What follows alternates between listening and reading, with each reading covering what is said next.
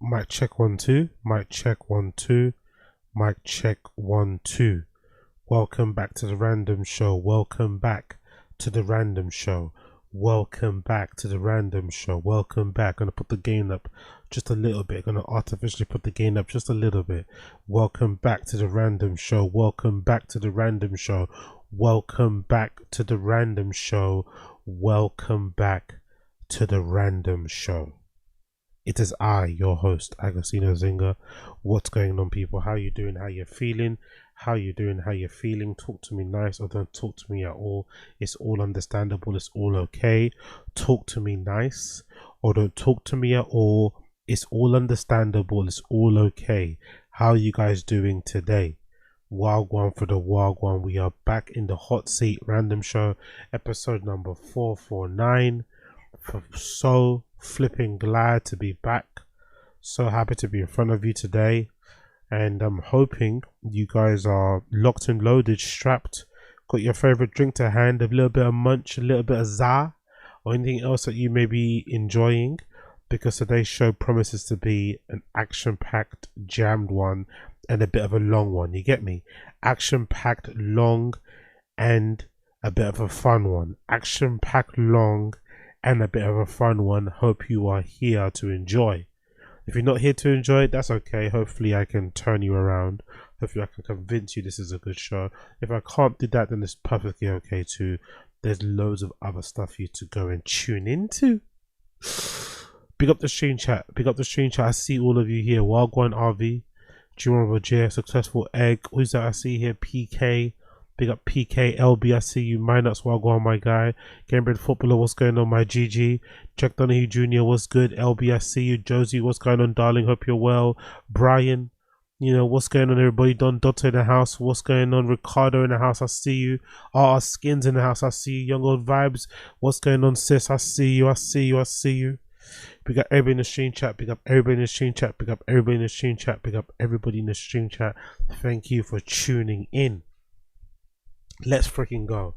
I've been wasting too much of your time already, so let's just get right onto it. Let's get right on into it.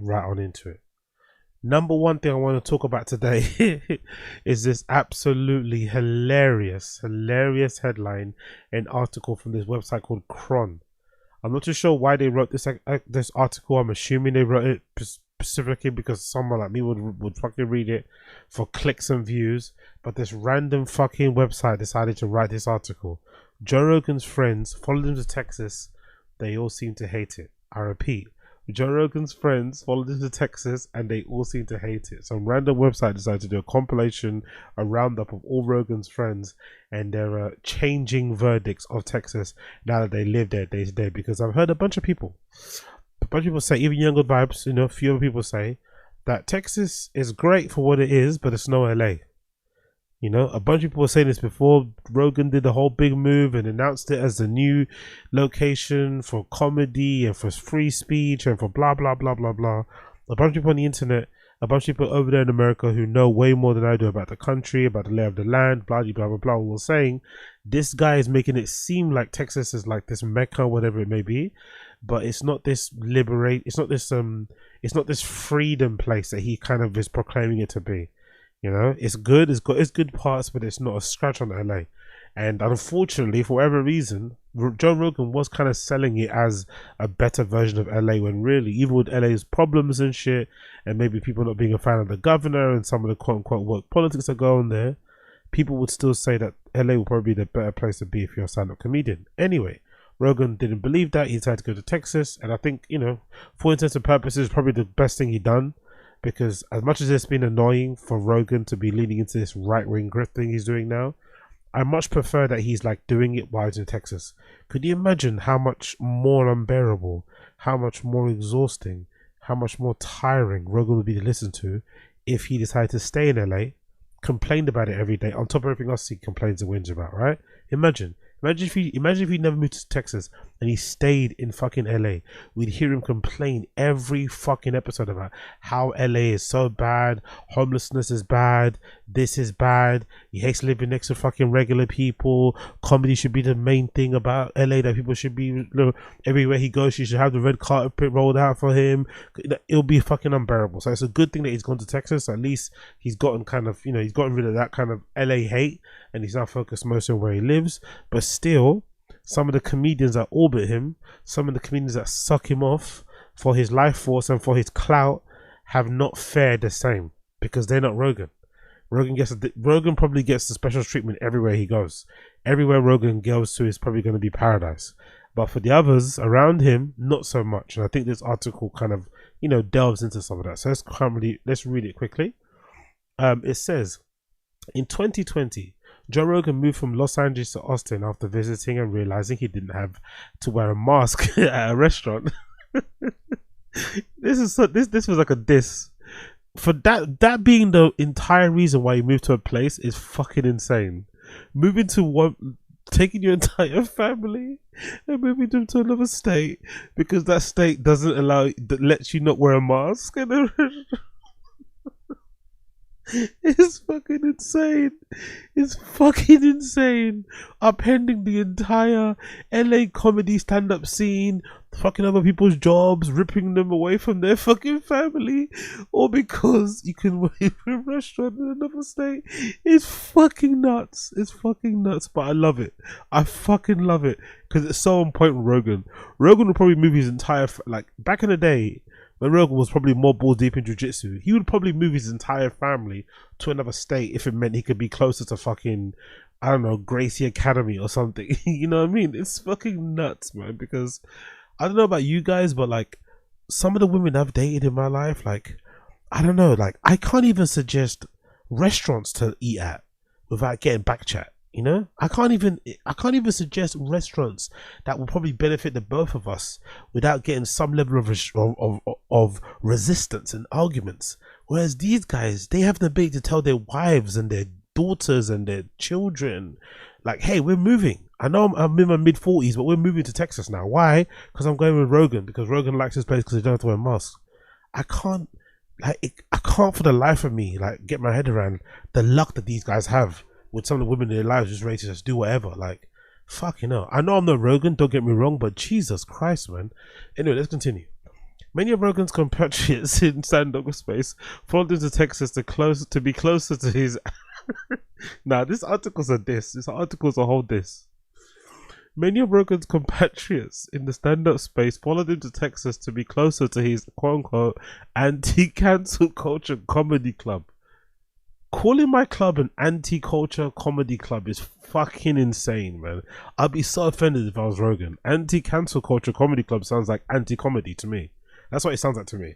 It doesn't sound like, I want my club to be known as a comedy. I want it to be known as an anti-cancel culture. Like, that sounds crazy. Powerful bunch. Yo, big up aside disease. Appreciate it, brother. Do you like Hiroshi's weather and racists? Do you like the top 250 comic philosophers? Come to Texas, Bubba. We're patriots. Unless our blog busser. Lib. We got the spelling of atrocious. We got the spelling of atrocious, and big up fucking Asad Aziz. You're a fucking legend. For some, it was the desire to escape what they saw as an out of control homelessness, crime, or high tax states like New York and California. But in recent interviews, some of Rogan's pals seem to have learned that Texas isn't paradise either. Last month, comedian and podcaster and former UFC heavyweight, former UFC fighter heavyweight Brendan Schaub made comments about Austin that were widely noted by YouTubers whose whole shtick appears to be clipping and mocking podcasters. Hey, man, that's me. Schaub, who Rogan has had on the Joe Rogan Experience multiple times, moved to Los Angeles to Austin earlier this year, but has said on his show, The Fight and the Kid, that he misses Los Angeles. You know what's funny about everyone that's left to go to Texas? Even though we can laugh at them, and I'm really bewildered how like these middle-aged men are uprooting their entire family to essentially follow another middle-aged man around the country, at least with some of these guys, they've actually cemented a career for themselves, right? They've been able to get parts of the comedy mothership. They do nights at the comedy mothership. They're attached to that scene. It's probably allowed them to tour the country now because they've become more famous. They got more money in their pocket. Maybe they got their first house. They're now married. You know, they got something from it. It's still sucking dick sort of situation. It's still too much licking ass that I could never do. But at least those guys got something out of it. Brendan Schaub moved to fucking Texas, and I don't think he's even seen the whites of Rogan's eyes in person. That's how much I'm going to go far. I'm going to go out on a limb and say I don't even think Brendan has seen the white of Rogan's eyes since he's moved to Austin. I don't doubt they probably exchanged your text message and whatever. He's liked a comment. Rogan's sent him back a couple fucking laughing, you know, crying, laughing emojis back on fucking Instagram. But I do not believe for one moment that Brendan has seen Rogan face to face in person IRL since he's moved to Austin, Texas. That's brutal. Because fair enough, I'm gonna take Brendan at his word. I'm gonna give him benefit of the doubt, and I don't think he moved to Texas primarily for Rogan. I think he moved to Texas primarily for financial reasons.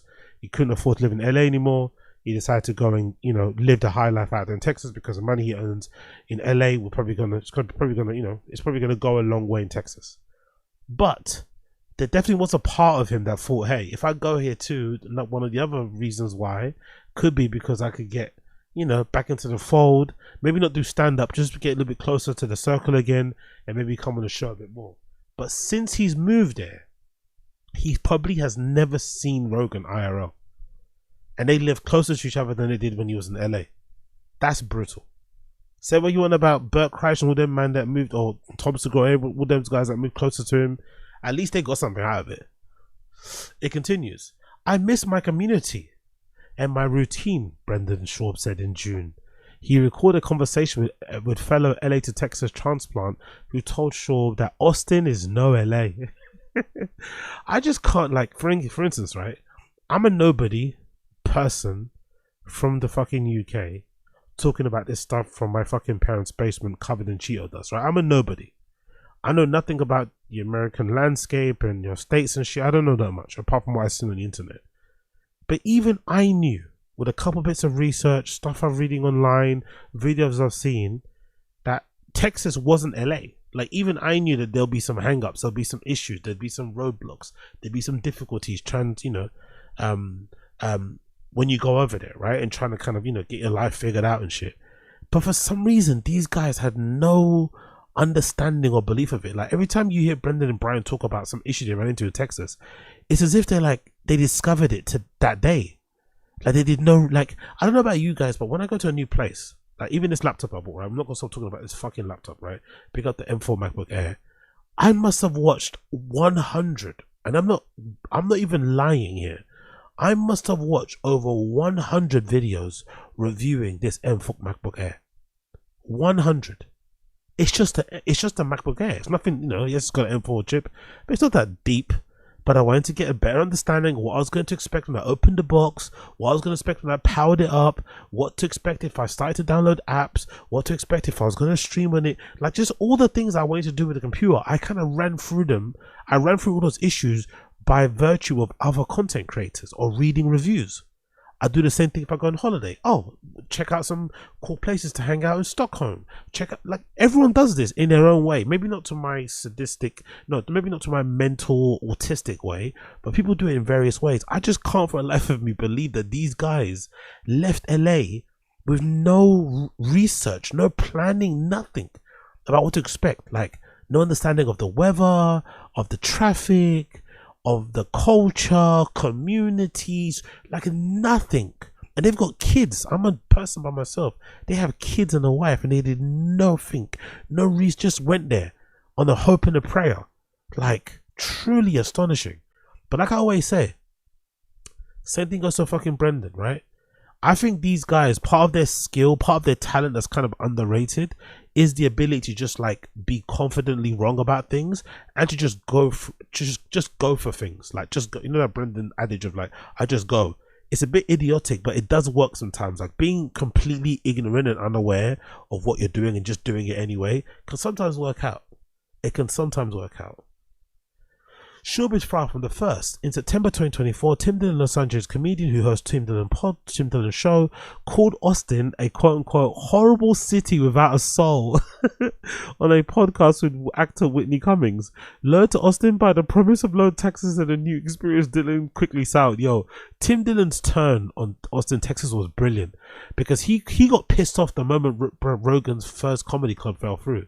I'm sure some of you guys remember the law, but the law was that Rogan bought this comedy club in Texas that was like off, that was not on the main street. It was an old, I think, theater, and he was meant to redo that place, but that ended up falling through, and that was kind of what led to the delays. And Tim Dillon was, I think it maybe added a year onto the delay of the eventual membership opening. And Tim Dillon, of course, was looking forward to it because he's thinking of considering going to Austin, Texas. And as soon as that first delay happened, he started already to sour on Austin, Texas. He started to basically run with this troll that the comedy club was never happening. It was all one big scam. And then eventually when the membership did open and he went out there, like, he completely ripped into it. It was so funny to see how quickly he would like turn sour on Austin, Texas comedy scene, and probably just the cliquey nature of it. He probably's not, you know, Tim's why I kind of like him. He's kind of like his own man. He does his own thing. He probably didn't like the fact that it became like this really, really cliquey thing very, very quickly. You can imagine how fucking lame and weird and odd it was for all those when those first transplants moved over there, who were smart, by the way. If you were part of that first cohort that went over there blindly with Rogan, you were the smart one because you got in there early. You know, you got the membership in early, you got into Rogan's circle early, you kind of paid your dues. So it paid to be early and move there, not do what Brendan and Brian Callen did, like moving over there like 4 years after, like fucking idiots. The quote: "It's a soulless city that should be burned to the ground, and everyone that lives here should be summarily executed. It's not the live music capital of America. It's free heroin addicts busking with guitars. There is zero talent here in any capacity. There's free restaurants that are good, and I've been to all of them twice." Jesus Christ. I thought Tim Dillon was about to drop in every facet there, but he said in any capacity. That's fucking brilliant summation there of Austin, Texas scene. Dillon, who moved to Austin shortly after Rogan, announced in the summer of 2021 that he would be moving back to Los Angeles. Dillon said that the COVID-19 pandemic and Rogan's 2020 decision to move to Austin, Texas made him want to change scenery, and that while he had never loved Austin, he was willing to give it a chance, even though it wasn't a world-class city. I love it. It continues here, the quote: "Yes, the taxes are better, and yes, there are benefits of not being in LA, and yes, LA is a host of problems," Dillon said on the podcast. "But I moved here because first and foremost, I said something new will be good. I was wrong." Another Rogan associate with more the direct criticism with his criticism of Texas. Sorry, the quote: "Texas fucking blows," comedian Shane Gillis said in the June episode of Andrew Schultz's podcast, recalling a storm that he left, the storm that left his Austin home without power for 3 days. "It's hot as fuck. The second we ran out of power, the house was 90 degrees and bugs came in immediately." The quote here: "They're on their own power grid like fucking idiots." Schultz added. Gillis, who returned to stardom after previously using an anti-Asian slur on a podcast and gave 5 Saturday Night Live, moved to New York, Austin, Texas in 2023. He said in several interviews that his move was motivated by a desire to be closer to Rogan's comedy venues and Texas' lack of state income tax. "I just wanted to move to a place where I can do stand-up during the week," he said. "Forever it's just New York and LA. Now you can do it in Nashville and in Austin." But besides learning about Austin's bizarre love affair with electrical independence, Gillis was complained about Austin's homeless population, whom he's called screaming runners. Rolled head. The number of emergency alerts that the state of Texas has sent out. "Texas goes wild with Amber Alerts," he said in the 2024 episode of Joe Rogan. "It's really depressing way to start your day." Yeah, imagine that. Schaub, Gillis, and Dillon are far from the only comedians not to see Rogan sees. In January, New Orleans native comedian Mark Norman called Austin's comedy scene a punchline. Norman also declared that move to Texas is over, and last summer complained about Texas weather and Austin's homeless population. The quote: "The city is at a boiling point of evil goo. just circling a dish. Norman said in 2024. Everywhere you look, comedians, Rogan's, Orbis are trashing Austin. So you have to enough. So if you've had enough of California, New York, transport's ruining in Texas, don't worry. It appears the fever may have broken. Bloody hell, absolutely eviscerating Rogan's comedy crew there. Fucking fantastic. And like I said, like, me for one, I just cannot understand why you'd want to follow a middle-aged man to another state. I just don't get it. I get it more for the guys like Derek Poston. Like, guys like Derek Poston who weren't that well known prior, going out there to try and basically, because I think if you're not well known, it probably would have been a good idea to go out there, because the LA comedy scene was kind of dominated and controlled by Rogan and his kind of group of people. So if you're Derek Poston, I get it. I just don't understand the likes of Tom Segura and all those, man. Like, it just doesn't make any sense. Like, if you're Derek Poston, it makes a lot of sense. You get in on the ground up. You basically get to start your own LA comedy store scene, but in Austin. Blood, all the clout that comes from it. You know, you can't put a price on it. So that kind of like corniness and cringiness of like following another man could kind of be beneficial in that respect. But if you're already rich, if you're already a millionaire, if you already have a popular podcast, I just don't get it. It's just so bizarre to follow another middle-aged man to another stage. It's just like, what? And it's not as if, like, I don't know, it's just a comedy club also, you know. It's not really that deep. It'd be different if he had like a whole production thing and is doing, I don't know, it's just a comedy club really. Like, these guys get booked all over the country, sometimes all over the world. Like, is it really that important? I don't know. It's just a strange thing all in all. But it's funny to see how it's playing out, because despite them, you know, despite Rogan being who he is, they're still complaining, which is a good thing. It shows that some of these comedians still have balls. They still have not been they've not been neutered, I guess. They're not sucking on Rogan's dick at all times. It's good to see some of them are still able to be like, you know what, I'm gonna be objective. And you know what I mean? And I'm just gonna say this place is fucking terrible. I know I'm biased, I've got my issues because I'm Rogan's friend, but I'm just gonna call it as I see it, because it's quite clear to everybody else that these guys, most of these guys, aren't really enjoying their times out there. They're trying to make a good face of it, they're trying to put a good face on it, but they're really not enjoying it. So it's good to fucking hear, it's good to fucking see. Bear me one moment.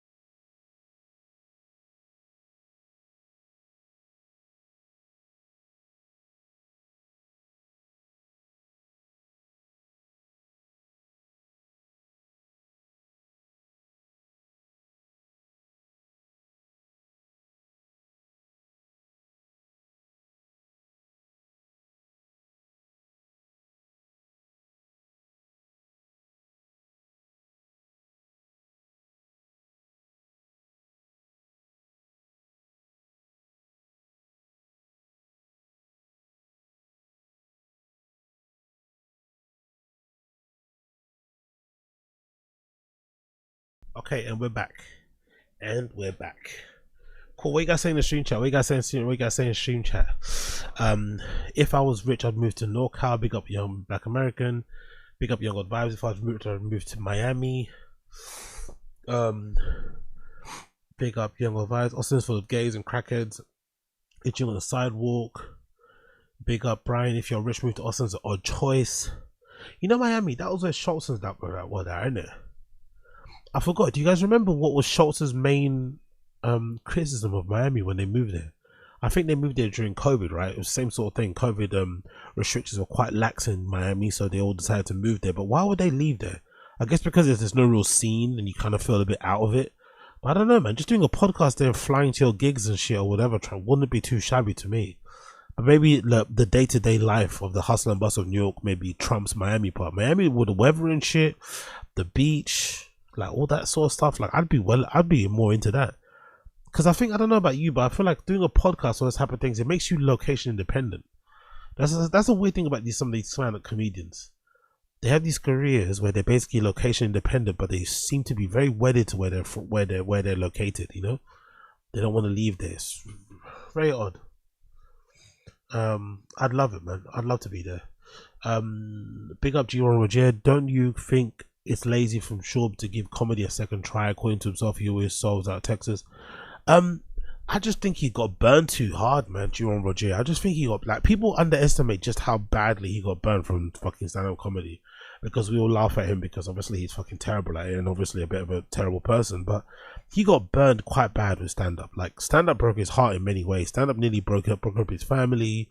Stand-up made him like the pariah of a entire scene. Like, you have a gun? Yo, big up Mrs. Studio Girl. Appreciate it, brother. Hope all is well, Oz. Haven't caught the live the last few weeks. Yeah, big up Mrs. Studio Girl. Yeah, if you haven't caught a live in a few weeks, it's probably been mostly because of me. I've been MIA for a while. There's been some, you know, family issues and stuff that I've had to kind of deal with and take some time away. But I'm back now, so you should be seeing me more often. But big up Mrs. Studio Girl. Appreciate you, brother.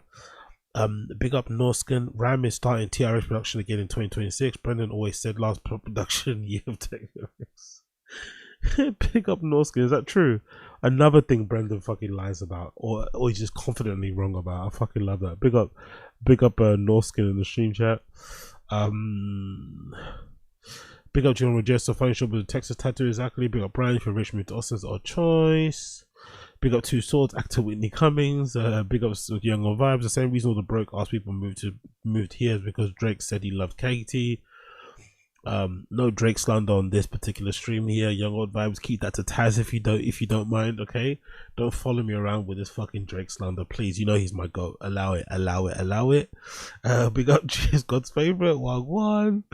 Big up Star Disease. He hasn't seen the white of Rogan's eyes, but he's experienced some of other white from Rogan. Jesus Christ. Big up Star Disease. Alright, cool, let's move on. In terms of more Rogan hate, let's just carry on with the Rogan hate.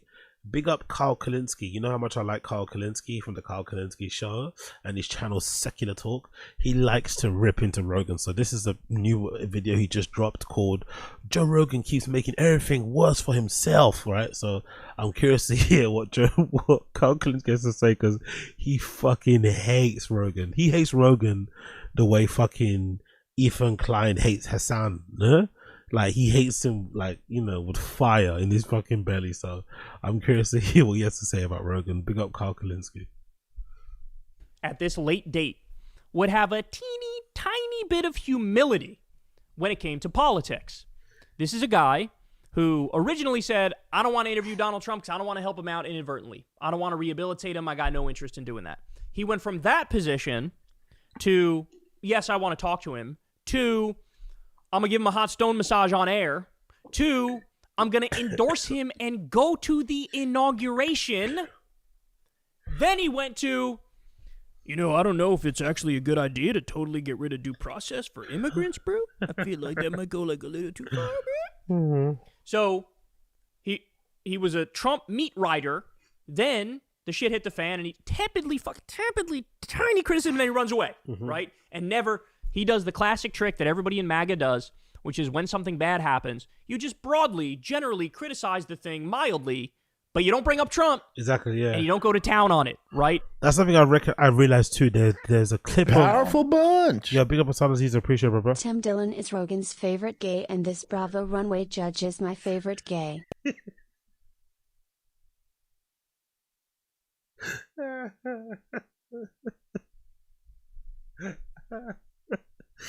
You know what I like about Kyle Kulinski? He's a very American man. Like, you couldn't get this guy in Europe.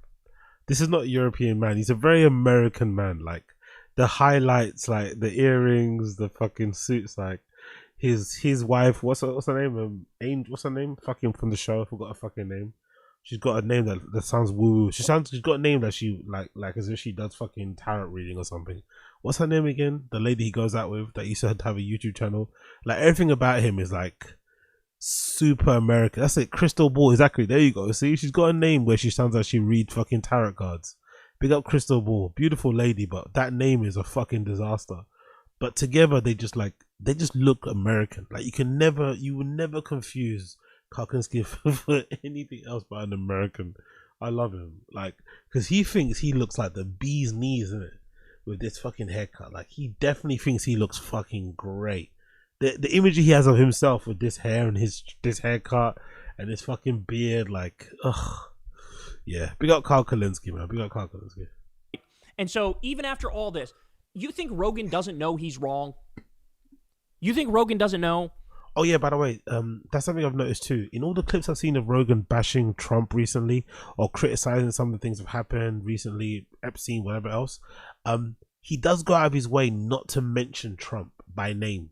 He broadly does, as Carl Kulinski mentioned, he does broadly criticize what's going on, but he very rarely mentions Trump by name and says this, you know what I mean? He's doing X and Y bad, which is really funny because you can clearly see he's running cover and trying to not criticize his boy, which is kind of dumb, really, because, you know, you kind of go for Rogan.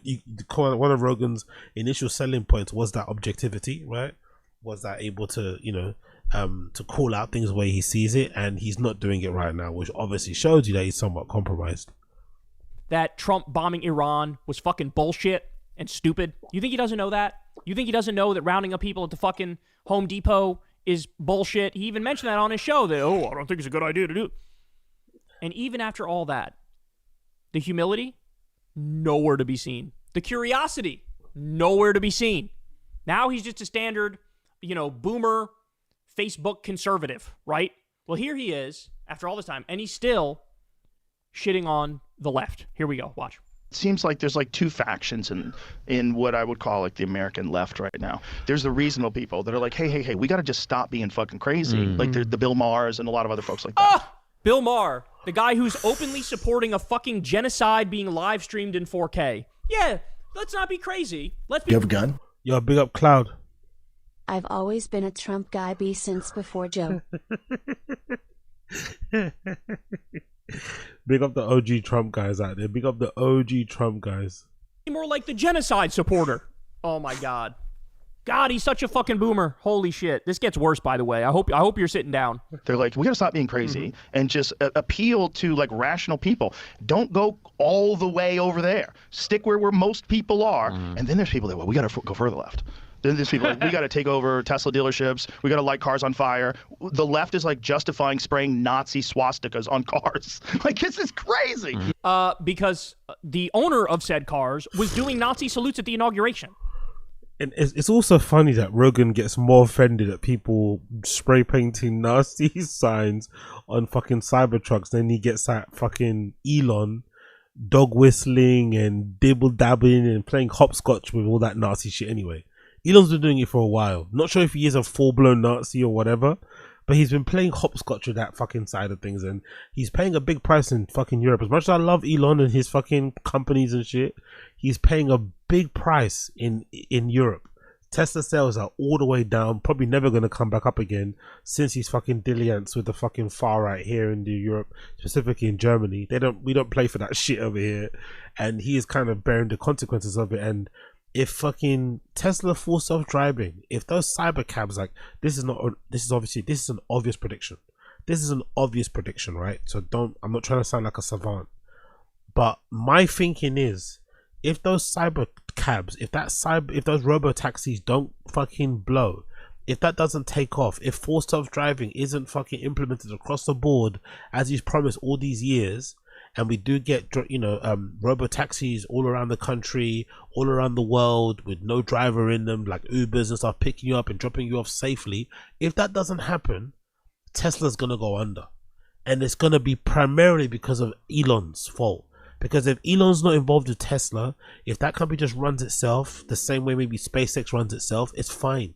But the fact that Elon makes himself so integral to the success and identity of fucking Tesla, he has inadvertently tanked that company. He honestly fucking has. And it's fucking crazy that Rogan won't call out all that sort of shit, but he's gonna, you know, get his knickers in a twist because people fucking spray swastikas on the car. Like, come on, brother, let's call both things out here. That's why they were doing it, not because they support Nazis. Okay, oh my God, they've gone so. We got Chris Mack in the stream chat. I'm not gonna lie, I'll throw the salute in the mirror every now and then. Yeah, I only throw the salute when I'm reaching up for my razors, isn't it? When I'm reaching up for my razors in the mirror, that's when I throw up the salute. far over this. So there's one side that's just like radicalized in the worst way possible. That's a huge detriment to the Democratic Party because it makes everyone look like a psycho. If you have a psycho in your groups, like if you have like a white nationalist, you know, Christian fundamentalist burning down black churches in your, and he says, I'm a part of the right, and as a right-wing conservative, I'm like, whoa, that guy poisoned the right. These people are poisoning the left. Totally. All the people that don't want trans kids competing with their kids in school, and they don't want gender ideology being taught in class, all those people are just rational, normal liberals that have voted Democrat their whole life. They're like, what the fuck? What are you doing? Why are you letting guys into the women's room? This is crazy. A guy with a beard and a dress is in the women's room. This has been. We're still talking about this, bro. Yo, Rogan is just obsessed with trans people, isn't it? Rogan's obsession with trans people, or just comedians in general, is just interesting, isn't it? I wonder what it is about comedians and the trans community. They just can't seem to let go of. Like, you'd think people that are around nightlife, who see the seedier side of things, would be more accepting and okay with like people who don't live within the margins, people who kind of exist there, you know what I mean? But they just seem to be so perturbed by that sort of stuff. Like why are you so confused? Why are you so in? Why do you have such a fucking bee in your bonnet about these? Like, I just don't get it. I really don't get it. It's so bizarre to me. But hey, what do I know? Bananas. Like, what are you doing? And then It's so incredible what he thinks of when he thinks of like the far left and how they're destroying everything. The so-called far left, you know what they're doing right now, Joe Rogan? They're the only people in the country protesting a fucking genocide, protesting the starving of babies right in front of our eyes. That's what the so-called far left is doing. You know what else the so-called far left is doing? Trying to make sure that the president you fucking support stops rounding up innocent people and sending them to a concentration camp in El Salvador. That's what the so-called far left is doing. They're the only people protecting the best parts of this country. You know what the far left is doing? By the way, that concentration camp, that camp is that. Some of the people ICE are picking up and putting into those determinant camps, whatever they're fucking called. You seen the condition of those places? Jesus Christ, man. Jesus fucking Christ. Like, trying to stop the damage that your boy, Elon Musk, did when he cut pediatric cancer research and cut Meals on Wheels. They're fighting to try to keep that grant money flowing and keep the research going for cancer for kids, to treat cancer for kids. That's what the so-called far left is doing. He makes it seem like the far left is out there doing these massive protests like, we need more women with beards in bathrooms or something. Like, what? You're in your own head, bro. Exactly, yeah. You've taken like the comic book caricature of what a lefty is, and you run with it. You're running with like what Jesse Waters' idea of a far leftist is. He doesn't know what the fuck he's talking about, and you don't know what the fuck you're talking about. I'm in these left-wing spaces. People are like, hey, let's stop wars. Let's stop the genocide. Let's give everybody health care. It's kind of crazy that we live in the richest country in the world. Gun. yo, big up Cloud. Perfect time for podcast, bro. I got long drive. Elon is beyond cooked. Calls Trump a pedo. Knows he's on the list, but still giving him money. Exactly. Everyone's compromised, man. That's the word of 2025. Compromise. Every single person in politics is compromised. We already knew millionaires were compromised, billions were compromised. It's kind of impossible to become that rich without being compromised. But damn, man. Damn. Even the fucking great white hope, Donald Trump, is compromised. Who would have guessed it? But we don't have universal health care, and seemingly every other country was able to fucking figure that shit out. Oh my god. Name of compassion. Like, this is fucking insane. That they have to figure that puzzle out. Because right now they lost to Trump, and they're in this scattered thing where they're trying to shit on everything he does, hide all the good stuff. Hide all the good stuff. What good stuff, Joe? What Hide fucking the good good stuff? stuff, you Is know? the good stuff the fact that in Hide the good stuff, man. Honestly, Rogan's. I would love to know what Rogan sees in Trump that we don't see sometimes. Like, the good stuff is, it could be argued, and that's not even could be argued. Trump's first term was way better, innit? Like, in terms of his good stuff, like what he actually did. Like, he started off this second term with like just pure chaos, man. Pure chaos and division. It feels like, at least the first time there was something, there was some sort of bounce, you know, there was something going on. This second term has been fucking horrendous, man. For the most part, it's like, at no point has that guy tried to at least pull the country together. Mend the gaps and nothing. Meet people in the middle, nothing. It's like, brother, I know maybe the Dems wouldn't have done the same thing, but come on, man. Like, at least pretend to do it. But to be fair to Trump, if he does truly believe that that election previous to the 2020, whatever, the one that he lost, it was stolen from him, maybe that's why he came in. He's a bit of a vengeful, petty guy, you know. He reminds me a lot of fucking Dana White. Probably why him and Dana were friends. So it's no surprise when he came in the second time, he's like, all right, cool, I'm gonna show you, man. I'm gonna show you, man, who I really am, you know. And he's not fucking stopped. So maybe that's why we've got this vengeful, nasty, kind of weird version of Trump, and not the one before where he was trying to prove that he could be a good president. Now he's not even bothered about that. He just, look, I'm gonna be in here for my self-interest, and I'm a fucking, you know, I'm gonna own some people along the way and bomb some countries, you know, and protect fucking pedos allegedly. Inflation is now skyrocketing. Is the good stuff the fact that the economy is now slowing down and we're entering a recession? Is that the good stuff? Is the dumb trade war with all of our allies, is that the good stuff? Is the rounding up innocent people and sending them to a concentration camp? Is that the good stuff? Is the good stuff illegally bombing Iran? How about illegally bombing Yemen? How about illegally bombing Somalia? Is that the good stuff? What's the fucking good stuff? Illegally invading California using the Marines? Is that the good stuff? What good stuff? There's no fucking good stuff. Stop fucking gas. By the way, it's a miracle no one died, man. Not gonna lie, it's a miracle no one died, bro. It's kind of, if you think about it, it's a miracle because they were that close to using live ammunition on some of those anti-ICE protests in LA. They were that close, man. That close to using some live ammunition. That shit, it's absolutely surprising to me that no one died. Because those LA guys, they were turning up. And Trump was really trying to, you know, put his foot down and say, yeah, law and order, law and order. Like, you know how the LAPD moves. Gaslighting us. There is no good stuff. Oh my God. I'm still not done. See, he can't help himself. Here he goes. Again, shitting on the left. The weirdest thing to me is that we're in this complete shifting of the polls where the Republicans now are in favor of free speech. The Republicans want to end the wars. They want to stop contributing to foreign countries. They want comedy to be comedy again. Somebody's got to take his mic away from him. Didn't Trump stop contributing to foreign countries? Didn't Iran? What? Huh? He just must see different things online. Like, what news is he reading? What do you mean stop war? Like, huh? I don't even follow the news like that, and even I know that isn't true. Bro, I'm sorry. That's the point we're at. Somebody's got to take this dumbass's mic away from him. He has no idea what he's talking. Oh, the Republicans are the ones that are anti-war now. All the Republicans were cheerleading the bombing of Iran. The illegal and offensive bombing of Iran, a country that didn't attack us, and they weren't even building a nuke, despite the lies that the regime tells. Weapons of mass destruction were not found in Iran, unironically, right? Nuclear weapons were not found, unironically. All the Republicans fell. Did you see the poll? Did you see the fucking poll where they asked the MAGA base after Trump did the bombing, hey, do you support this? It was 94%. 94. And Democrats, it was like, I forget what the Democratic number was, but it was super low. It was like 10% or something like that of Democrats, 8%, whatever it was, supported that. So how the fuck, on what planet is it, oh, the Republicans are anti-war? Trump already, he's been in office 6 months.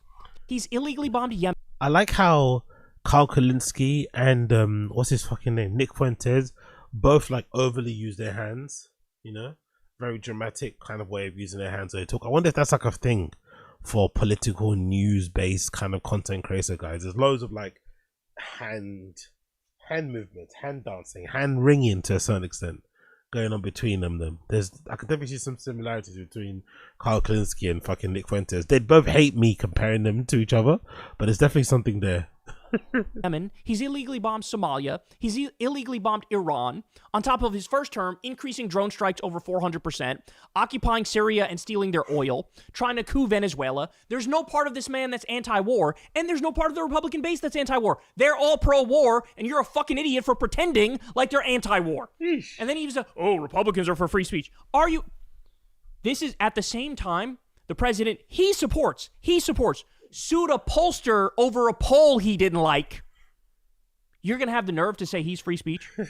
When he sued CBS because of how they edited a Kamala Harris interview. He sued Simon & Schuster, the book company, because there was a Bob Woodward book that quoted him, and he didn't like the quote, so he sued them.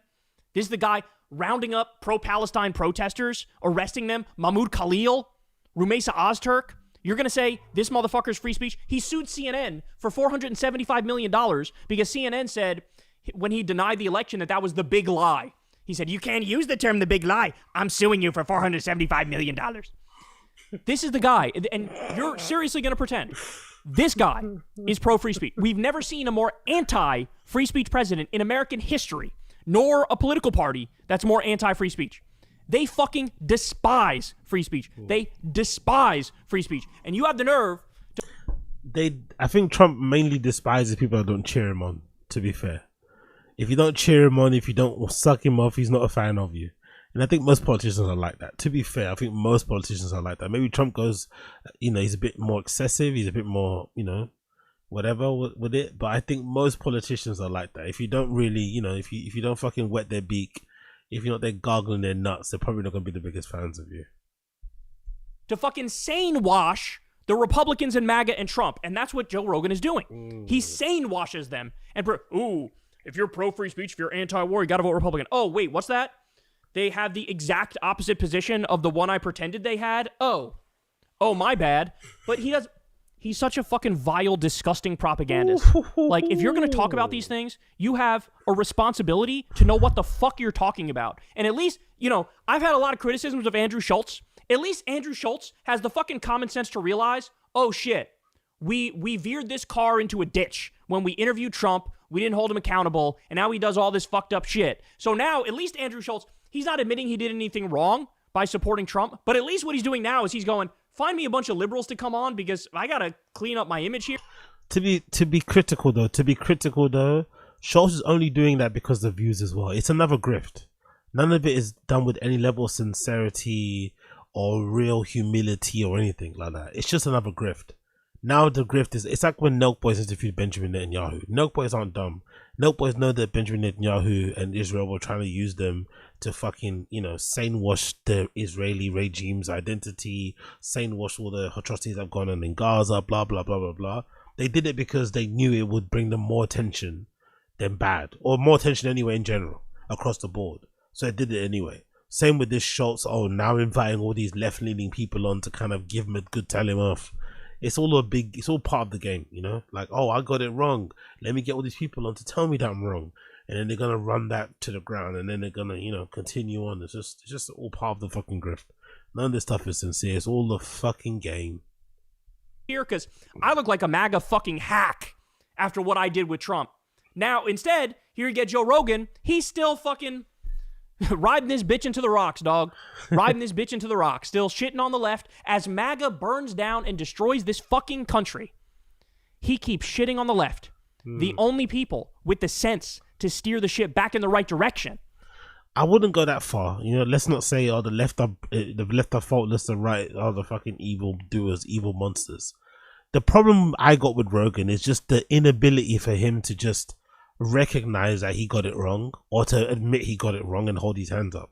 That's I'm really surprised. I think Rogan of old would have done that quickly. The fact that he's not willing to do that and he's kind of trying to double down, triple down, he's purposely going out of his way to not mention Trump's name when he's criticizing the things that Trump's government is doing, is really, really, really disingenuous. You can see that he's doing it on purpose, and that's a really sad bit. Again, if you're a Rogan fan from day back, you know that old Rogan would not stand this new Rogan. That's the only sad thing. But I don't think this the left is the only sane people talking about this. Is like, come on, bro, come on, let's relax. America's partly in this fucking mess because the left fucked up in the first place. You know what I mean? The left fucked up in the first place is what fucking allowing Trump to kind of come in and essentially do what he's doing in the first place. So everybody's culpable to a certain extent. It's just a shame that someone like Rogan, who we thought was this clear-minded, rational, unbiased, logical, critical thinking type of guy, has turned into somebody who can be easily swayed and co-opted and fucking recruited to run this fucking game, run this, you know, protections thing, regime bracket for fucking Trump. It's fucking quite sad, to be fair. But I guess it is what it is. That's who gets his ire. And compare the way he talks about the left compared to when he has a criticism of Trump. Never mentions Trump name, fucking soft pedals the shit out of it. Big up MK, those hand gestures. Powerful bunch. Yeah, big up Summerseas. No moan. I could never get it wrong moan. I'm chewing neurogum and elk moan. My brain could never get it wrong moan. Nicotine is good for your brain moan. No, man. I could never get it wrong, man. I'm chewing your gum and elk, man. My brain could never get it wrong, man. Nicotine is good for your brain, man. Honestly, I love it because I love Tim Dillon's impression of Rogan. It's so fucking funny, man. It's so bad. It's not even good. It's just funny how he does it. You know, some impressions that don't have to be spot on, but you can get the essence of what they're trying to say. Oh, pick up a Sodazi, you're fucking G. Of it, but when it's the left, oh, these people are crazy, bro. They're so crazy. Big up NK though. Those hand gestures was what those hand gestures. Look at those hand gestures were also popular with an Australian art school dropout named Adol. Crazy, bro. Democrats have developed this sort of like cult-like idea of what everyone should accept and what's normal and what's not normal and what needs to be elevated in our population. All I see the Democrats doing right now is trying to release the Epstein files. You know, the thing that you pretended to believe in until it turns out the president you supported is in the fucking Epstein files, so he's trying to hide it because he doesn't want his name to get out there, and now you're not saying shit about it. That's what the Democrats... Ro Khanna has been out there trying to get the Epstein files released. And instead of giving credit where credit is due, you come up with some bullshit. Oh, the Democrats want to, like, control you in this weird way. What the fuck does that even mean, Joe? What does that even mean? You don't even know what the fuck you're talking about. And what needs to be ignored. And it's just like, God damn, you're ruining it for everybody that thinks in a left way. Like, anybody who's reasonable. I'm so tired of it. Adam Johnson calls this the inexplicable best friend. The inexplicable Republican best friend. So Joe Rogan is now a Republican. He just is. Joe Rogan brought Trump on, gave him a hot stone massage, endorsed him, went to the inauguration, clearly leans right now, and he does this thing where it's like, bro, the left needs to, like, here's what the left needs to do. You're ruining it for other people who think in a left way. Why would I take your advice on fucking anything when you are not on the team? Exactly. You're not with us. You're not on the team. You're a right winger. It is what it is, right? It's like if I was giving... I don't agree with that. I think you can still take advice from anybody that's got good advice to offer. I just think Rogan's advice comes from a disingenuous place. He's not really trying to give advice. He's almost trying to use his advice he's given as a point of scolding, of criticism, you know? I don't feel like he actually wants the Dems to improve or to get better. He just is saying it as a way to appear like he's not wedded to the Republican Party, you know? He's trying his best to sound not far right or not to be like a MAGA, you know, a MAGA fucking truth or whatever they call it, a MAGA believer, whatever, right? That kind of person that rides and dies by Trump no matter what he does. When really that's who he is. Just be proud of it. There's plenty of those people out there anyway. Just be proud of it and stand beside those people. But he just does it in a weird way where he tries to kind of, you know, play this kind of like, oh yeah, they should do this to improve. It's like, you don't really care about them improving though, really. You don't really give a fuck. You know, he neither gives a fuck about them improving and fundamentally does not give a fuck about America. Fundamentally, if you think about it, those people, and it makes sense though, because he's a rich, you know, nearly billionaire type of guy. You don't become that by caring about people. To be fair, you care about yourself first, and I think he cares about himself first. Whoever can kind of, you know, benefit his self-interest, he's going to obviously vote for them, and he's going to run cover for them as well, if that may be, you know, if that's required. But I don't generally think he cares about the American people or cares about the other parties and how they can maybe, you know, be better and do this. He doesn't give a flying fuck, really, to be fair. Let's be honest. But big up Kyle Kulinski. You watch the whole thing. Check out himself. There's about 5 minutes left there. We'll stop it right there. Big up Kyle Kulinski. One of my faves. Check him out. Like I said, he hates fucking Rogan. So if you want to hear someone going into Rogan, then please make sure that you check out Kyle Kulinski stuff. Some of the stuff is a bit unhinged. You can be a little bit crazy. You can say some stuff that I don't agree with fully, but by and large, he's a good, you know, entertaining listen because, you know, of his hatred for Rogan. let's move on. In news, I'm sure everybody in the stream chat is fucking on their knees about PLAQUEBOYMAX has officially left FaZe Clan. PLAQUEBOYMAX has officially left FaZe Clan. I'm sure everybody in the stream chat is absolutely crying into their pillows right now. You know, crying into their fucking Ferrari branded pillows. I'm sure some of you are crying into your fucking Super Mario fucking handkerchiefs at this news that PLAQUEBOYMAX, the most recent biggest streamer to join FaZe Clan, one of the hottest live streamers out there, who just got signed a new deal, who's putting out tunes, doing IRL streams, doing desktop streams, has left FaZe Clan. And this is all the fault of who? Bitch, you guessed it, FaZe Banks. FaZe Banks got himself in a bit of an oopsie doopsie because he scammed Aiden Ross behind the scenes. And you know what this taught me? This taught me two things. This taught me, number one, that Aiden Ross is that rich homie that everybody kind of knew back in the day, who is very gullible and susceptible to people scamming him, but because he has a desperate need for friends, he lets it happen. That's what it taught me. It taught me, number one, that Aiden Ross doesn't really, he's almost like a cucky thing in a weird way, because the amount of times Aiden Ross has been done dirty by his friends is pretty crazy when you think about business dealings and everything else it may be. They love taking advantage of him, but I also think Aiden Ross doesn't mind it because he's in desperate need of friends. He loves to be around people and shit, you know, standard stuff. Makes sense. Young boy, young man, da da da. But this all came to a head because he essentially called out FaZe Banks for trying to scam him with a cryptocurrency coin. And this is a video by this YouTuber called It's Janky, Yanka, who briefly describes what went on, because I know some of you guys have no idea what I'm talking about. So this guy called It's Janky, It's Yankee, has a really good video where he kind of summarizes what went on. It's about 4 minutes, so if you want to understand exactly what's going on and what I'm fucking blabbering on about, here you go.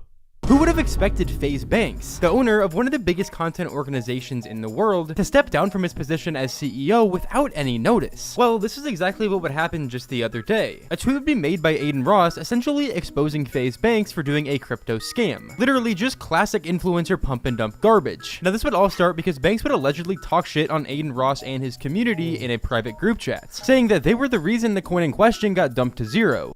By the way, case in, like, another reason to know, no messages are private. Send every message that you send, I think, and it makes life funnier. Send every message like you know one day someone's gonna send it to an Instagram page that's gonna be on a fucking background somewhere. Do you know what I mean? Send every message with the full knowledge and understanding that sometime in the future other people, apart from you and the person you're sending it to, might see it. Private messages are never fucking private, especially in this kind of realm with these cryptocurrency live streamer guys, and the fact that he said all this shit about Aiden Ross on a fucking DM who's meant to be his friend is fucking insane. But we live in insane land.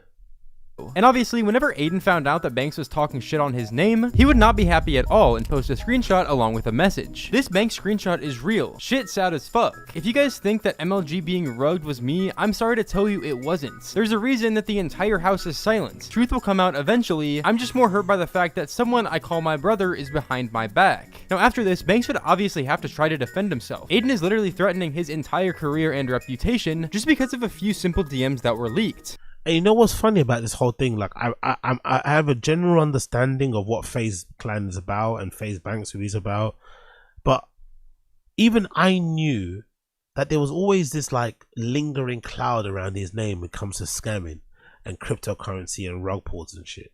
You know, he's done a good job at kind of whitewashing it. Maybe he did a really good job with FaZe Clan and all the recent hirings and firings of streamers and shit. But that's always been a thing about FaZe Banks, like the scamming stuff. So it's wild that he'd get himself involved in this stuff again, you know, knowing full well that it's been a part of his, you know, lore, and that he was doing a good job of kind of cleaning his image with some of these new members that he's brought into FaZe Clan and shit.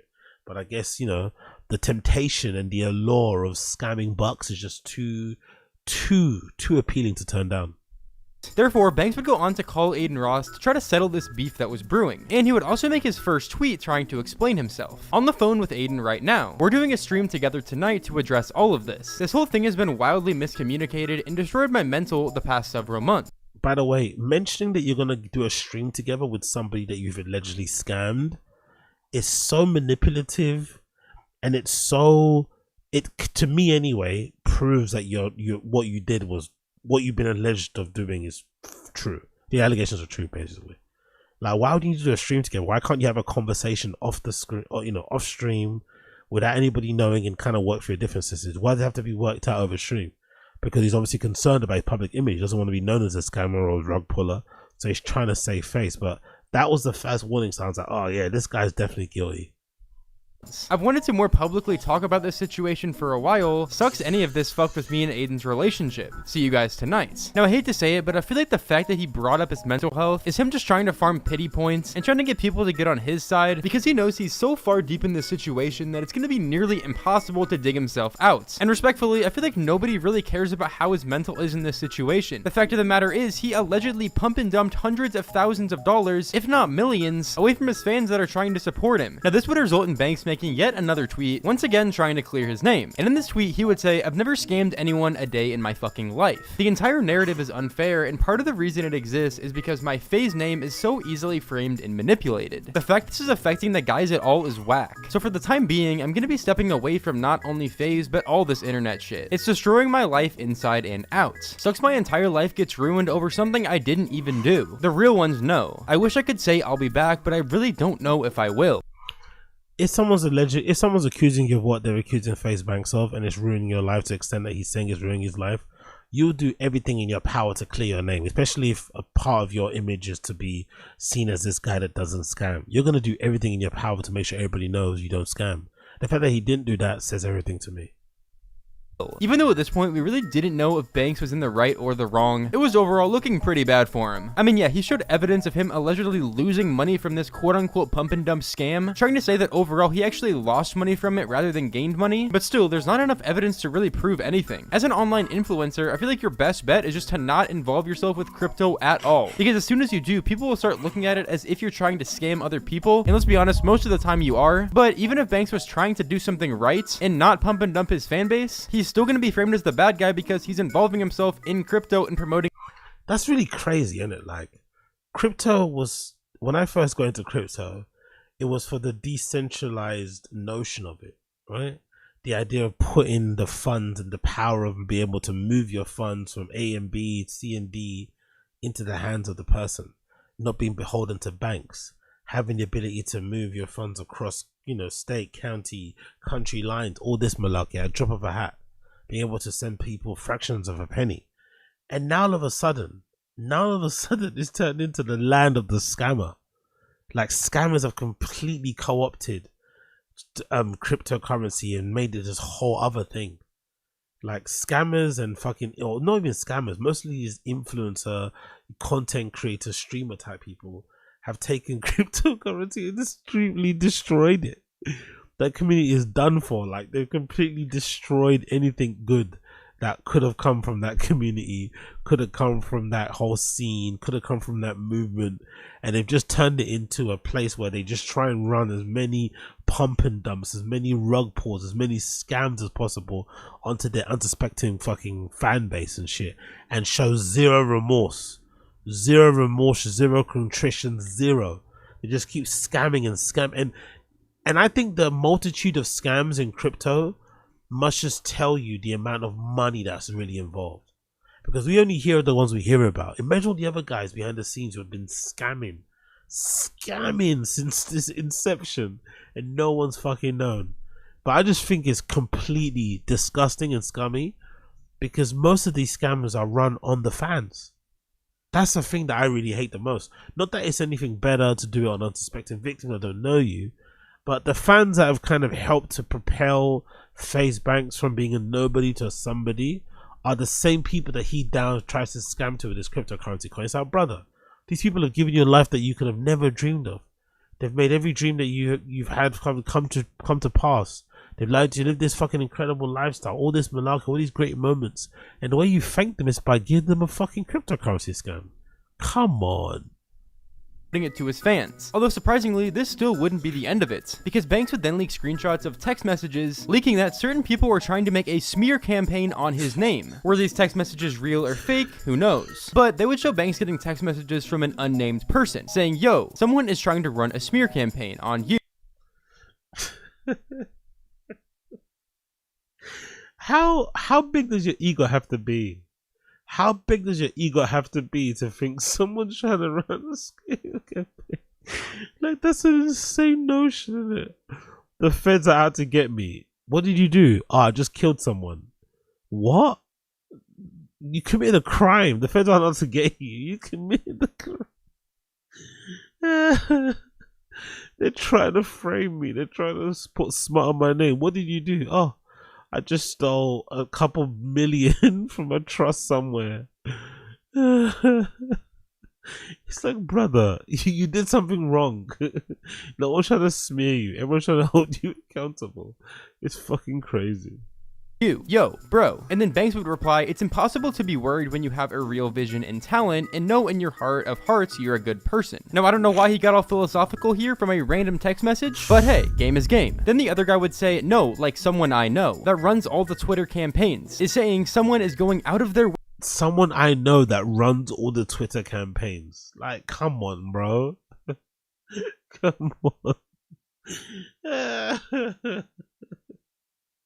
My dad can beat up your dad type shit. Like, what? Way to pay pages. Then Banks would say, yeah, I know. They're dropping 40 to 50k on spreading the narrative to place the blame on you. Now, I will say the fact that there were no dates or names in this entire text message thread makes this entire thing seem pretty fishy. Like, homie could have literally got those text messages sent to him today or minutes before he decided to make that post. Or he just made it on some fucking iMessage generator thing. You can Powerful do that, right? bunch. Big up Asada's. I would never scam anyone, someone who will scam you. I would never betray my day ones, someone whose handle is EBK Slime Backdoor. EBK Slime Backdoor is fucking crazy. Everybody killer. Yo, big up Asada's. That's fucking hilarious. So true. So fucking accurate.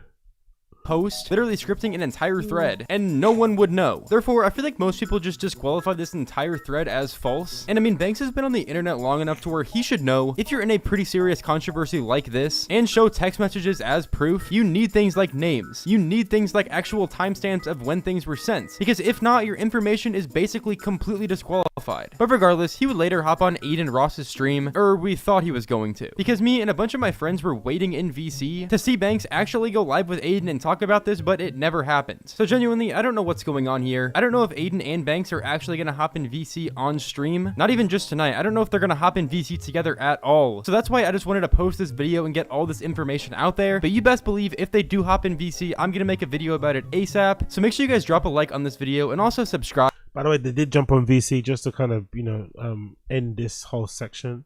They did end up jumping on VC, and to be fair, FaZe did a masterful job at controlling that whole conversation.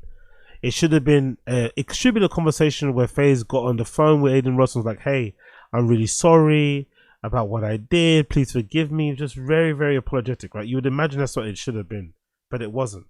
It turned out to be one of those phone calls where essentially Aiden was FaZe was telling Aiden how to feel, was trying to make him feel sorry for him. Bizarre conversation. But what you got out of it was that Aiden Ross is definitely a bit of a walkover. He's definitely been scammed and stolen from by his friends for a long time. Maybe stuff that we haven't heard about.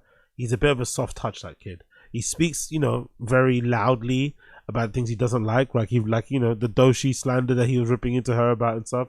He does that, but when it comes to his own friends, he's very confrontation averse, right? He seems to be kind of scared to speak up to his friends or to speak to them in the way that he speaks about other people that he doesn't really know on the internet, which is I find very, very funny. But yeah, FaZe Banks kind of fucked it, and I think that's probably the reason why PLAQUEBOYMAX announced that he's leaving FaZe Clan, because PLAQUEBOYMAX is just, you know, he's kind of one of the recent people to join FaZe Clan. He's been popping a while as well. He just signed a new record deal. He's trying to, you know, become an artist. He's got back into the streaming thing again with some shows and shit. So, you know, everything's kind of looking up for him. So I assume, you know, because of all the drama, he left FaZe Clan because of that. And he just doesn't want all that bad shit to be associated with his name, which makes sense because it seems like it's only going to get worse. It's only going to get worse for FaZe Banks once more people start coming out and talking about this whole issue. Last clip on this. Your Rage also confirms that PLAQUEBOYMAX has left. Let's hear what Your Rage has to say about PLAQUEBOYMAX leaving FaZe Clan. This is real. Okay, this is not troll. This is real. Still got love, all the love in the world for my dog. But he's on to different paths and like, you feel me? Like, this is real. This is not a troll. I swear on my life. And I hate that when we're at the point when niggas actually got to say some serious shit, the first thing everybody thinks everybody's trolling, because we troll way too damn much. You feel me? But this ain't no troll.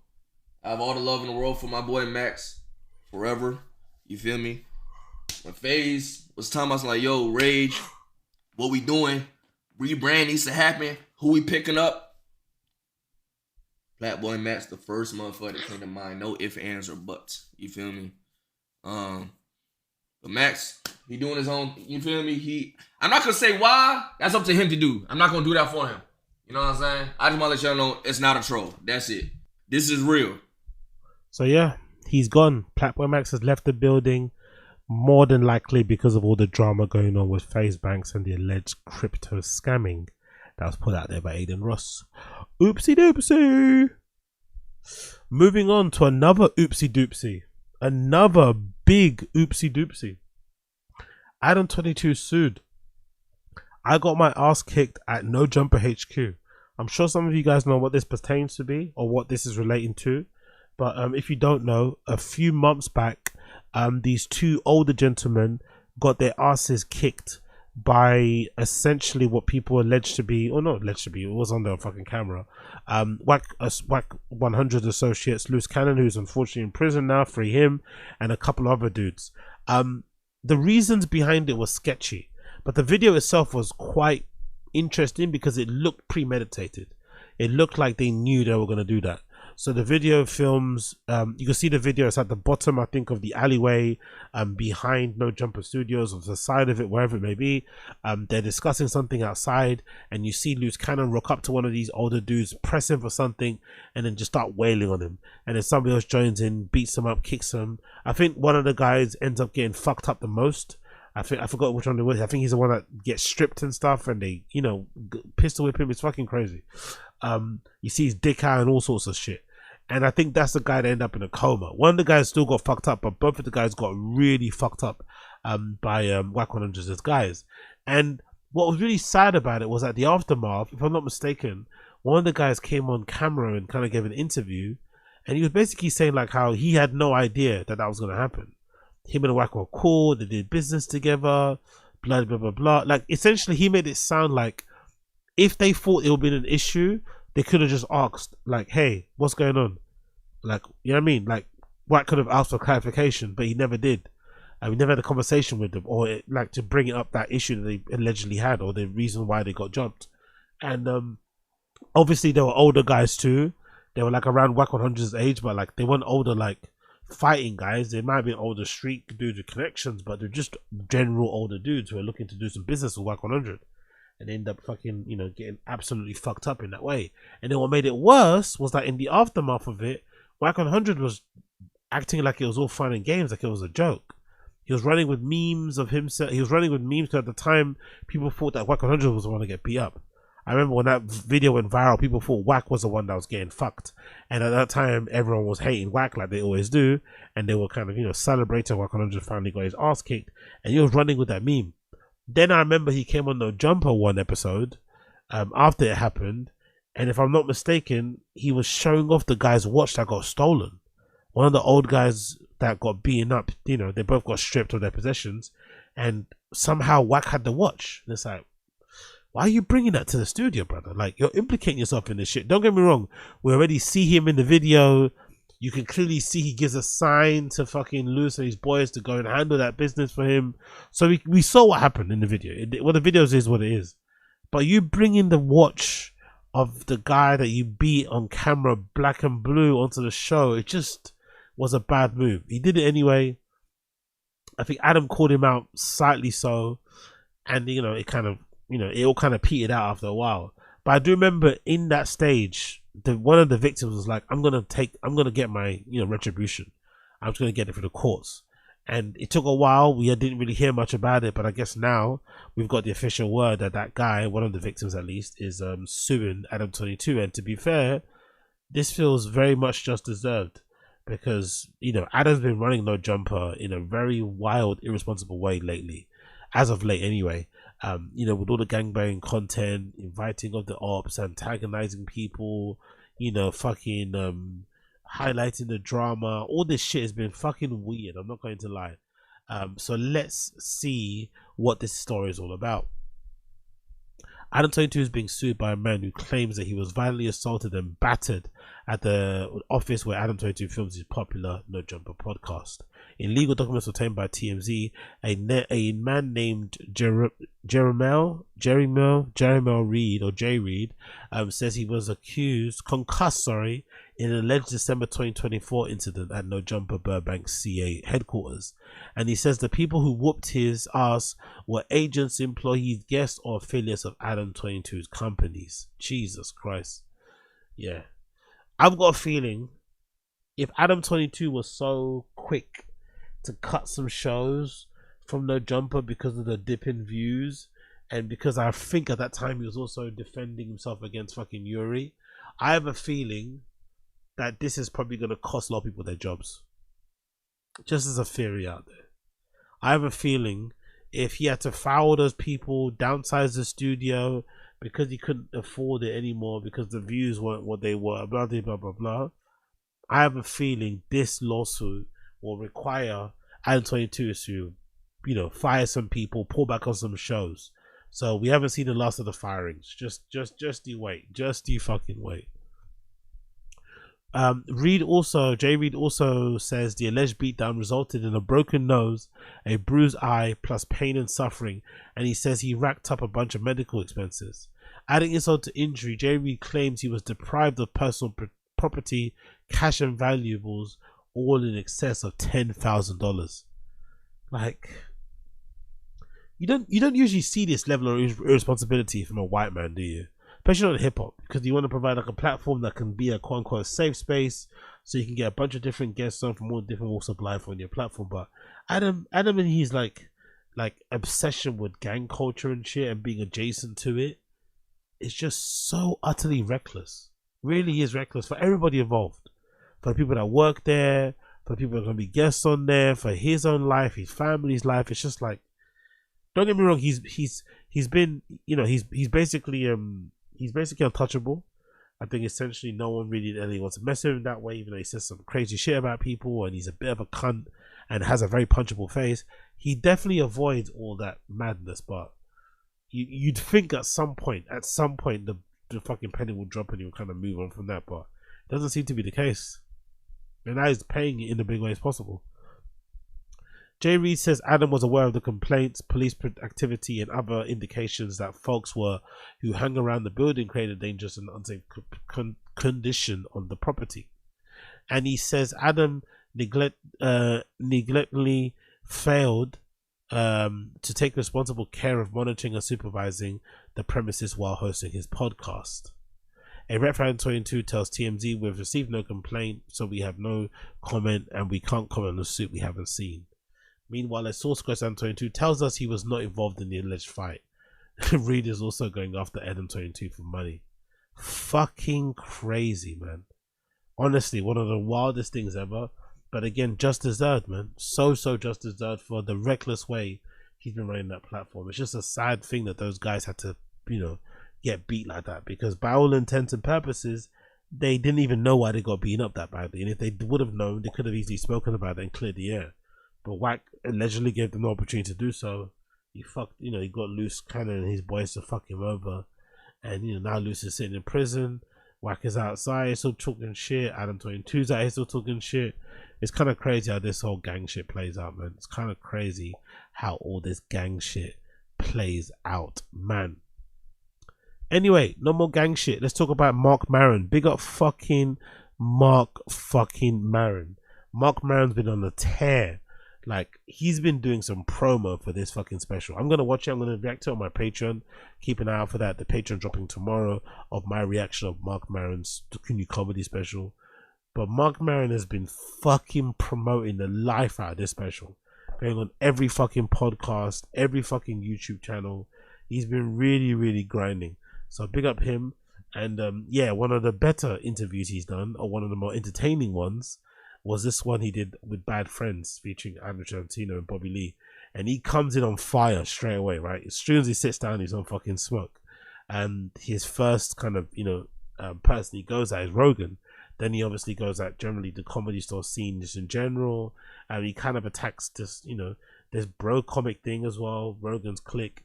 And which, could maybe be some, sneak disses all towards Brendan and all that sort of stuff. So really, really good clip. Big up Bad Friends. I really enjoyed this episode. I recommend you check out the full episode anyway.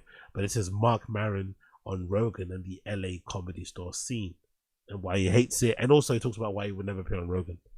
Yeah, you can fly free on this show. I feel that. I feel safe with you guys. You should. That's when I was driving over here. I thought this is going to be a supportive, safe room. Yeah.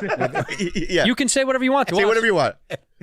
No, I got nothing. Do you guys have a plan? Yeah, we do. The We do. hammering? We do. We got a plan for the yam. Yeah. The question to me is, why would you end? I'm going to say something before I even say that. I want to say that I feel like there's two people that are the pioneers in terms of comedy that inspired this generation to do it, which is a generation below you. Yeah, I get it. I mean, It's you just one below me. and Mario Batali. For sure. His Batali podcast was early is on. so good. I think we probably all owe it to Tom Green. Yeah, we do yeah, actually. I did Tom. Yeah, right. Tom was first with the video podcast. with the video. Yeah. But yeah, me and who else? Rogan. That's the first diss. That's already the first diss, right? Mentioning Tom Green. Being very specific to mention Tom Green. That's the first diss. That's the first diss. Okay. Who's that? Joe Rogan. Joe. Joseph Rogan? Yeah, he's out of Texas. Oh, he texted us. Got it. Yeah. I got it. Got it. Yeah. You love Austin, don't you? He's running half the planet out of Texas. Yeah. He's got a Awkward. Andrew Santino and Bobby Lee. Awkward. tight hold on the enlightened meathead. Dude, Maron's disdain. Bobby Lee literally sweating. Bobby Lee literally sweating. It's not disdain. It's reasonable criticism. Reasonable criticism. Yeah. When was the last time you spoke with him? I don't know. That's a good question. I guess it would have been at the store. I never talked to him in Austin. I don't go into the club. I don't really think I'm on his radar. So something tells me you are. Oh yeah, Yeah, something. Yeah, me something too. tells me you too. are. Yeah, he definitely is on his radar, because Rogan definitely snitched on him to Bert about what he might have said about him on a podcast. For sure. For sure Rogan saw that clip going viral on TikTok of Marc Maron essentially sneaked this in Bert Kreischer. He did walk it back, which is weird because he's quite a straight talking type of dude. He seems to not care about ruffling people's feathers or piss people off. So I was surprised that he tried to walk back and cop please, but he definitely was talking about Bert in that little rant he made about comedians who are not real and do this and drinking. He definitely was talking about Bert. I'm sure Rogan saw that clip because it was going viral on social media at that time. He forwarded it to Bert, and then Bert got his knickers in a twist because, you know, Rogan added some spice to it. And he's like crying on a podcast about, oh, this guy comedian's gonna take me, piss me off, I liked him. And then essentially that got back to Marc Maron, and eventually Marc Maron ended up copying please, went on Bert Kreischer's pod, and then the Kumbaya thing. So I'm surprised that this guy now that you're about to hear rip into Rogan was the same guy that caught please about Bert Kreischer. Really surprising, because he definitely was talking about him, in my personal opinion. I don't, it's weird that you get lumped into a certain thing, and maybe it's my assumption that, his army of healthy fellas. Is that their title? Army of Healthy Fellas is so good. You just got to, got to stay in, keep the machine. The machine's got to be good. Yeah. Is Mark Maron trying to say that Rogan purposely hangs around slobbish, middle-aged, alcoholic, drug-addled comedians like Bert Kreischer and co. to make himself look more jacked, to make himself look healthier, to make himself look like he's in better shape, to make himself look ultimately better? That's crazy. Shot at Bert. Go ahead. What do you think the Austin shelf life is going to be? Well, I don't know. Like, I think that it's so effectively tribalized at this point. It really comes down to material. I mean, at what point,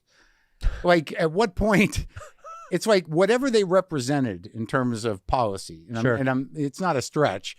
It's like they won. Trans people are frightened. They have no ability to get health care anymore. And it's so good. He's already great. I'm gonna stop pausing. I promise. I'm gonna stop pausing. And they're afraid of being alive and have no freedom left. So that's done. When do you stop with the jokes? When do you stop with the jokes? And like immigrants, okay, well they're being ripped away from their homes, and and they're all terrified, and okay, so that's done. When do you stop with the jokes? Right. I mean, it's one thing to pick on the vulnerable and the marginalized, but I mean, they're down. Yeah. I mean, like, they're down. why do you got to keep hitting them unless you're a hack? Now, there's a question. Jesus Christ. Mark Maron just straight up calling Rogan a hack is fucking brilliant. Wow. Mark, He comes in swinging. Yeah. No, so I don't know the last time I talked to Joe. People for a while were like, he doesn't like me. I have no idea why. Why don't you go on Joe's show? And my answer to that is like, why? Why? Right. Well, it doesn't service you.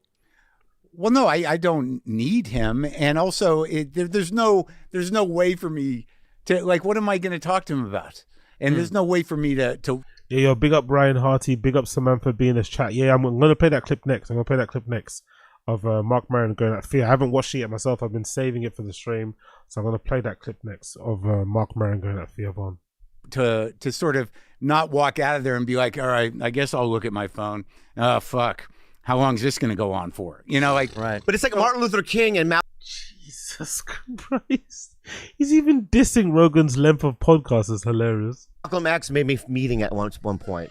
Don't you think? Let's go historical with it. Say it again. Malcolm X and Martin Luther King meeting. They met at one point. Yeah. Well, that's right. And pioneers of the civil rights movement. Which one is Malcolm X and which one's Martin Luther King? Martin Luther King.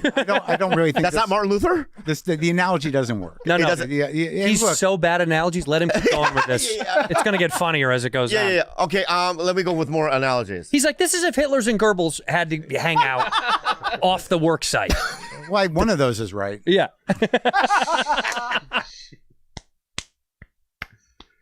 Good. Yeah, I think you got half that analogy. Okay, yeah. Dude. See, Mark, why could you just once support me? You know what I mean? With an analogy. Shut up. But that was just wrong. It brought race into it in a very profound way. Yeah. And I would. Mine was angled and funny and distant. It went somewhere else. Yeah, I think on one side of that, there's a guy that's aggressively fighting for the civil rights of victimized white people. God knows they've had it hard enough for a long enough time.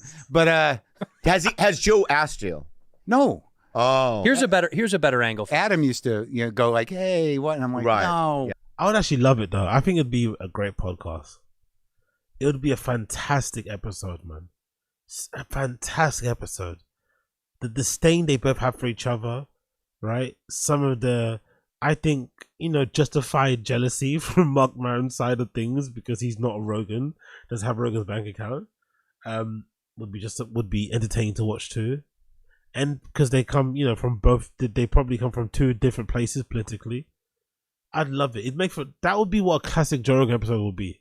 Two people that disagree with a lot of things in life coming together, sitting together, and hashing it out over 3 hours worth of a pod, and kind of coming to a mutual place. It's like, hey, we don't have to agree on everything, but I respect you as a person. I think that has to be a good show. But because I think Joe being thin-skinned and shit, and being avoidant of confrontation, but then talking shit about people on his pod or ignoring them, I think he would never do it. But it would be such a good show if he did, man. It would be such a good show.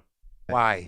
Well, because it's interesting being someone like us on the outside of it and watching you. Oh, guys. you got 1 foot in, baby. Well, yeah, it's it's right up your ass. Yeah, that's the other foot. I think what it is for me is I would love to see you guys chat But I'd love to see you guys chat in neither of your arenas. It would be the only way it'd be legit. Because if you have to go to his show, not going to work. Very good. He has to go to your house, not going to work. You guys would have to do this thing. It's like setting up a mob meeting here. No, seriously. They should do it here. Moderated. You should do it here at Bad Friends. They should do it here. It would piss both of them off so fucking much. Yeah. Look at the art behind them. I know. It would just be of us. This would be good. Neutral ground. But you do have to understand something. I have known Joe since he started. Yeah. I mean, literally since he first set foot on stage. In Boston. I was there. Boston. Yeah. And I remember my initial issues where there was another guy, Kevin Flynn, who's out of the game. And he was like a soccer jock. And at that time, Joe was like a regional kickboxing champion. And my initial reaction was like, what are these guys doing here? This sounds like Eric Griffin's early criticism of Brendan Schaub. Then as soon as Brendan Schaub started paying him money, he turned into Brendan Shaw's biggest dick sucker. But this is the same sort of thing Eric Griffin said about Brendan Schaub when he first got into stand-up comedy and was immediately playing at a comedy store and shit. isn't for them. It's like Louis once said to me years ago when Jay Moore started in New York when he was like 17. He's like, it's not for them. It's not for the good-looking guys. It's not for the jocks. This is for us rejects, us guys who don't fit in. That's what comedy was. Right. By the way, it was Jay. To be fair to the jocks that came in, I think the jocks, or the bro comedy contingent that Rogan kind of spearheaded, I think they got so far because some of the weirdos and the freaks were just lazy. To be fair to everybody involved, the gap in the market was there for them to kind of take advantage of, to kind of jump on, because those guys that are actually talented, those guys who actually was their true calling to become a stand-up comedian, who lived interesting lives, who were very ephemeral, who were kind of artistic, who were kind of all over the place, addicts, abusers, whatever, but just had this incredible presence on stage and told these interesting stories and came from pain, all those guys were inherently lazy or just didn't, whatever, consistency, whatever. They just were that. So when Rogan's lot came in and under the adage of like sets and reps, it's no surprise they're able to blow up so quickly and take over from those guys and lead them to, lead them in their wake or lead them, whatever. And we are where we're at. So if the more talented guys weren't as lazy, we don't get Rogan, unfortunately, his crew and all that stool humping. More that good looking? Am I crazy? He was cute back then. Yeah, for sure. Okay, but let's be honest. Let's go back to the truth tree then. Marc Maron is a good-looking guy. Not always. I was Marc a little Maron, sweaty. You're a dude. Why are you getting TV shows every fucking second, man? And we'll get to Not that. for my looks. We'll get to that in a It second. is. There's companies. There's your face. I've seen you on screen. No, he's a handsome guy. It's annoying. You have great angles on your face. When you were young. Now. Yes, you're right. You matured. When you were young, you were hideous. You were a hideous man to look at. I was sweaty and bloated and long hair. But getting back to Joe, look, I imagine the thing with Joe, Yeah. is I don't know that we have a lot to talk about. Because By the way, that cut that I made just there was because there was like a good 10-minute, 15-minute section where they went off topic and they talked about something else. And the hate was so strong that Marc Maron still came back to talk about Joe. Like he still remembered he was hating. Usually when you're hating on someone, maybe you're in the flow, you say some hateful things and you just let it go. And especially if a new subject kind of comes up, you just go with that new subject. Marc Maron was mid hating of Joe. Another topic kind of came up. He went off topic, talked about that for a bit, but then came back around to hate on Rogan. That's that real hate. Inject that shit into my veins. my idea of what he's done to comedy. Sure. And I don't think it's great. I think that it's tribalized, and I think that he's created a sort of army of people that think they know comedy, but they only know a specific thing, and what they think is good is not necessarily good. It may be what they're like, what they like, but on the outside of that, most of the sort of sensitive weirdos that we all grew up with in comedy have been sort of pushed aside, and the space for them has become limited. You know what's funny about that comment, right? What's funny about that comment, as right as it is,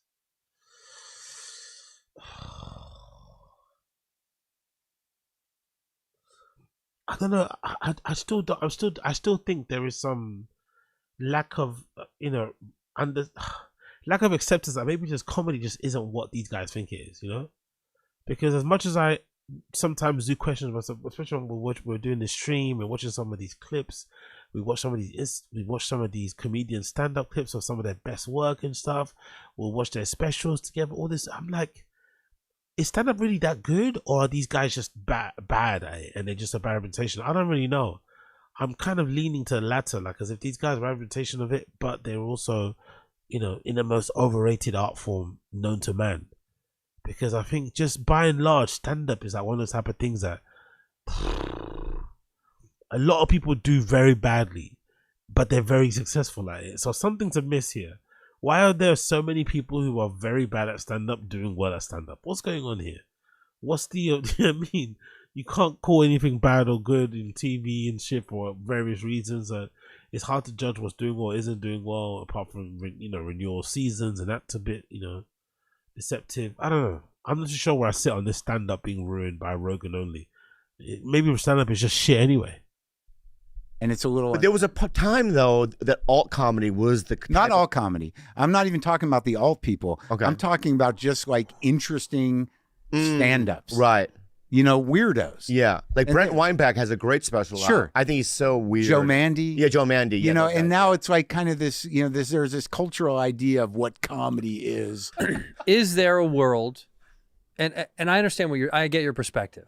Yeah. Is there a world where both these things exist and it doesn't fucking matter? They do. Well, so this is what I always say. Like, I get that you don't like that world. That's part of why I love you, because you're like, fuck that, and you'll shit on it.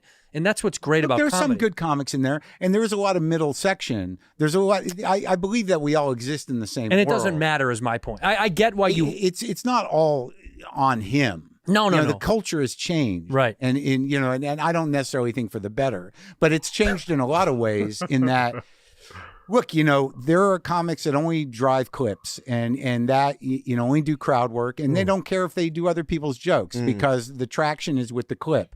And what they don't realize, I think, and what a lot of people don't realize, is that you're the internet's bitch. You're the platform's bitch. So in the sense that if you're not able to fucking confidently do an hour without worrying about getting clips so you can get people come see you to do crowd work, what are you really? Right. What is your voice? Who do you work for?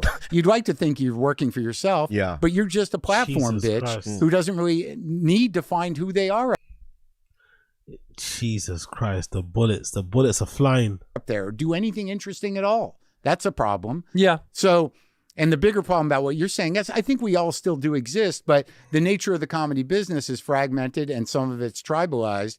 But there used to be a lot more weirdos around who were kind of exciting and interesting and took it a different place. I would argue with just talky talk comedy, there's not that many people bringing it to a different place, dude. Right. Well, there is some good ones that, like, I think that kid Casey Rocket's really entertaining and fun and different and unique. I think they're there, right? Yeah. I think the problem is there's so much sludge, there's so much shit, there's way more noise than we've ever fucking seen. Yeah. So it's hard to appreciate or even care because all that's really being shown is kind of the constant, like, give it to him, give it to him, give it to him, give it to him. So I get it. I'm tired of the attitude. I thought you were going to say violence in this country. No. I'm tired. They come up back to L.A.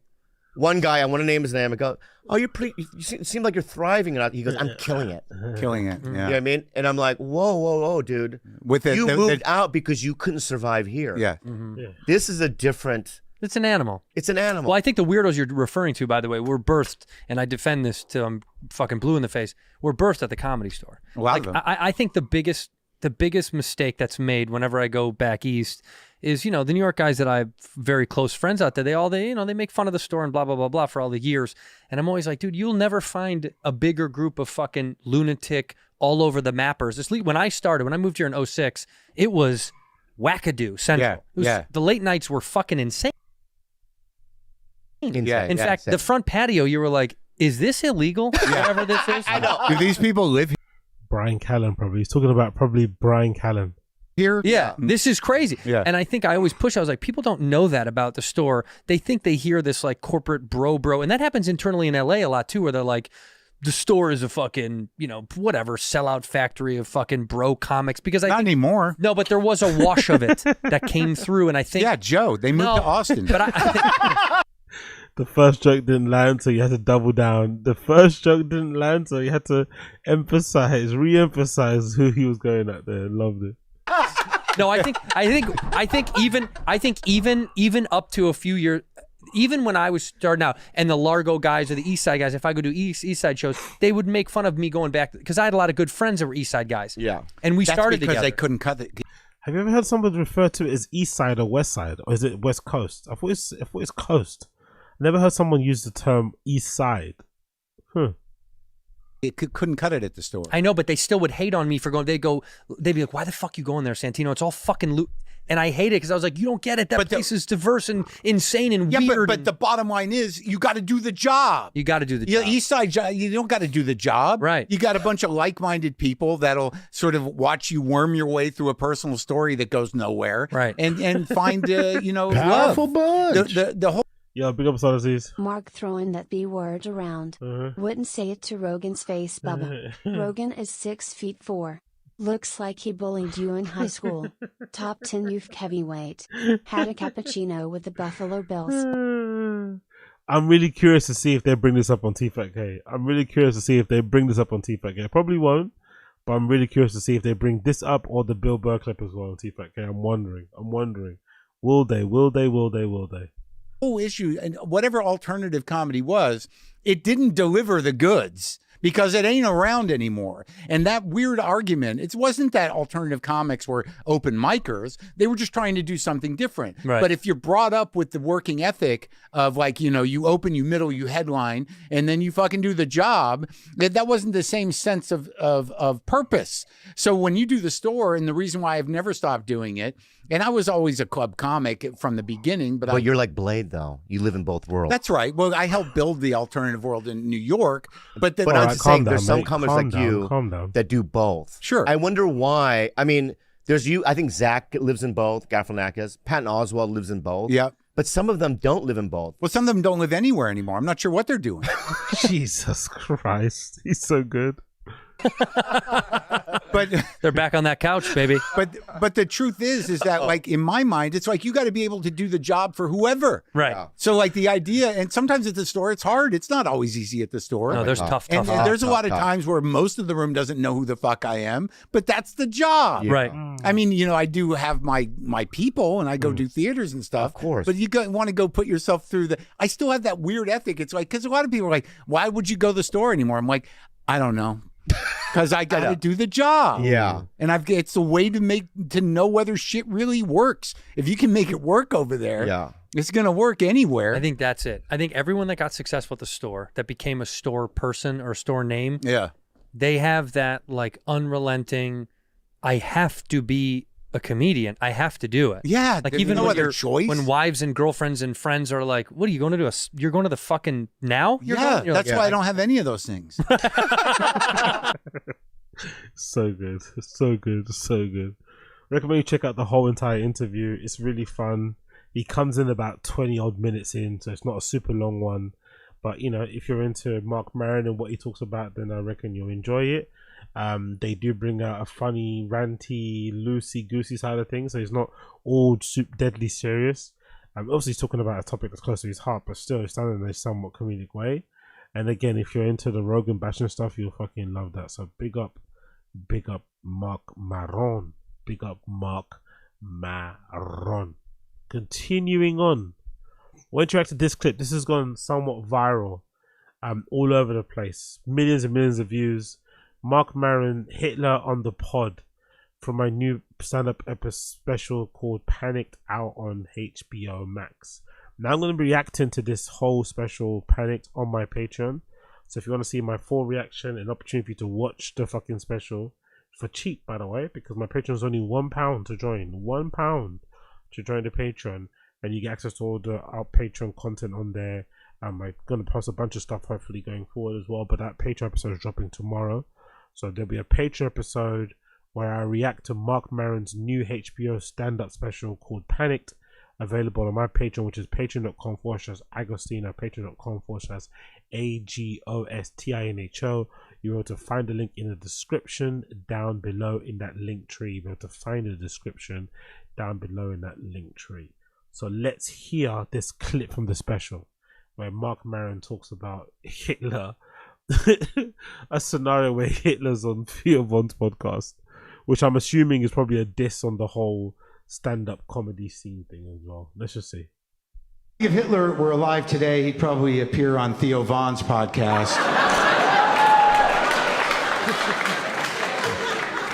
And Theo would be like, see, y'all did a lot of meth, right? I mean, all the Nazis were all fucked up on meth, right, Hitler? That shit'll make you crazy, dog. I did some meth once. I was up for 3 days, and then I ate a live bird. No shit, Hitler, a live bird, bro. Hey, Hitler, you probably didn't even hate the Jews. That was just the meth making you crazy, dog. Hey, Hitler. By the way, not that it matters, but I just noticed how old he is, isn't it? By the way he walked there. You just noticed that? I wonder if that's like a thing that's happened recently. You know, age just catches up on you. But did you notice how old he looked when he was walking? That little walk. Age is a fucking bitch, isn't it? One moment he's this like silver fox, handsome, ranty dude. Next minute he's just a grandpa, a ranty, grumpy old, funny as fuck grandpa. Do you want to apologize to all the Jews right now on my show? No? I get it. I think if Hitler were alive today... Yeah, that was good. That was really fucking good. That was a good real quip. You know what's funny about that quip? There's probably going to be a bunch of comedians out there not going to be happy about it. But that's what comedians should be doing. You know? They should be taking the piss out of each other. They should be roasting stuff that they see online. There should be no holds barred. Everyone should be getting it, really and truly. But because we live in this weird kumbaya, Rogan consortium type of thing, this is probably going to be seen as hate. This is not going to be received well, I don't think. Again, I'm not sure if I'm right, but I don't think Theo's going to receive this too well. I think he's going to take this as a diss, as an insult, which is a shame because, you know, it's all in good jest. I don't think it's meant that seriously, but it's just a commentary on like the culture. You have a gun? You know? Yo, big up Mickey Picture. White on white crimes. Yeah, exactly. One right, we love to see it. You love to see it, but I really wish this would be received well, but I don't think it's going to be received well because everyone's so sensitive and thin-skinned. And yeah, it just is what it is. But it's a good impression. I did like it because it kind of spoke to, you know, the current state of fucking comedy podcasts and their propensity to have on people just for the sake of having them on for shits and views, for likes and giggles, not knowing the ramifications that may come after the fact, or knowing them full well but not, you know, making any effort to kind of curtail. That is really disappointing. But big up Marc Maron for calling out Theo. Big up Marc Maron for calling out Theo, and I hope that Theo receives this in the right way and doesn't fucking get all grumpy and sad and depressed about it, because I don't think it's meant to be that deep. I could be wrong. I could be wrong. Let's move on. Let's do another one. Let's quickly move on to Adam22.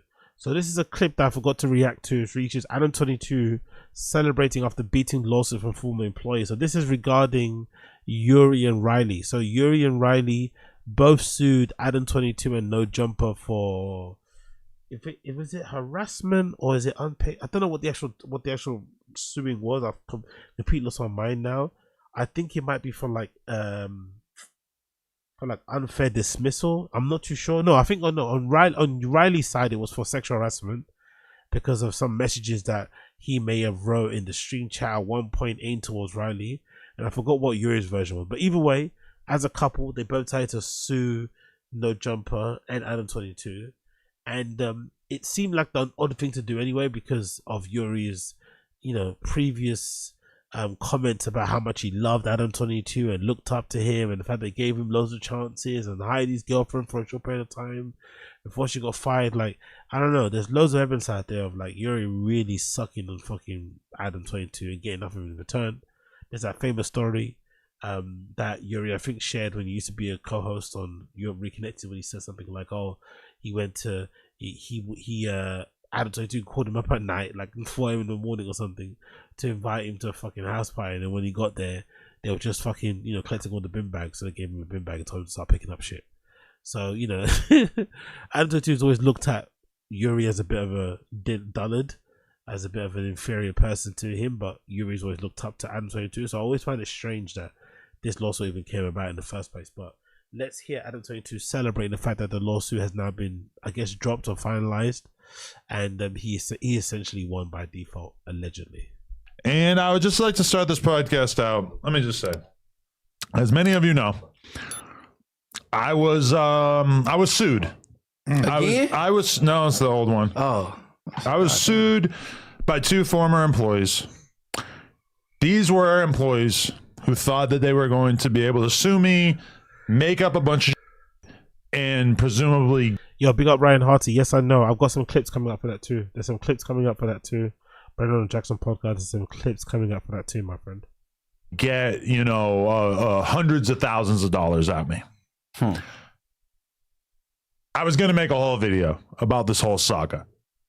I had a conversation with my lawyers. They kind of convinced me that maybe doing the celebratory victory lap is not necessarily the best idea for various reasons. But so you could talk about the two ex-employees or no? You can say who they is? I'm not going to say anything about them. I think everything that I've ever wanted to say about them was already said.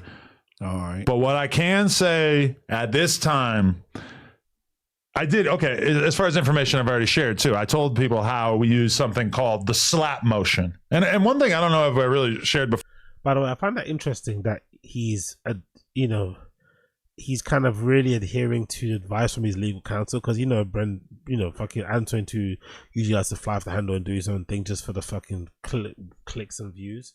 So it goes to show that financially he's not in a position anymore to take those type of chances. I feel like this hesitancy, this kind of regard of like making sure he listens to his fucking lawyers and shit, I think is more proof that Adam probably doesn't have the financial liquidity security to take a chance and fly off the handle and say some fucked up shit, or say some shit to kind of clap back or celebrate in the face of fucking YURY. I don't think so.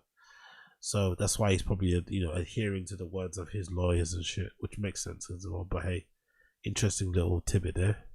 For too is that this wasn't just me. This wasn't just No Jumper. This was me being sued. This was Josh as a person being sued, and Lush as a person being sued, as well as the court. Lush was in it too. Ain't that wild? Many would say Lush actually had the worst behavior during it. They suing the bots? They was going after the bots, bro. You mean the cocaine bots? Hold on. So, what was the lawsuit about? Okay, so yeah, let me just rip and run through this. So basically, we utilize a technique that's called the slap motion. The anti-slap motion, basically, I've explained it quite a few times. I understand it's probably confusing to some people. Just explain it, brother. Fucking shut up. The anti-slap motion basically says, hey, I believe that you are suing me because you're trying to silence my free speech. And in this case, according to my lawyers, this was a textbook example, because these are public figures, podcasters, attacking me, a public figure and a podcaster, with a lawsuit saying that I have crossed some invisible line, that I've done something so foul that I deserve to be sued. And the anti-slap motion basically says, no, in reality, you are using the legal system to try to shut down my freedom of speech. And as a result, before we even do anything regarding the lawsuit, I would like a judge to look at this lawsuit and dismiss it.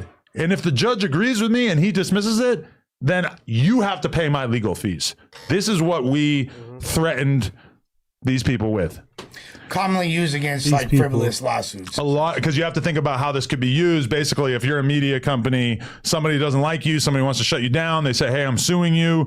You have to spend, hundreds of thousands of dollars in court, etc. They could completely destroy your business. And rich people could easily do this as a way to, try to attack somebody who they didn't want to have freedom of speech. And that's all I mean. Hello, Aunt Hefe. That's a good old big deal. My boy. How you feeling? So, my boy.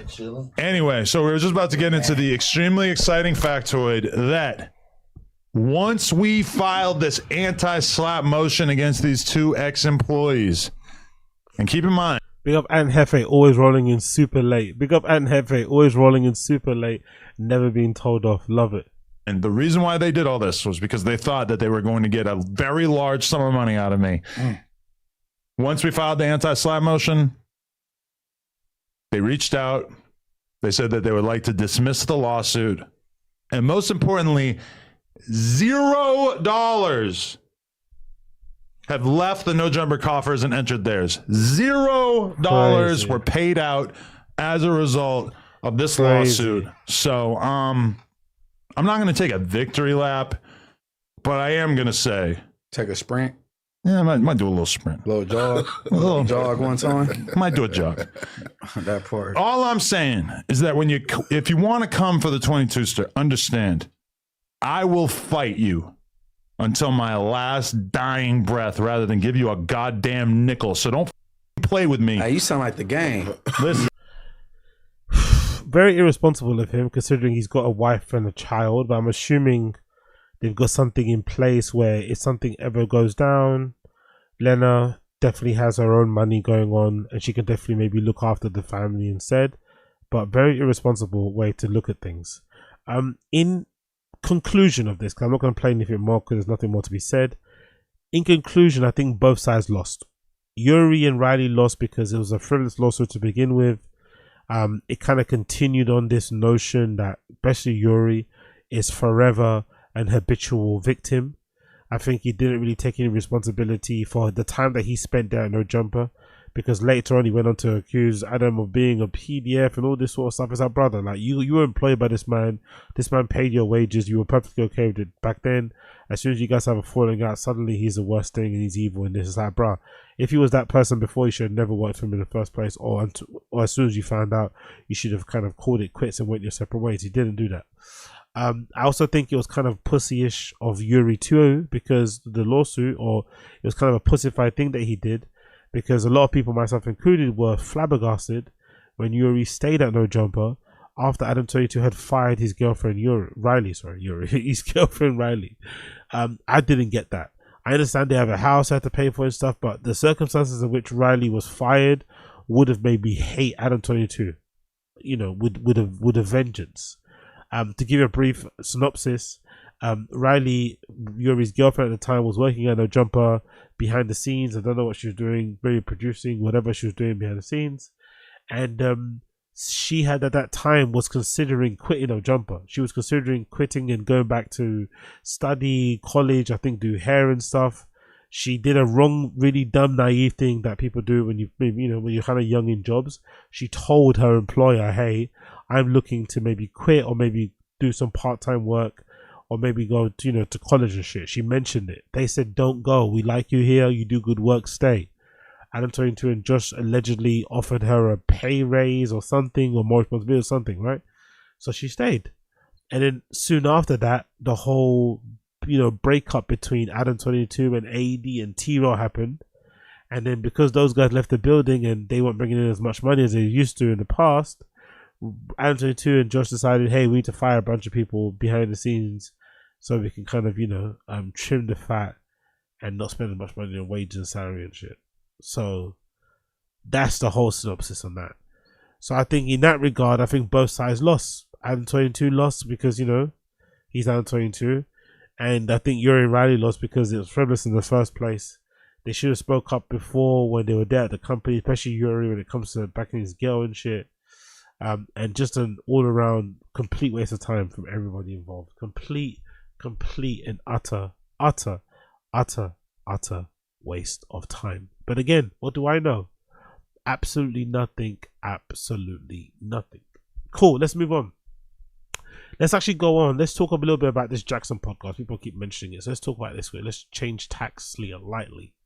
So Brendan was on the JAXXON podcast. The podcast that Rampage Jackson does with the white guy. I don't know what his name is. Please forgive me. Some interesting clips I pulled from the show. So let's check them out. Some interesting, some not interesting. But you know what it is when it comes to Brendan. Weirdly enough, Brendan's episode with these guys was maybe one of their most viewed episodes. Weirdly enough. One of their most viewed episodes. So even though, me myself not the biggest fan of Brendan on these shows, He did pretty well by all intents and purposes. So this is the show, right? This one from 5 days ago. It's already 161,000 views. The one he was on previously with Luke Rockhold was on 170,000 views. Interesting, they didn't put Luke Rockhold's name on the title. They put Brendan Schaub's name in the title, but they don't put Luke Rockhold's name. So he's already doing pretty well based on these numbers. So 161 already 5 days ago. The other one was 170, that was a year ago. So I'm actually curious to see what the comments say as well. I got the clips, but I'm curious to see what do the comments say about this episode.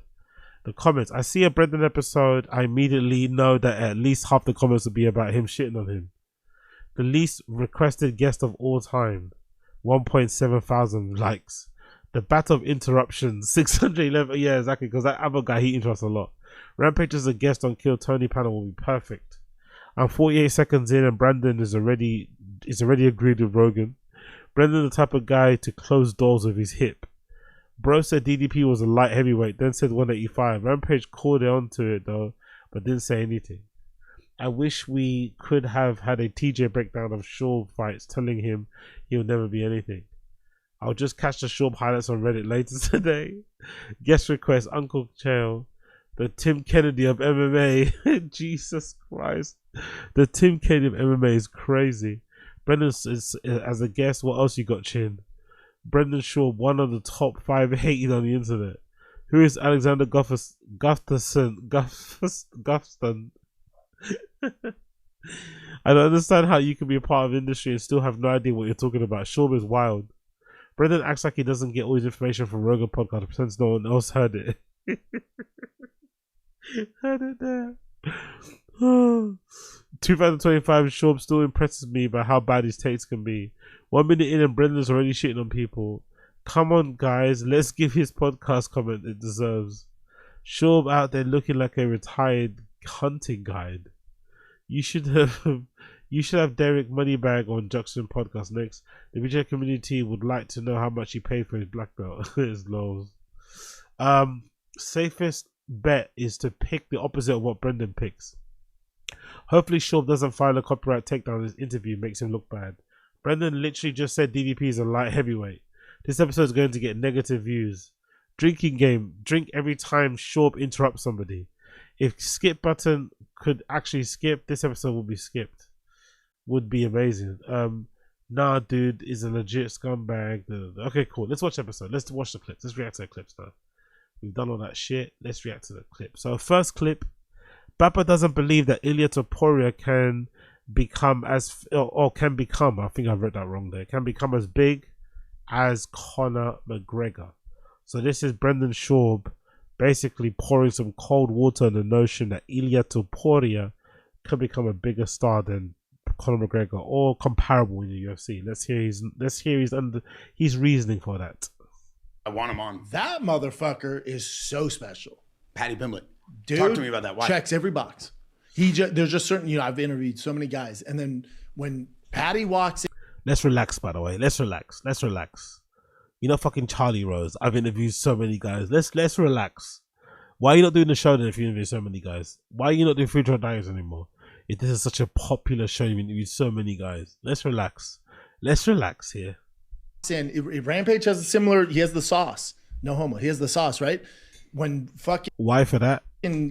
Patty Pimblett walks in, you're just like, oh, fuck, dude. It's just, you have to pay attention to him. He knows all his angles, knows all his cameras. When he's doing like a bit, he'll talk into the camera. Brendan's acting as if that's like savant, high level type shit. Patty just takes his stuff seriously, innit? He knows what he's doing. He has to do a good job. Because Brendan doesn't know where his cameras are or doesn't pay attention type of things, doesn't make Patty Pimblett to be this like crazy, talented, freakish guy, a gift from the gods. It's like, brother, he knows his angles because he's also on social media, because he also has fights content, because he also pressure fire, because blah. Like, come on, man, let's be for real. Just has it, man, and he has it. It's dripping. He can't help it. Yeah. And then he has the skill too. It's like, and that's why he's going to jump Armin. That's why they're doing it. Because if he wins, buddy, you got your next Conor. He'll be bigger than Ilia. Bigger than what Sugar Sean they were hoping would be? Really? He'd be we're never going to get another Conor because it's his land. So Paddy Pimblett can become the next Conor, but Ilia Topuria can't. Landscape's different. The closest you can get is if Paddy becomes champion. Why can we never get another Conor? Because it's just the model's different. It's too saturated. There's not enough stars. The UFC's learned they would never. Let's say Paddy wins, it's like, oh, I want to go fight Jake Paul. They'd never let that happen again. It's just the media is different now. I want him on. That motherfucker is. So there we go. There we go. Brendan doesn't think Ilia Topuria can become the next Conor McGregor, but Paddy Pimblett can. And I'm assuming most of it has to do with the fact that Ilia Topuria, isn't from America. Because Brendan's got this weird, nationalism thing going on, this, Great White Hope thing going on with the UFC, where he's upset that there's not more American champions. And when he says American, I think he basically just means white. That's the dog whistle. And he says fucking there's not enough, American champions. He basically just means white, which is insane because this man doesn't look white at all. So it's always funny how you hear all this cad racism from him when he himself is not the most Caucasian looking of males. But again, what do I know? Absolutely nothing. I beg to differ. The boys on Conor McGregor's dick pic leak. Yeah, big up Curtis. Big up, you have a gun? Curtis. Checks every box. Dropping. Big Dig has a gun. Exactly. Big up Curtis Raymond. Big up Curtis Raymond. Next clip, the boys on Conor McGregor's dick pic leak. The bed early last night. No, you didn't. Rampage are influencer now. I'm glad to see it too. Man. Have you seen him in the hot tub? I have not. He just pull the clip. No, don't pull up no clip. We got that in the back. Hey, pull up the clip of Rampage in the hot tub. Is we chill in the hot tub streaming with your hog out? Yeah. No. Yeah. Do I look like Conor? Who? Oh my God, man. Yeah, you Buddy. can't. You want war today, huh? Buddy. Why? You been looking at his hog on the Don't internet? drag us. No, I ain't look. Hey, Aiden Ross sent me the fucking. Why is Brendan worried about being dragged into the what? Didn't Conor McGregor send his pick unsolicited to fucking do? Why would you care? As if he's gonna be coming after you. Relax. Let's chill out with this fucking Conor dick sucking. As if he even knows these guys fucking exist. Good picture though. It's a good size hog. What do you think about Conor McGregor? You gotta give credit. He's the man, huh? Wagwan Baronda. Wagwan Baronda 420. Wagwan Baronda 420. What's good, Abe Martinez? What's good, Stars Aziz? Chris Mack, I see you. Ricky Pitch, I see you. Ryan Harty, I see you. Hey, no? Shit. Hey, more power to him. That's why he does the shit he do. He walk around with big dick energy. No, the biggest. Yeah, BDE. Yeah. BDE. It just confirmed. It just confirmed BDE. what I thought all along. Yeah. And training. Imagine putting together a whole routine just for different parts of your body. Incredible work. Hold up. Is this in your backyard or is this in Thailand? That guy in the middle is like the Mike Majak of this podcast, isn't it? He's the Mike Majak of this podcast. Just stand adjacent to people that do great stuff for the sake of Rampage Jackson, the UFC legend, and then you also bear the fruits of it. It's just interesting how you become a mainstay, Just funny. Oh my! Look at Rampage, top off, ready to rock. It's funny to become a linchpin, not a mainstay. A linchpin. You look like you was doing something. I ain't do shit. Yeah. Did you seal the deal with them? Mind your business, man. You still pulling chicks? It's just the boys. No one's gonna hear this. Shut the fuck up. I didn't smash now. Look at all these clips on his kick stream.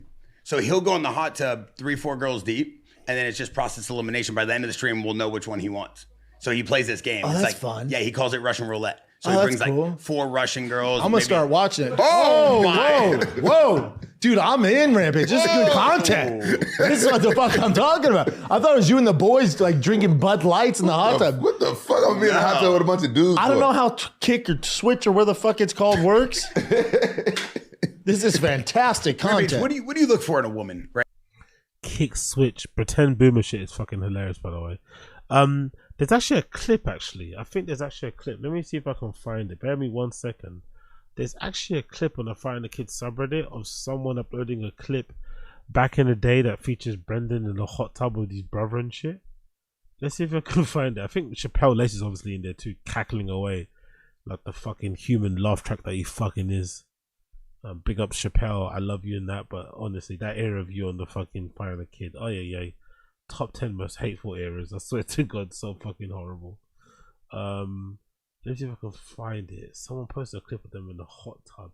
It's an old clip. Maybe taken from Brendan's fucking Instagram and shit. Them in a hot tub somewhere. Where is it? See if I can find it. Let's see if I can find it. Bear with me 2 seconds. I'm just here. I'm just here. I'm just here.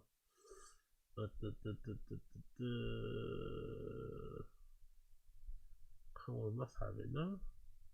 No hot tub, no hot tub, no hot tub. Someone must have it. Come on. Or maybe I missed it. Maybe I fucking missed it. But I do remember seeing it somewhere around here.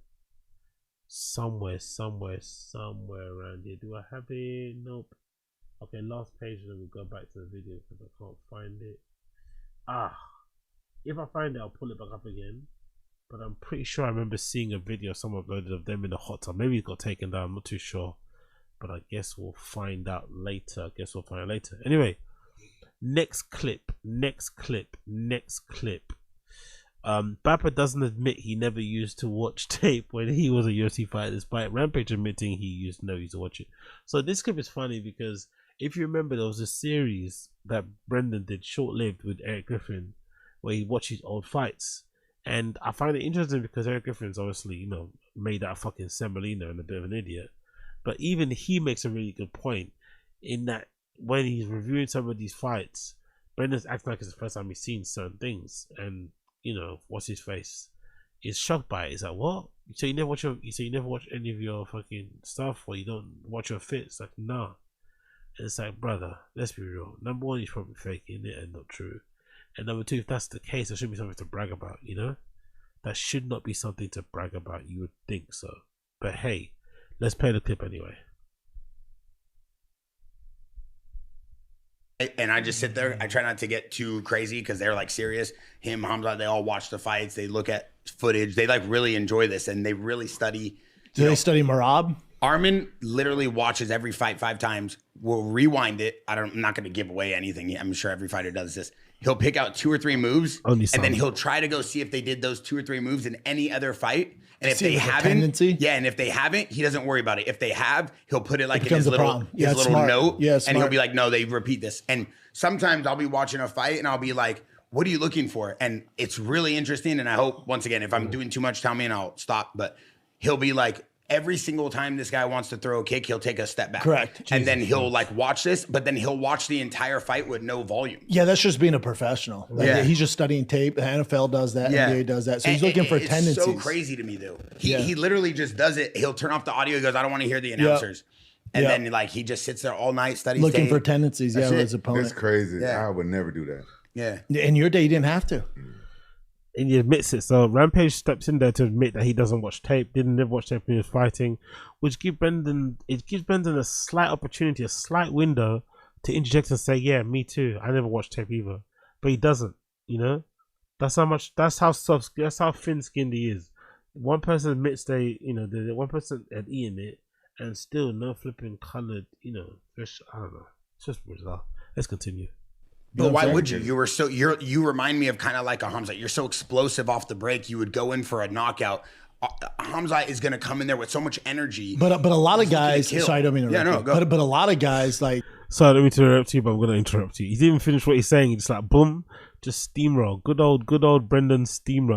That's what you should be calling him, the steamroll kid, mate. Look at this. So much energy. But a lot of guys. Sorry, I don't mean to interrupt. Yeah, no, go. But a lot of guys like they have coaches who do it. So the coaches will pick up the tendency, and in practice they'll be like, "Hey, when he shoots his head to the outside, make sure you're going for this." Like, so he's admitting what he told Eric Griffin when he and Eric Griffin did that show, and Eric Griffin was looking at some of his fights. He was mentioning some things, and Brendan was looking at it with shock in his eyes, like shock on his face. He'd never seen these things before. So it was fantastic to kind of bring them back up again. Little by little, brick by brick. So if he's not doing it, his coaches should have been doing it. Yeah, my coaches, they do stuff, but I don't know what they do. But some fighters like, I just want to fight. Let me know. Yeah. And then it's on. By the way, that's Brendan. I don't know why he's acting like this is somebody else. He's talking about himself. He's talking about when I want to fight, I want to just fight. I don't want to be watching tape or anything. I just sleep and have a good run.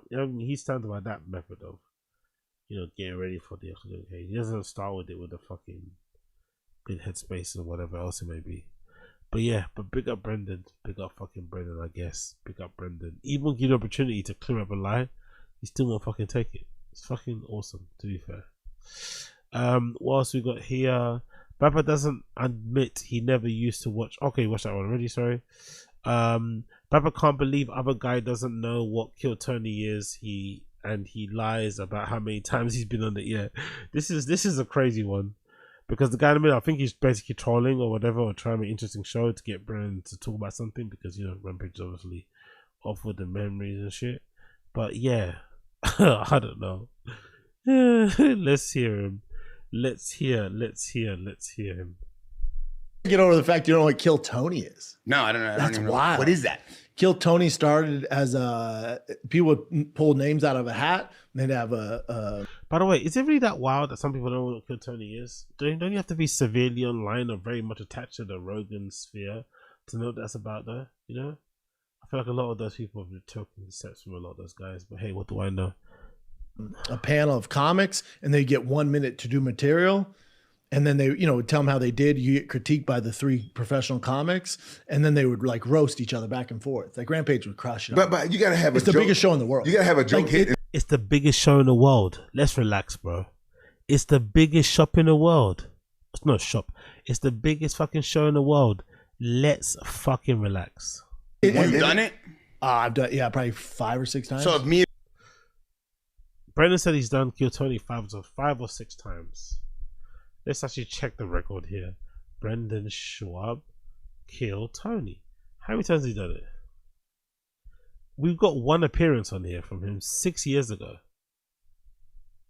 No, 2 appearances. 287 and episode number 197. Those are the 2 appearances so far that I see. Oh, actually, no, I take it back. There's another one. There's a third. 230. And that's it. That's where it stops. 230, and that's where it stops. So either Baba Schaub is lying, or Kill Tony, those guys haven't uploaded the clips of our performances because they were pretty shit all the way. Maybe that's why. Maybe that's freaking why. But LOL at this. LOL at all of this. Absolutely insane story. Let's go back to the video. There we go. me and Rampage gave you a topic, you'd have to roast us right now? No, it'd be like, let's say Rampage tried stand-up on Kill Tony for 1 minute, which I don't advise. That's not a good place to start. Oh, it would be great. But then they critique your stand-up, and then they'll roast each other back and forth. But so the live Kill Tony and like the roast of Tom Brady, that's Tony Hinchcliffe. It's the most the roast of the two most watched things on Netflix. Bro, he's one of the best roasters, bro. He's good. Oh, they say Tony Hinchcliffe's. Is that what you said? Tony Hinchcliffe's. Bro, he's good. Oh, you're talking about bro, he's one of the best roasters. Oh, the roast of the two most watched things on Netflix. Bro, he's one of the best roasters, bro. He's Tony Hinchcliffe. Brady that's Tony Hinchcliffe. It's the Tony Hinchcliffe. And is it Tony Hinchcliffe? No, Tony Hinchcliffe. Tony Hinchcliffe. Tony Hinchcliffe. Tony Hinchcliffe. Tony Hinchcliffe. It's the most the roast of the two most watched things on Netflix. Bro, he's one of the best roasters, bro. He's good. Oh, you're talking about the bald guy, the white guy. No, he's not. He always does. That's Jeff Ross. Yeah, Jeff Ross, right? And he's like 60, and he used to be the godfather of roasting. But Tony Hinchcliffe's the new roaster. He's good, bro. He's the new roaster. Look at the little head nod he's giving him. He's giving him the head nod, the look as if he's just dropping some insane knowledge. Like, look at the head nod he's giving this guy. You're talking about Tony Hinchcliffe. Let's relax a little bit now. Let's relax a little bit. You're talking about Kill Tony. Let's fucking relax about you discovered this hidden gem and all this. Let's fucking relax. Let's fucking relax. Let's fucking relax. For the love of God. He's good, bro. He's good. That Tom Brady show was crazy. They put together a huge. That's Tony Hinchcliffe. He put all that together. Yeah, that's. But it's called Kill Tony. That Tom Brady thing. His show's called Got it. His show's Kill Tony. His show's called Kill Kim Jong-un. What are you about to say there? His show's called Kill Kim Kardashian. Fucking hell, mate. Figure it out. Figure out your life. Figure your life out. And that's what it started at the Comedy Store. And now they sell arenas out, Doug. Wow. And then they do it from the mothership in Austin. He would kill it. He would crush it on there. Trump was on the show? No, that's Shane Gillis. Oh. And then Adam Ray's playing Biden. That's Tony Hinchcliffe right there. And then that's Red Band, the producer, who used to be Rogan's original producer before Jamie. No way. But this all started like 10, 15 years ago at the Comedy Store. 5 people in the crowd. And now they're literally the biggest show in the world. It's a cool this story. looks good. So you get the gist on that one, right? Like I said, just a funny thing to lie about. How many times have been on fucking Kill Tony when there's evidence to prove the contrary? I think we found out that 3 of the guys are from here, only 2 more left, so make sure you bring some ID and all that malarkey, right? But those are some horny motherfuckers in that fucking picture. Oh, I just saw. But anyway, let's continue. Rapper gives Rampage advice on pursuing stand-up comedy. So Rampage Jackson's spoken about this, I think, from time to time on pods. I feel like I've heard him mention how much he'd love to give stand-up a try, but he still hasn't. Like all of us from manufacturers, you know. Jesus Christ. What do you want to do? Let's continue. Let's go on with this. Being a comic, like I think about it sometimes, but You could easily do it. Bro, I don't think I have the My balls. dumbass did it. You Bro, could definitely. I don't think I have the balls to get up. Brendan trying to do that self-deprecating humor, but because he's so thin-skinned, it still ends up hurting his own feelings. That's the face you make when you accidentally hurt your own feelings, you know? He's trying to do that whole like, oh, look at me, I'm so cool now, I'm safe, act, when really and truly, yeah, let's just, you know what I mean?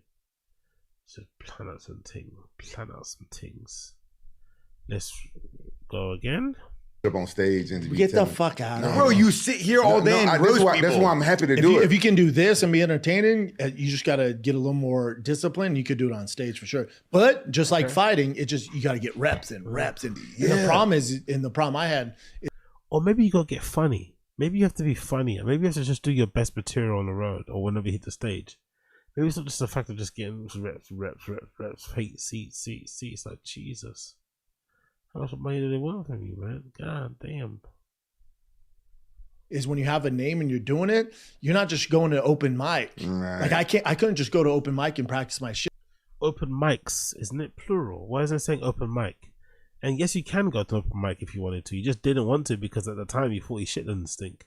I had to do it at the Comedy Store. And everyone's like, oh, Schaub's green. It's like, yeah, bitch, I just started. I don't think they're saying you're green. I think they're saying you're shit. To be fair, I think they're saying you're shit for the Maroon Zero. I still remember that original thread with the fucking display image on it. Like, what? No, this is original content. No way. It's so freaking hilarious. Let's continue. But everybody watching on the stream chat, if you're still here and you like the sound of my voice, make sure you like the stream. Stop being stingy. Like the stream. Stop being stingy with the likes. Like the stream. That we well appreciate. Love. I don't want all you guys here. Like, let me work my shit out. But like, you lose that luxury, especially Rampage. He's more famous than I am. So if you're going to start doing it, it's a crutch. Why you didn't just invite a bunch of like your friends and just rent out like a little small place and just do it? Because you don't know if it's real or not. Those people, your friends are going to think you're the funniest guy on earth. So you don't know what's working. It sucks. It's true. That's It's actually a a crutch. great point. It's I didn't not even good. think about that. It's not good. Wait, what would you talk about as a comedian? I make a bunch of jokes about you. Really? And you see everything I would say about you? Yeah, because you already do it. Bro. No, but I already tell you 3 things about you. I got so many half of my things. material be about your little short ass. Bro, you be chasing the torches around the city. You make all of us look crazy. I'm going to get you a nice 9, 8.5 girl and put you on a stream, make us all look good. No. You know what Rampage should do? Because he's good at roasting. He should go on Kill Tony. Is that guy's mic louder than everybody else's, or you just got like a really, really loud voice? Jesus Christ, man! Like, shut the fuck up. Wind it in a little bit, mate. Wind it in a little bit. What's that? You don't know what Kill Tony is? What rock you been hiding under? Kill Tony is like it's only the biggest. I mean, it's the biggest. Wait, what are you packing? Just nicotine. Let me see. What is that? Is that a brand? Yeah, it's Black Buffalo. Okay, good. Yeah. I like that. Yeah. Black Buffalo is Let amazing. me see what it's the one. It's just nicotine. Yeah, bro. it's just a little Black Buffalo. You want a little something? No, it's one you got to spit out. No, you got one for me and Rampage. Any Black so Buffalo? So you swallow it. It's confirmed. You swallow it. You swallow it. Good. Good. You could spit if you want, but if that's your choice, that's your prerogative. No, that's his choice. Win or swallow. Yeah. Whoa. It's the nicotine. It's the dip. Yeah. But they make it so you don't have to spit it now. No, yeah, you don't have to. So what do you do with it? You swallow it, but if you want all your the style? nicotine, No, not my style. I do. See, you guys are too sensitive. What? Now I'm gay. The gay one because No. I Everybody does what they want to do, but I ain't swallowing. No. All right. You swallowing? You can spit if you want. That's a diabolical even fucking question. Yeah, he's diabolical. That's insinuating you doing something With else. a real Slim Shady, please stand up. I just want the full effects of the nicotine. I want it all in my stream, man. That's it. Have you ever smoked? No, never. You never vaped? Not my thing. I tried some vaping. Man, that shit, man. I'm still trying to quit that shit. He walks around with the little R2D2. Bro, you're vaping still? Well, I haven't It's done worse than cigarettes. It's worse than cigarettes. Way worse. I just hate the way cigarettes smell. You remember the time when Brennan was vaping? Do you remember? Do you remember the time when Brennan was vaping? It was so funny the way he vaped. It was such a. I know everyone's got like a really weird way to vape. It just looks really odd and unnatural to some people. Brennan was that type of person. It's just a weird suck. I remember it was just like a really. He was trying to get like. He wouldn't even inhale. He wouldn't sit. Just be like that side of his mouth. Like it'd be like a side thing. Remember? It'd be like. I know someone's got it. Let me see if I can find it. But I remember the clip of him vaping. It was so fucking funny. Let's see if I can get it. Let's just type in vape in the fucking search bar. Let's see what I've got here. Yeah, there you go. Here you go. Someone's got it. Are you vaping? I don't know you. So look him vaping. Look at how Brendan vapes. You use too much credit. I think Hold they're on, more are you savvy now than they vaping? were Are you before. vaping? Yeah. So I don't even know you anymore, dude. You're driving a Tesla? Oh, that's tobacco? Yeah. All right. What, So it's like it's grape weed? flavor. I don't know if it's like You Skittle, vape tobacco? like the I kids smoke weed. I vape tobacco. Vape up, dog?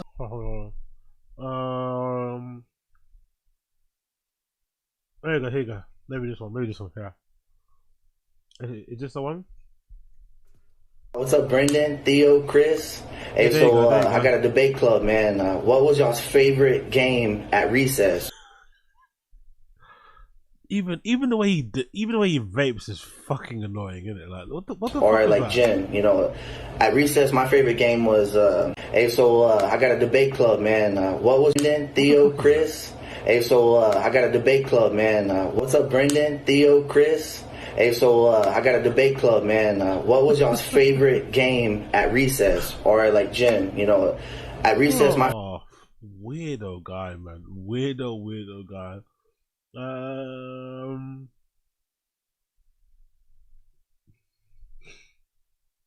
Is there anything more? That's it. Okay, that's it for now.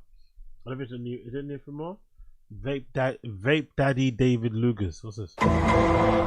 You just keep it in your lip though, and you just suck on it all right? day. Yeah. And then when I'm on the road, sometimes daddy a vape. And then it's a. They outlawed it. It's done. No more jewels. You think that's gonna stop? It's me? not. No, but that's crazy, bro. That's a huge hit to the I jewel. thought they outlawed it in like airports and like, No, they're saying the FDA cracked down on it, and they can't fucking sell jewels anymore. Well, I get it because it's like enticing for kids. Yeah, you're right, bro. It's It's like purple and neon and shit. And one's Fruit Loop flavor. Yeah, and it dude. is lit. Oh, is it really? No, dude, my They got feature, fucking David Teletubbies Lucas, on it I and call shit. him Vape Daddy. What? He has 9 vapes on him at all times. Whatever flavor you want, he has them in his pocket. Oh, really, dude? Vape that what? Honestly, this guy, man. This fucking guy.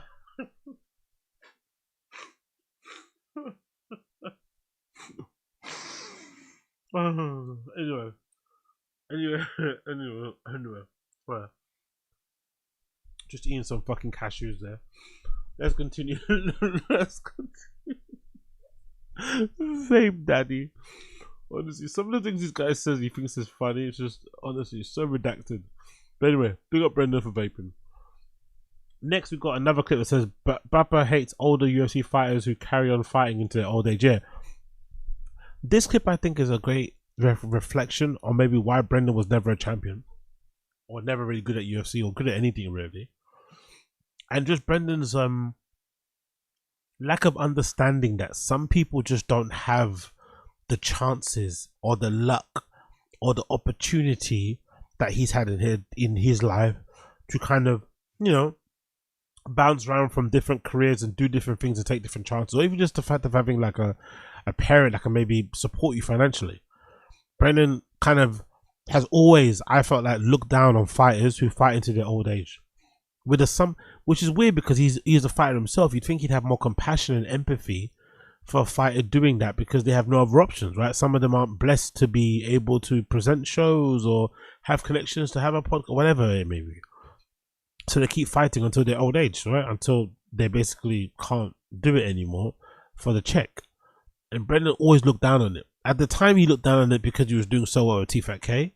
He was in Rogan's good graces. Everything was looking up, stand-up comedy tours and shit.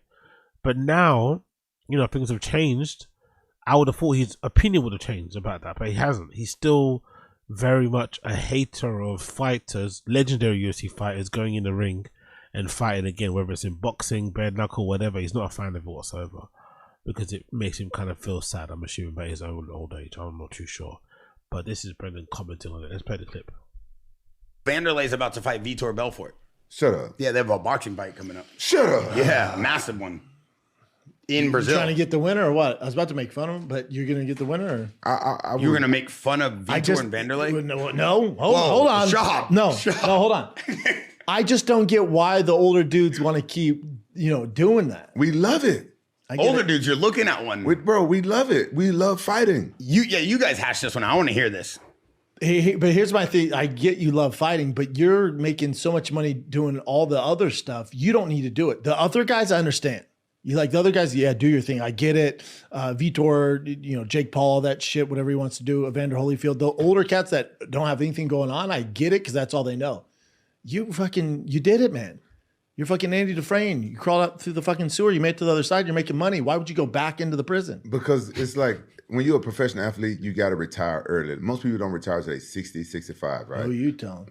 I hear you. Yeah, so if you love something, you just want to keep doing it. I miss that high of knocking somebody out, and it sucks if you lose and stuff like that. Yeah, that's part of it. And but you can't get it any other way? No. You can't jump out of planes or some shit? No, I don't fuck around with that shit. Yeah, what, chasing the highs hard, huh? Not for me. For a guy like you, you're talking, mine and his career are different. You're talking about glorified legend. I don't have. I wasn't born to fight. I was just good at it. And Rampage born to fight. You were cut from a different cloth. Well, you was a football player first. Football, yeah, and then so I like my identities wasn't tied up with just being a football player, being a fighter, being a comic. Like I like a bunch of different stuff. So when it goes away, I'm okay. You have a gun? Lol cow is like being friend zoned. No coming back. Exactly. We got K2 Shuffle. That spoke to my heart. That spoke to my heart because of a not so current situation I went through recently. That spoke to my heart. I made an attempt to get out of the friend zone, and let's just say it ended spectacularly. It didn't end spectacularly well for me. Let's just say that. I was like, ouch, Jesus Christ, someone read my mind. Big up Casey, big up Casey. You know what's funny, right? You know what's funny? Brendan Tree doesn't get it, does he? Brendan Tree doesn't get loving something because he's never ever loved anything. He's only chased a bag, which again, understandably so, it's worked for him in his career. But he's never really truly loved anything with passion. Maybe the only thing we're probably passionate about is maybe podcasting because it provided him with this lifestyle that he has where he kind of lives this dream of like this former like podcasting. I feel like has allowed Brendan to live a lifestyle that makes him look like a former athlete when he wasn't really a former athlete, if that makes any sense, right? He lives like a former fucking NFL player, big time fighter guy, but really he wasn't a big time fighter and he wasn't a former NFL player at all. So he had a bit of a nothing career. In that respect, yes, you miracle Croco, but he didn't really do anything of note. But he lives this really high flying life, and I think because of that, he kind of thinks everyone else can do the same thing, or he just whatever has this weird perspective about fighters when they fight into their old age. Very very strange and somewhat disrespectful. I feel like a little bit disrespectful, especially talking in the midst of fucking Rampage Jackson and a few others. I think it's a little bit. It comes across very disrespectful the way he kind of says it. He probably doesn't intend to come across that way, but he kind of does sound like he's being disrespectful. Because I don't identify just as that. Rampage, you're talking a Hall of Famer. That's different. Tell me about this. It's easier for you to different as want well. to pursue fighting. I'm good. I'm good. the way he says different as well really kind of pisses me off as well. It's not about their identity being tied to fighting. Isn't Brendan's identity tied to being Rogan's friend? He isn't his part of his identity that he jumps on things and off of things as quickly as they come in and out of trend. It's not about being tied to anything, you fucking knobhead. It's about having a passion, you know, for things and following through on those passions and sticking with those passions. Come hell or high water, because you know they do something for you. They make you feel alive. Whatever, like Rampage Jackson said, like he can never get over the feeling of knocking somebody out or being involved in a scrap, the ups and downs of it, mental warfare, physical turmoil, whatever it may be. Brendan doesn't get it because it was now his heart was never really in it. So this whole thing he says about, oh yeah, I could have been champion if I did this, is like, no, you couldn't have. Your heart was never in it. You can't become champion if your heart's not in it fully at the time. He was always 1 foot in, 1 foot out, using it as an opportunity to kind of, get himself some more clout, get himself some more notoriety. It obviously worked in his respect, but it's like, come on. Let's call a spade a spade. Let's call a spade a spade. Big up Two Swords. Can you ever call him a real baseball dad? It's hilarious. Big up Brendan Mallory. If he was passionate about podcasting, he would prepare before his shows and not interrupt everyone. Good point, Brendan Mallory. Big up Brian Good. Exactly. Big up Star Disease. Bappa's got an LA hat on with a Texas shirt. Yeah. I think he's wearing a full camo outfit, if I'm not mistaken. Real tree camo outfit with a white hat on. Real Texas shit. Real Texas type shit. Real Texas type shit. Moving on. Do a couple more of this show. Papa nearly fought Derek Lewis. According to Brendan, he nearly had a fight with Derek Lewis. Like I probably can compete at heavyweight now at 240. Too small, too light in the ass. It's just a different animal. Did you ever fight Derek Lewis? No, we were supposed to. He knocked somebody out, and then I just beat LeVar Johnson. I was watching at Buffalo Wild Wings. I was there doing a UFC signing, and he knocked some dude out. And they're like, "You want to fight next?" He's like, "Brendan Schaub. It ruined my night." Brendan Schaub. You know when you're like chilling, relaxing. I was like a few beers deep, and I was like, "Oh, I like Derek Lewis." Like anybody next, like Brendan Schaub. I'm like, "Fuck, there goes my night. No more wings." Fuck my whole night up. I love Derek though. Yeah, I love him. How would you fight somebody like that? Take his ass down. Take him down. He's a big motherfucker, huh? He's not that tall. Like I shot some things with him. He's not that tall. He's just a fucking thick dude.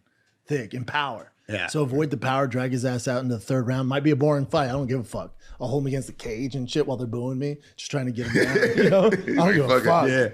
Give me my win bonus. And again, another example why he'd never become a champion, why he was never good at UFC. You know what I mean? Not interested in making good fights, not interested in being part of an exciting fight, not interested in going for glory. Just wants to win to get his fucking signing bonus, his win bonus, so he can spend it on some new fucking Cubitech exhaust or suspension or whatever nonsense that he wants to buy. Hilarious guy, man. Fucking hilarious guy. Again, I press X on doubt, or press X for doubt that this even is true. That there was a possibility that he could have fought Derek Lewis at one point. Who believes that to be true? But the funny thing is, I swear there was a time when Brendan was insinuating. Maybe I'm misremembering this, or maybe I'm putting words in his mouth. But I'm pretty sure there was a time where he was kind of insinuating that he could have easily beaten up Derek Lewis in his prime. I swear that I heard Brendan say something along those kind of lines. Like he didn't really rate Derek Lewis.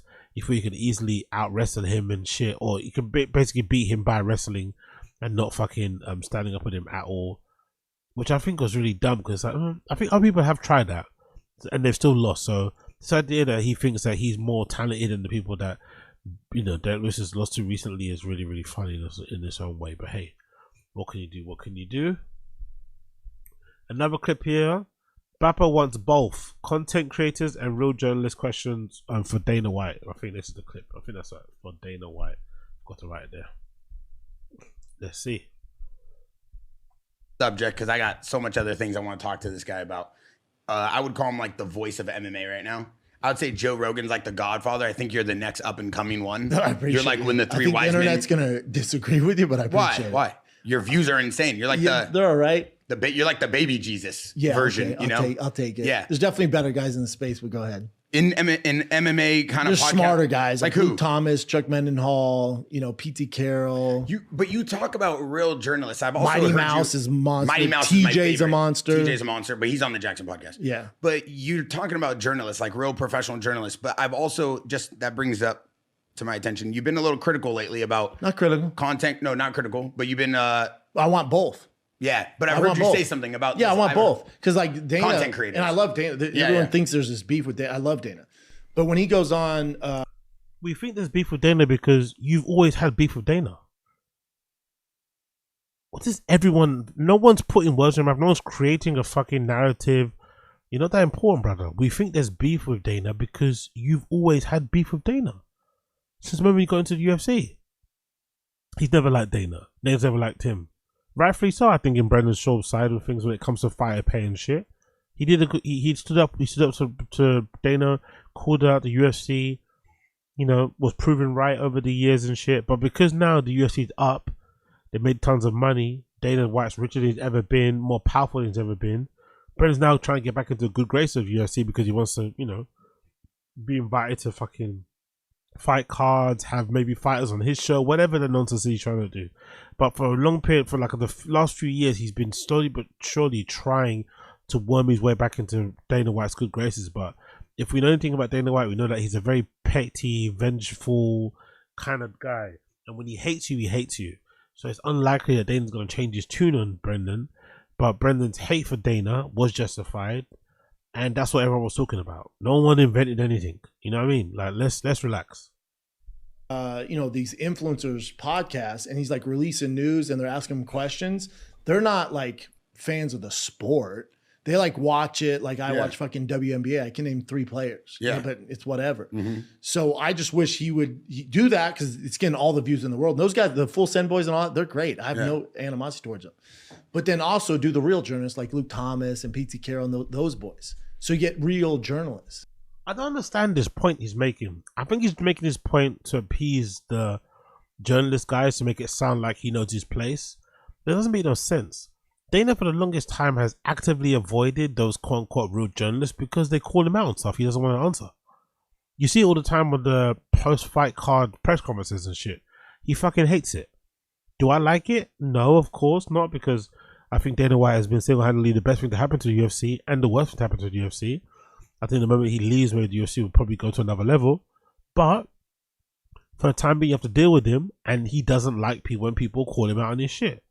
He's like Trump in that way. If you suck him off, if you're his friend, if you talk favorably about him in the press and the media, he's going to give you more leeway. He's going to give you an opportunity to speak to him, blah, blah, blah, blah. So it's no surprise that Dana does go out of his way to appear on places where he's going to get softball questions, where he might not be pressed on certain things because the hosts are not that familiar or clued up with what's going on. I get it. I completely get it. But come on now. Come on now. Powerful bunch. We go start disease. I never had beef with Dana. That's a weird narrative everyone has.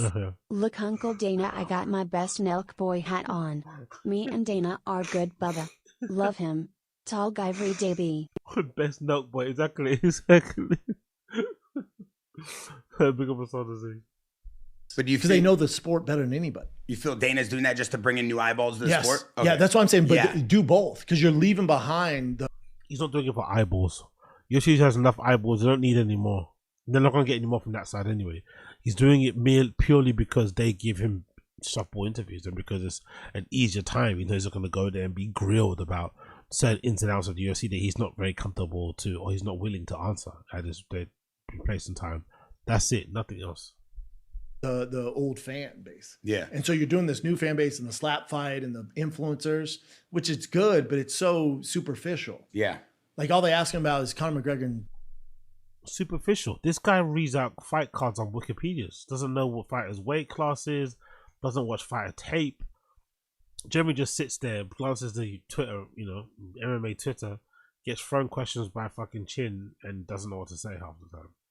So, come on, bro. Come on. John Jones. Bro, well, ask him about what's going on with Armin. So is Armin going to get left in the dust? Yeah. And you're just going to put in Patty Pimlet? How's that work? What's the game plan with that? You know what I'm saying? Like the voice of MMA. Right. Or with Tom Aspinall, it's like, what's going on with Tom? Like, if you could redo it, would you have allowed John to hold the belt this long and then Tom just sitting on the fucking sidelines? I'm sure David's been asked that question already in various ways. He's answered it to the best of his ability. Of course, we don't like the answers. I don't like the answers, but again, I just think this is Brendan's attempt to like morally grandstand. I don't think he actually cares about the journalists out there. He just wants to have the opportunity to talk about Dana and UFC. And then at the White House fight, are you going to have Alex Pereira fight John Jones? And then what are you going to do with Tom? Alex who? What's his name again? Alex who? White House fight. Are you going to have Alex Pereira fight John Jones? And then what What's his name? are you going to have Alex Pereira fight? You're going to have Alex Pereira fight John Jones. You're going to have Alex Pereira fight John Jones. You're going to have Alex Pereira fight John Jones. And then what are you going to do with Tom? You're just going to fuck him over? But no one's going to hold his feet to the, it's not even hold his feet to the fire. How dope would it be if It is hold his feet to a fire. Brendan can't decide whether or not he hates Brenda White, or he loves Dana White. He can't decide. But what he's trying to say, he has a point to say. I think it's incorrect, but like changing your fucking line it's fucking crazy. Dana's like, well, this is what I'm thinking. I would love to hear it. But those guys aren't going to ask that. Nor do I expect them to. It's not their fault. Okay. There's Brendan again hating on the Nelk boys, hating on Dana, hating on the prevalence of these content creators who are taking up all the space, THEO, all that malarkey. It's absolutely hilarious. Absolutely hilarious. Absolutely hilarious. You have a gun? Yo, big up Black American. Alex Pereira. Exactly. Exactly. I'm in my P era. Big up Black American. Another clip here. Bappa lies about why he dyed his hair. We all know the real story, or the real truth is that most likely he saw either Brad Pitt's editorial with GQ, or he saw YG blonde, dyeing his hair blonde recently. Powerful bunch. Yo, big up KC Shuffle. Bappa says casuals talk too much about Jones and McGregor, then proceeds to talk about Jones and McGregor. Lol. Exactly. He spoke about them for so long. Exactly. We got Casey Shuffle. That's so fucking true. Let's continue on. Let's do this one. Bappa lies about why he dyed his hair. We know he dyed his hair because, again, of Brad Pitt, editorial in GQ, or maybe because someone in their house or in their ends was hanging from a fucking window with their fucking drawers out and shit. I don't know. But I feel like everybody has been doing this whole blonde hair thing, including the person that's hanging out the window with their fucking drawers out. So it could be a whole number of things, but I think this reason that he gives that his kids wanted it and that's why he got it because he lost a bet is fucking bullshit, my personal opinion. But I could be wrong. Shady, ladies and gentlemen, Brendan Schaub. Yeah! Come on, man. Yeah! Now we see where Luke Rockhold got the inspo from. Come on, baby. That's where Luke Rockhold got the info from. Brendan didn't flinch at that. He didn't react to that. He pretended like he didn't hear it. So maybe the inspiration was Luke Rockhold, but he pretends like he didn't hear what that guy said. Lukey! That's the energy we need. What's up with the blonde hair, man? He calls him Lukey. No response from Brendan still. So most likely that might be the reason. Maybe Brendan did get the fucking blonde hair because of fucking Moshak. Maybe. I mean, the kids want to do it if you made the team, so I did it. But at 40, it's not cool, man. Burnt my scalp and shit. I got dandruff like a motherfucker from it now. It's not good. 6'5" with the bleach hair looks great. Yeah, that's a good look, man. We should bleach your hair next. Nah, fuck, I look like Kevin Random, man. Oh, that'd be sick. Yeah. Or you look like Wesley Snipes from Demolition Man. Oh, wow. He was dope. Called you play. Powerful bunch. Wait until Tigger learns about blue hair and Bappa takes him behind that old shed in Alston. Not a sad thing. Jesus Christ. Jesus Christ. Big up Jesus Christ.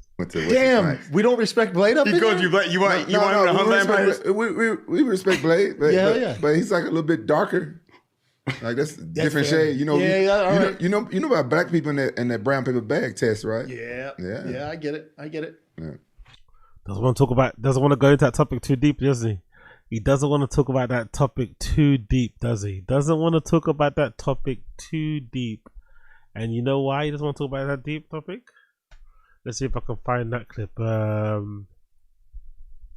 Let's see. ESPN. We get it. Let's see if someone's got it. ESPN. Oh, let's just type in ESPN. Let's see if that comes up. Let's do ESPN Black. Let's see what happens there. Oh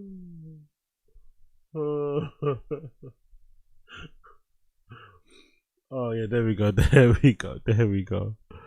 There we go. This is the one. Oof. Look at UFC tonight and like, all right, is that the best panel possible, or are you just trying to check off the boxes? We get it, UFC tonight, Fox. You're not racist. We get it. You have an all black panel. We get it. We get it. We get it, man. You know, now I'm gonna ask you again: are those the best brains and speakers for the art to the general audience? It's a business plan. Yeah. And then you look at these corporations like ESPN or whoever that get so woke, and then they only put black people on, and their ratings go. Well, 94% of all commercials now, I think they just did it.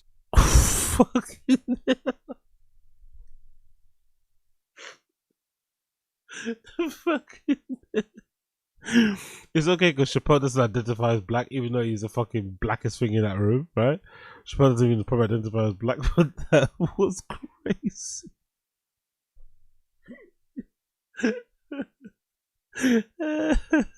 It's the way he aggressively turns away from Chappelle too. It's like he realizes mid sentence, mid rant, that he also works with a black person. He realized that quite late on. Oh my god, that was fucking brilliant. That was fucking brilliant. That was fucking brilliant. Big up, big up, big up. Next clip here. Bappa is happy that BGL is back to hand him his Diet Pepsis. And again, this is not BGL, but No, I thought this was funny anyway. It's not BGL, in case you're wondering, but I thought it was funny nonetheless. No, he's a badass. I grew up watching The Undertaker. Oh yeah. Wait, is there a difference between a martial artist and a fighter? Yeah. That's what BGL should have done. That's what BGL should have done. Instead of hiding behind the bushes, BGL should have slipped Brendan his whiskey like this. No, he's a badass. I grew up watching The Undertaker. Oh yeah. Wait, is there a difference between a martial artist? Wait, is there a difference? Less of a slip and more of a slide. Wait, is there a difference between a martial artist? Wait, is there a difference between a is there a difference between a is there a difference between? That's what BGL should have done. That's what BGL should have done instead of popping his fucking pale arm in between those fucking trees, right? Those plants, and trying to hand Brendan a whiskey. Oh yeah, what a fucking funny fucking scene. Someone must have that as well, right? Someone must have that. Hold on 1 second. Someone must have that BGL whiskey thing, right? BGL whiskey. Someone must have that. Come on, who doesn't have that? There we go. Someone did have it. I knew they wouldn't let me down. I knew the Friday Kiss subreddit wouldn't let me down. Look at this. Look at this clip. Look at this clip. BGL and the plants giving Bappa whiskey. Look at this. Look at that. Brenda has no idea what's going on there. It's too engaged, too locked in. BGL trying to he pops the tree back up so no one could see him. He puts out the leaves to camouflage himself.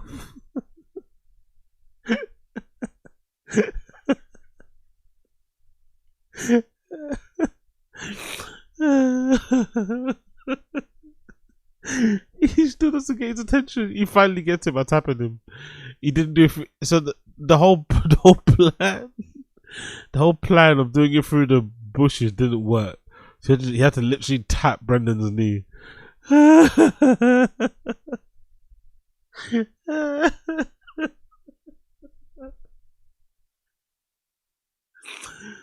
shout out BGO, shout out Luena, shout out both of those people, man. You know I got love for you. You know I got love for you, but this clip is fucking legendary, man.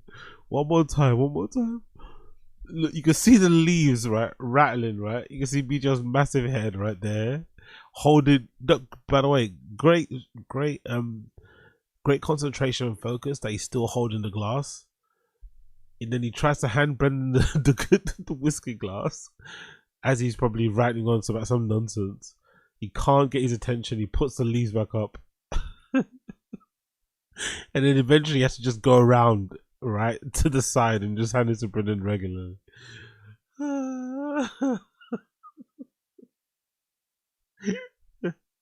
Brendan got no spatial awareness, no idea who's behind him, nothing. And look, he was kind of annoyed. And you know what's really funny about it? BGL's going above and beyond. BJ's going above and beyond to even get Brendan that fucking whiskey, get him that fucking drink, put the ice cube in it, make sure the whiskey's of a good standard. Maybe it's not his own brand, whatever, right? He's gone out of his way to do that shit. He's transported it from wherever the bar is to there, which I'm assuming is a far distance, past many people going, sorry, excuse me, sorry, excuse me, sorry, excuse me. And then Brendan kind of looks at him annoyed. Like, kind of gives him like a, who just touched me? You know, he kind of got like, who just touched me face. He's kind of annoyed by the fact that BGL is trying to help him out with a drink. He's kind of pissed off about it. That's a sad thing. After all that work, you still get Brendan looking at you like that. You know what I mean? Looking down at you. Oh god. So fucking good. So fucking good. Oh, big up the stream chat. Big up the stream chat. Big up the stream chat. Let's move on. Let's do another one. Papa says he's not natty. Yeah, I think that's the last clip. Oh, a couple more actually. Papa says he's not natty. Yeah. That's what the problem is. You ain't natural either, motherfucker. What the fuck? I saw you with Bradley Martin. You were like, I've never done any steroids, just testosterone. He's all, bro, that's steroids. No, I love that clip. I love that clip. No, You're like, that ain't steroids. It's not like, steroids. Yeah. Testosterone is not steroids. No, it's not. That's all I'm on. Then I'm not on steroids. You're not on peptides? Well, you Yeah, I'm on natty. peptides. You natty then. Then you're natty. BBC 157, then T. Then you're the same as me, all natty. Hey, you on BBC? I'm on fucking BBC. You're BBC? You on BBC? You on BBC? I own a BBC. Oh, okay. You down with the BBC Yeah. or what, Doug? You get it in the mail or what? Or you go buy it? What do you do? Born with it. Born with it, man. I wish I had it naturally like that. Me too. But I gotta man. go get it. I have to get it. Yeah. You had to go get it, huh? Yeah, you go Well, the get guy it. brings it once a week. Sure. Yeah, he does. But I mean, I don't care to be like not all naturally addy. I'll take it. Whatever it is, what it is. Sure. Yeah. Once a week. Yeah. No. Every Friday or what? No, sometimes twice a week. I love it because after I take it, I sleep good. I'm not right. Nothing more Brendan loves than fucking dick comedy, innit? Penis comedy, penis humor. He's fucking smiling ear to ear, genuinely with his eyes, everything. It's like, okay. Like it is. But sometimes it hurts, right? If you don't shower, Yeah, and then it your hurts. skin's tight. Yeah. It's like you gotta spread your skin. Yeah, you gotta ease it in there, bro. Yeah, yeah. You gotta spread it. Well, you have. That's the biggest key with that. You gotta go slow.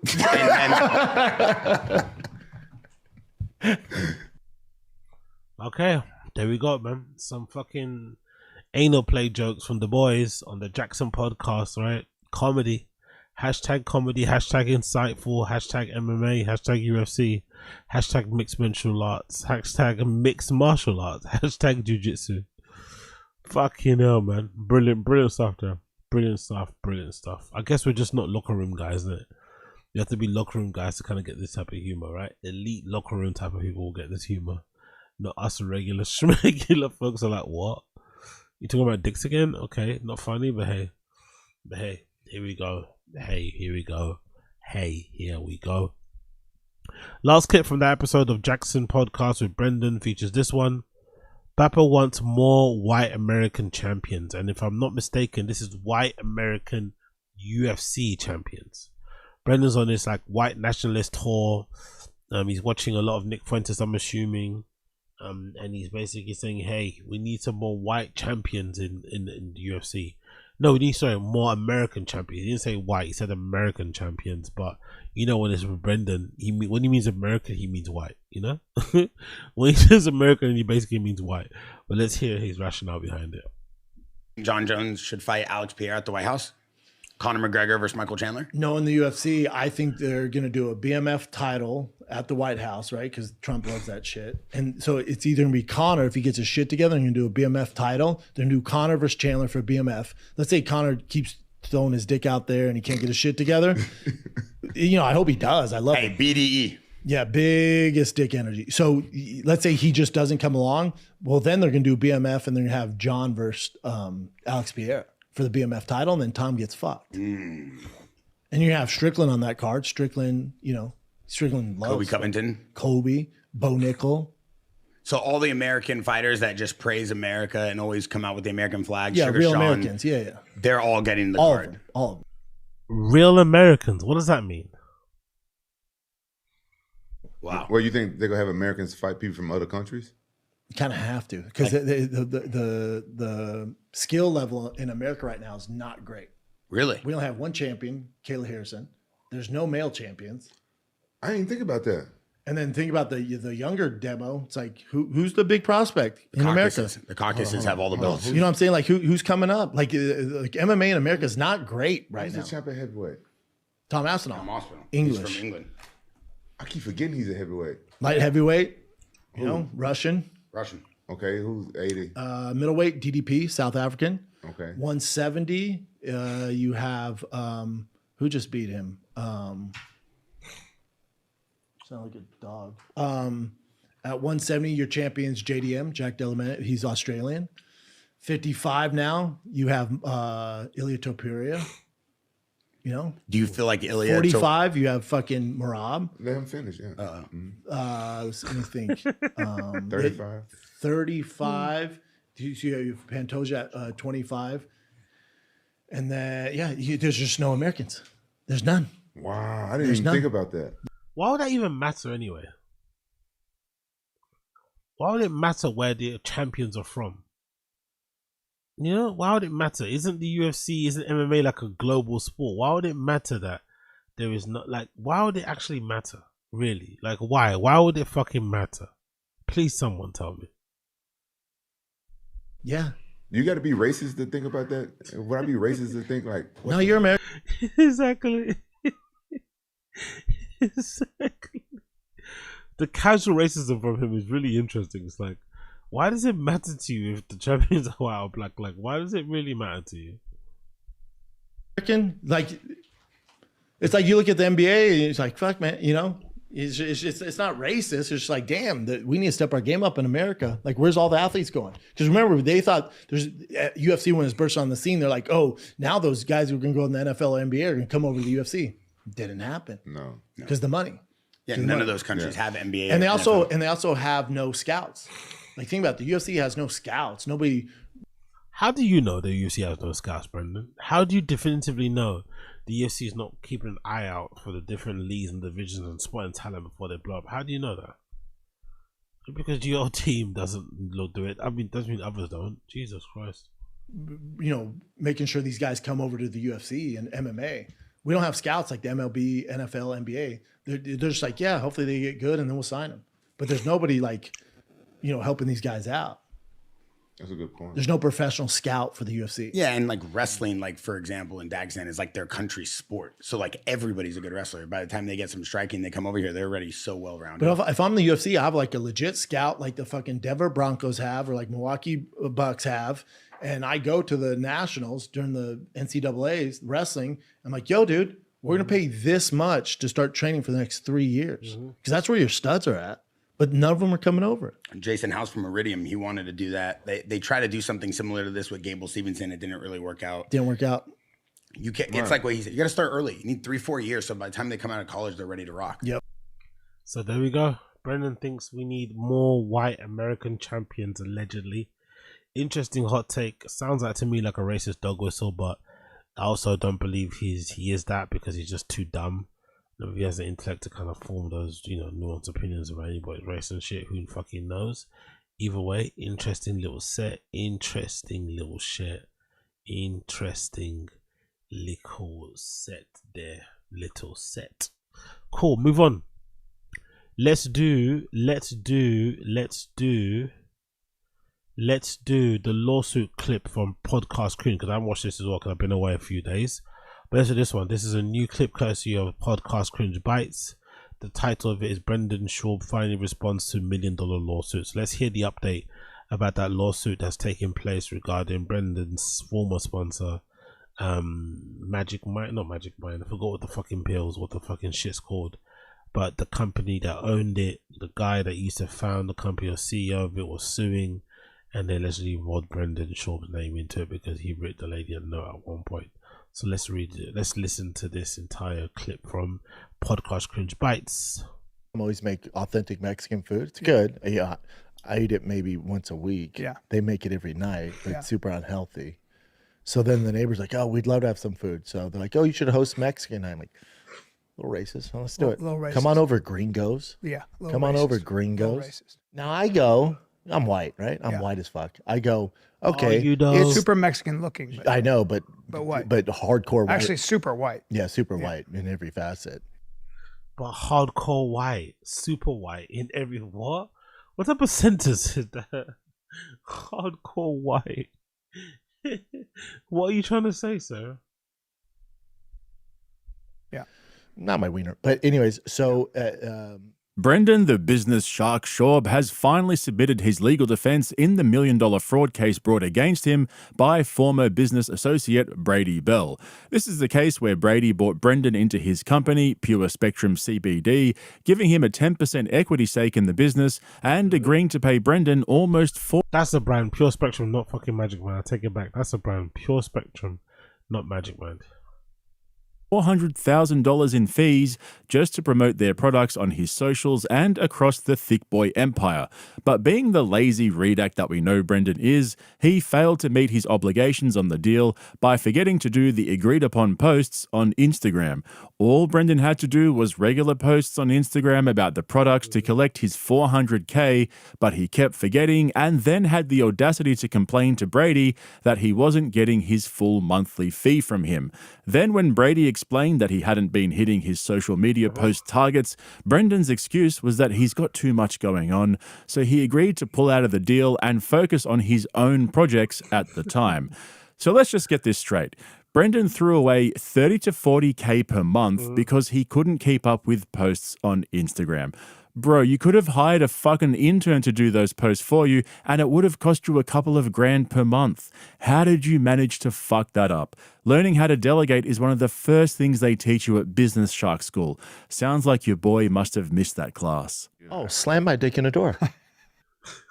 Then came the allegations of fraud. In Brady Bell's initial court filings, he accused Brendan of conspiring to oust Brady from his own company by selling his 10% stake in Pure Spectrum CBD to a private equity creditor of the company who strategically took control of Pure Spectrum and removed Brady Bell entirely. Brady claimed that Brendan had already relinquished his 10% stake back to him when they parted ways over Brendan's failure to meet his social media obligations, which would mean that Brendan sold shares in a company that he didn't own. But now Brendan Schaub's lawyers have finally submitted their defense to the Palm Beach court, completely refuting every claim in Brady Bell's initial filing.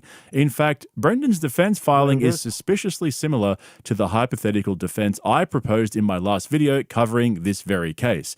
And when I say suspiciously familiar, I mean exactly the fucking same. He's claiming there was no deal, no signed dissolution agreement, no transfer of equity, no contract, just some texts, a draft that never got finalized, and a bunch of assumptions from a guy who no longer owns the company. Here are some of the key details from the filing. No written agreement signed by defendant exists. On January 17, 2021, plaintiff texted defendant that he would prepare a document to reflect a separation of defendant from the company. Defendant replied, "Send it to Legs and we'll get it taken care of." Plaintiff did not send the draft separation agreement at that time. Legs McMahon, defendant's manager, sent 2 follow-up messages, but plaintiff never responded. That's the story Brendan's lawyers are selling. They admit that yes, discussions took place at the time and Brendan was preparing to relinquish his 10% stake, but they never executed the order and it therefore remained unsigned in draft form. If you recall, my theory was pretty much exactly that. They had discussions, they agreed to do the deal, but then Brendan or his manager must have sought legal advice or somehow become privy to the fact that Brady had already been removed or he was in the process of being removed and decided to hold off and see what happened. Because remember, if Brady had already been removed, then he didn't have the authority to demand Brendan relinquish his shares. And Brendan's lawyers actually back this theory up with a 2023 court order. Buried inside Brendan's motion is a court order from Colorado, not speculation, not theory, an actual judge's ruling. And it includes one of the most brutal sentences you could ever read if you're Brady Bell. You ever seen Cal bust a load? Not a horse, you mean, or horse? Yeah. Yeah. Hey, bro, it's. I've not seen that. Chin, pull it up. Oh my god. Accordingly, as of December 28, 2022, Bell was completely divested of any ownership interest in Pure Spectrum. That's not metaphorical. That means the guy who built the company, founded it, gave Brandon equity out of his own personal share, is now watching a court declare on paper that he's been fully erased, completely divested. That's lawyer speak for get your shit and tell your story walking, pal. Fuck, I've always wanted to say that. So, as you can imagine, Brandon's legal team is waving this line around like the UFC belt that Brendan never got. Because if it holds, if Bell was out of the company by December 2022, then Brendan's 100K equity sale in February 23 isn't just legal, it's untouchable. Bell had no stake and no standing, which means from Brendan's point of view, this lawsuit isn't just flawed, it's coming from a guy who no longer had any skin in the game. To be fair, even if that's true, he's still scummy, innit? That's the thing. Even if on paper it was okay for him to sell the fucking shares that he was given by the founder from Rogan's allotment because he wanted to keep him happy, that's still some shitty stuff to do to somebody. Even if the money's that good, it's still fucking shitty to do. Brendan's clean. He sold what he owned. Bell's out of luck. Except maybe not. Because after your boy Bupper filed his defense filing, Brady Bell lodged an affidavit that could change everything. Damn, I'm bricked up again. And then it would take. And the gals come off. Yo, dude, it would take 1,000 men to create one horse nut. Now, the thing is, when I bought my first wife a large black horse. Just days after Brendan filed that motion, Brady Bell responded with a notarized affidavit, which marks the first sworn testimony in this case. This is what it says. On March 21st, 2021, Brendan Schaub executed the dissolution agreement relinquishing his equity interest in Pure Spectrum. Bell says it was signed, reviewed by Schaub's manager, and returned. Legs McMahon reviewed the document. A fully executed copy was emailed to me.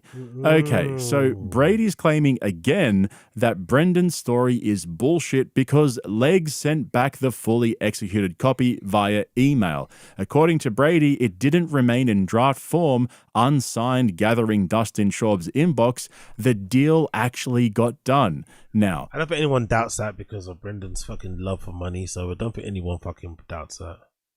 You might recall in my previous video that I claimed this was the smoking gun. This was the document that this whole case hinged upon. Without that shared dissolution agreement, there's no case here. So where the fuck is it? Well, we finally have an answer. According to Bell's affidavit, on August 26, 2021, Brock Wood locked me out of my email account and other digital records. This guy sounds a bit fishy, man. As much as I want Brendan to get done for this, right, and it'll be fucking funny for the content, this guy that's suing him sounds fucking fishy and sussy as fuck.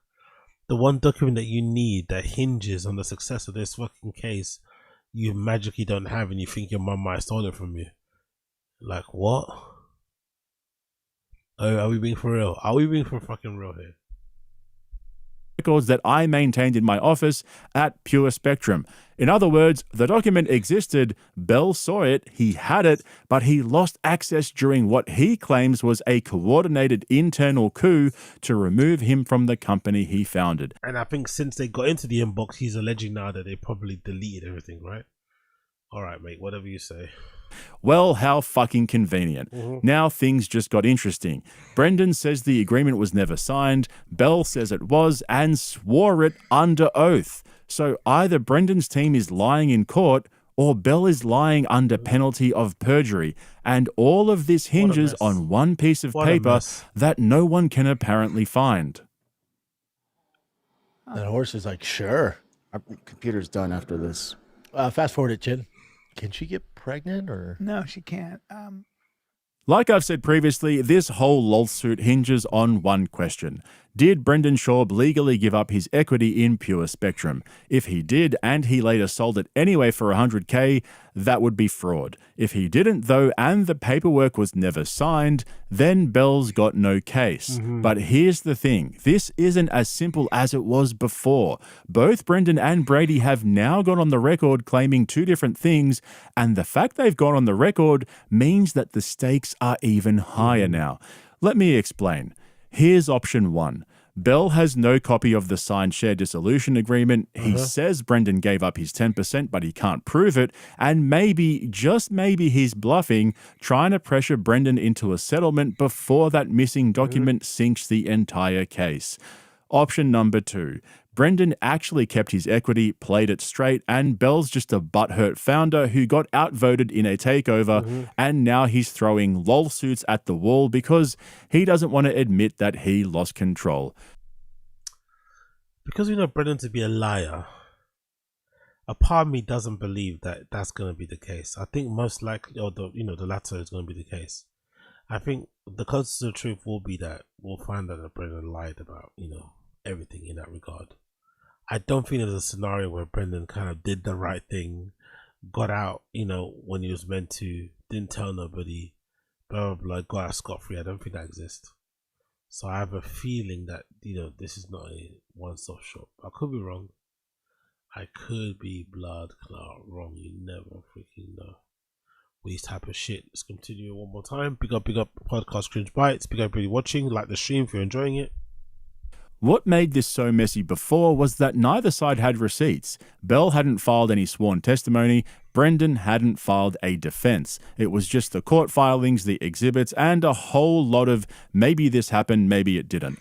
But now, Brendan Schaub has gone on the record, and the legal argument he just filed confirms exactly what I laid out in my previous video, that no signed agreement ever existed, and if Bell thinks otherwise, he needs to prove it.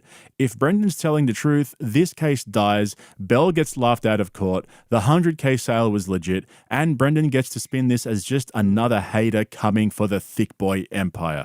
But if Bell is telling the truth and the signed dissolution agreement surfaces, then Brendan Schaub is royally fucked, like beyond fucked, because that document doesn't just kill his defense, it confirms he knew he didn't own the equity, and he sold it anyway. That means this is no longer a civil matter, it becomes a criminal matter.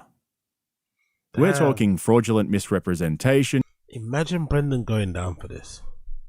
Unlikely, because he's always going to worm his way out of things. I think, just that way he is. But just imagine Brendan going down for this, like in a real way.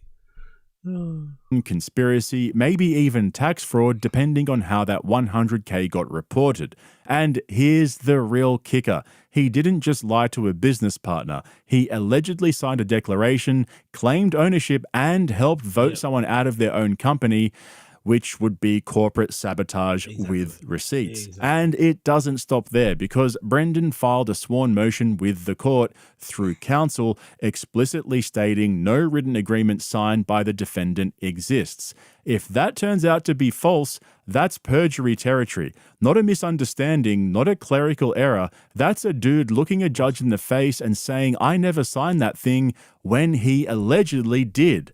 But let's not let Brady Bell off the hook either. If Bell's bluffing, if he knows the agreement was never signed and he swore otherwise in a notarized affidavit, then he's the one who's perjured himself. He's wasted the court's time, he's exposed himself to sanctions, and he's just tanked his own credibility for the rest of the lawsuit. Because here is the legal reality. Once you swear under oath, there's no walking it back. You can't just say, whoops, my bad, if the email recovery doesn't go your way. So now I'm curious how this ends up. I'm really curious how this ends up. I want it to all be true and play out the way it's been playing out so far. Go to the nth degree to kind of whatever the person needs to get. But something just tells me this guy's going to worm his way out of it.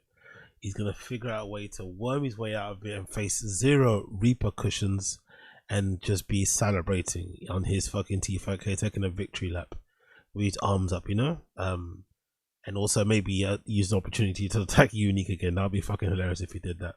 But yeah, there we go. Cool. Before we move on, I quickly wanted to do this because although the marathon stream has been paused for now and will reconvene sometime very, very soon, I'll announce that shortly, sooner than you actually would imagine.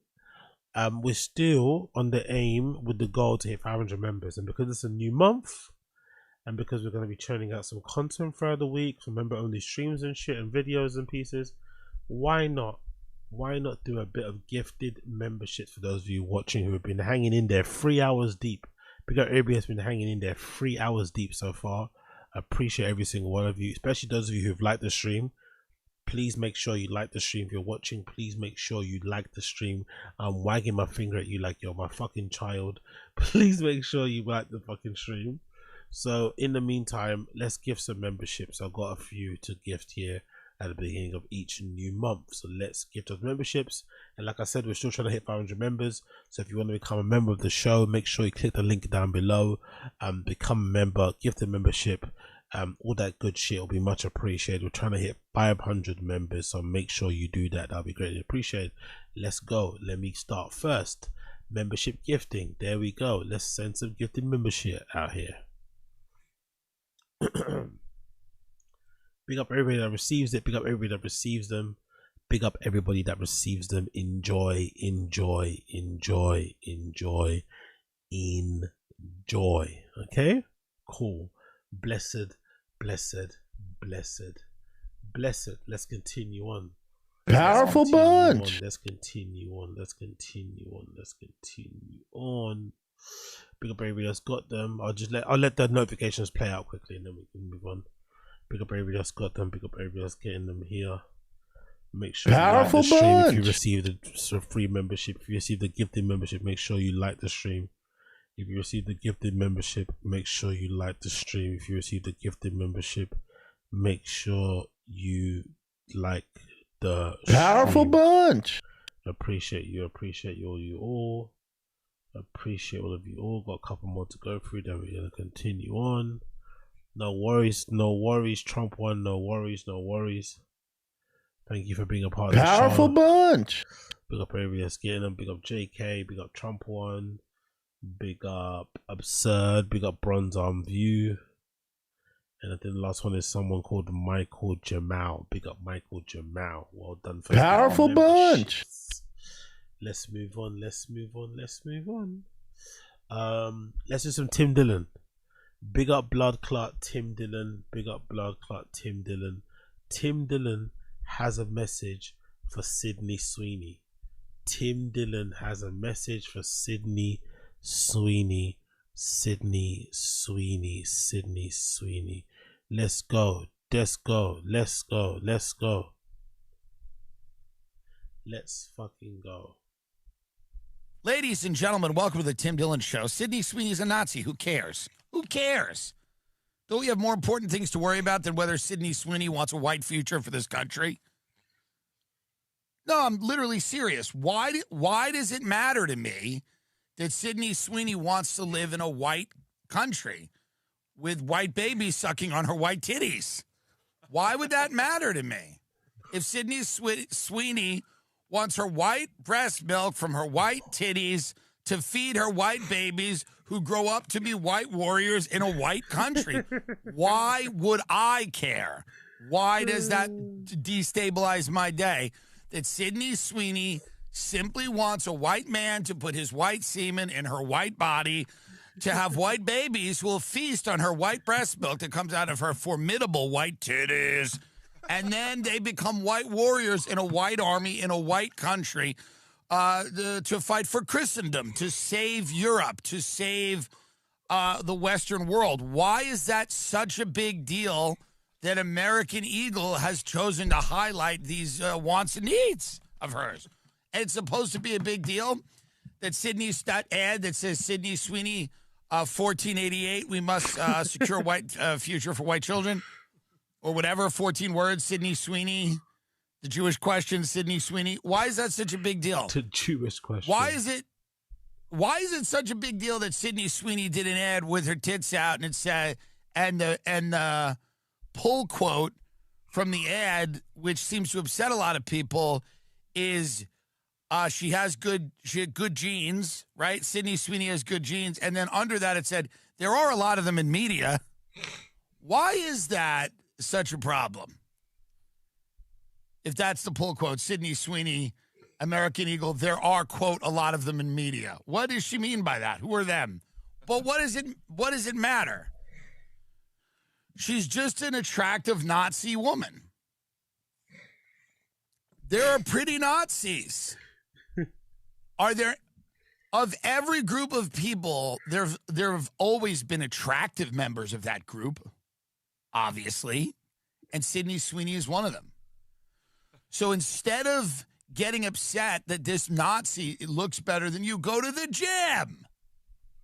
Yeah, Tim Dillon's on some mad thing, but you know, he's always gonna try and do a spinny, funny, black-pilled, you know, way of kind of going about the whole topic of Sydney Sweeney and that genes, which I have to be honest, I'm fucking tired about hearing about it. I don't give a fucking fuck. I'm really tired about hearing about that genes advert. I'm tired about everyone getting triggered by it. I'm tired about the fucking essays and op-eds and the feelings of indignation and the people crying, the people celebrating. I'm tired. One thing I'm surprised about though, and usually Hollywood folks like to be apolitical or just very private when it comes to politics and stuff. I'm kind of surprised she hasn't cleared up anything in the wake of that ad. It kind of goes to show that maybe there has been a bit of a vibe shift. She hasn't apologized. What's that thing called? Republic, whatever they call the brand, right? They decided to double down essentially, and, you know, and back her up. Trump has essentially said he's a fan of hers now because of that ad, but she hasn't distanced herself from Trump. There's been articles that have come out that have said, oh, they uncovered that she's a registered Republican. She hasn't cleared that up either. So I wonder if this is a vibe shift, or if this is her kind of like trying to give everyone a middle finger of like saying, oh cool, you think I'm a Trump girl because of that? I'm gonna show you what I really am, you know, and then decide to fucking upload this picture. I'm not too sure, but I find it very interesting. I think you know, yeah, I just find it all weird. I just find it all very weird, but I guess maybe there is a vibe shift going on. So big up Sydney Sweeney, I guess, to some extent for capitalizing on it. Big up Just Breezy. What's this? Yo, AZ, you left me broken hearted, bruv. I went to the UK, hit you up on IG like you told me, and you never. Oh shit, yeah. You never hit me back. Still a big fan. Just sucked being big timed. Wish you well. I promise, brother. I didn't big time you. I completely forgot. I promise you, I did not big time you. I answered literally all of my DMs. I did not big time you. I definitely forgot. I've also had a bunch of stuff going on, life shit, stuff that I'm not willing to kind of speak about really, but yeah, life shit has been going on, so I've had to take a break from the marathon stream. A bunch of shit is fucked up. I was meant to do a fucking little celebration drink thing at the end of it in August, which I'm bummed I didn't do. I'll probably sort that out later as well when I do a proper one and finish it. So things have been a bit topsy-turvy on my end, so apologies Just Breezy for not being able to buck you up when you were here. Do you know what I mean? Apologies for that, but it was not on purpose. Do not worry, it was not on purpose. We don't have to worry, you know, whatever. It was not on purpose. I can assure you of it. It was not on purpose. And I love the wish you are at the end as well. Very, very in line with Tim Dillon. But I promise you it was not on purpose. But I hope you had a good time while you're here anyway. Let's continue on. More Tim Dillon.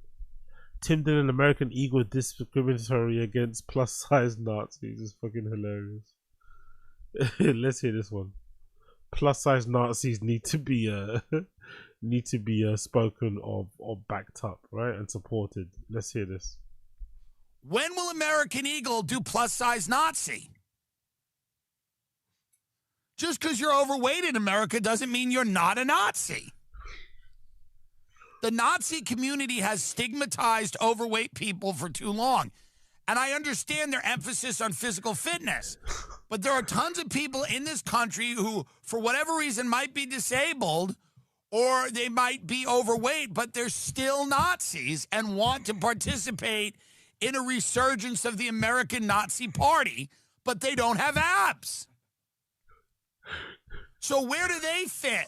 Where do people without abs who desperately want to be Nazis go? Not to American Eagle. Thank you very much.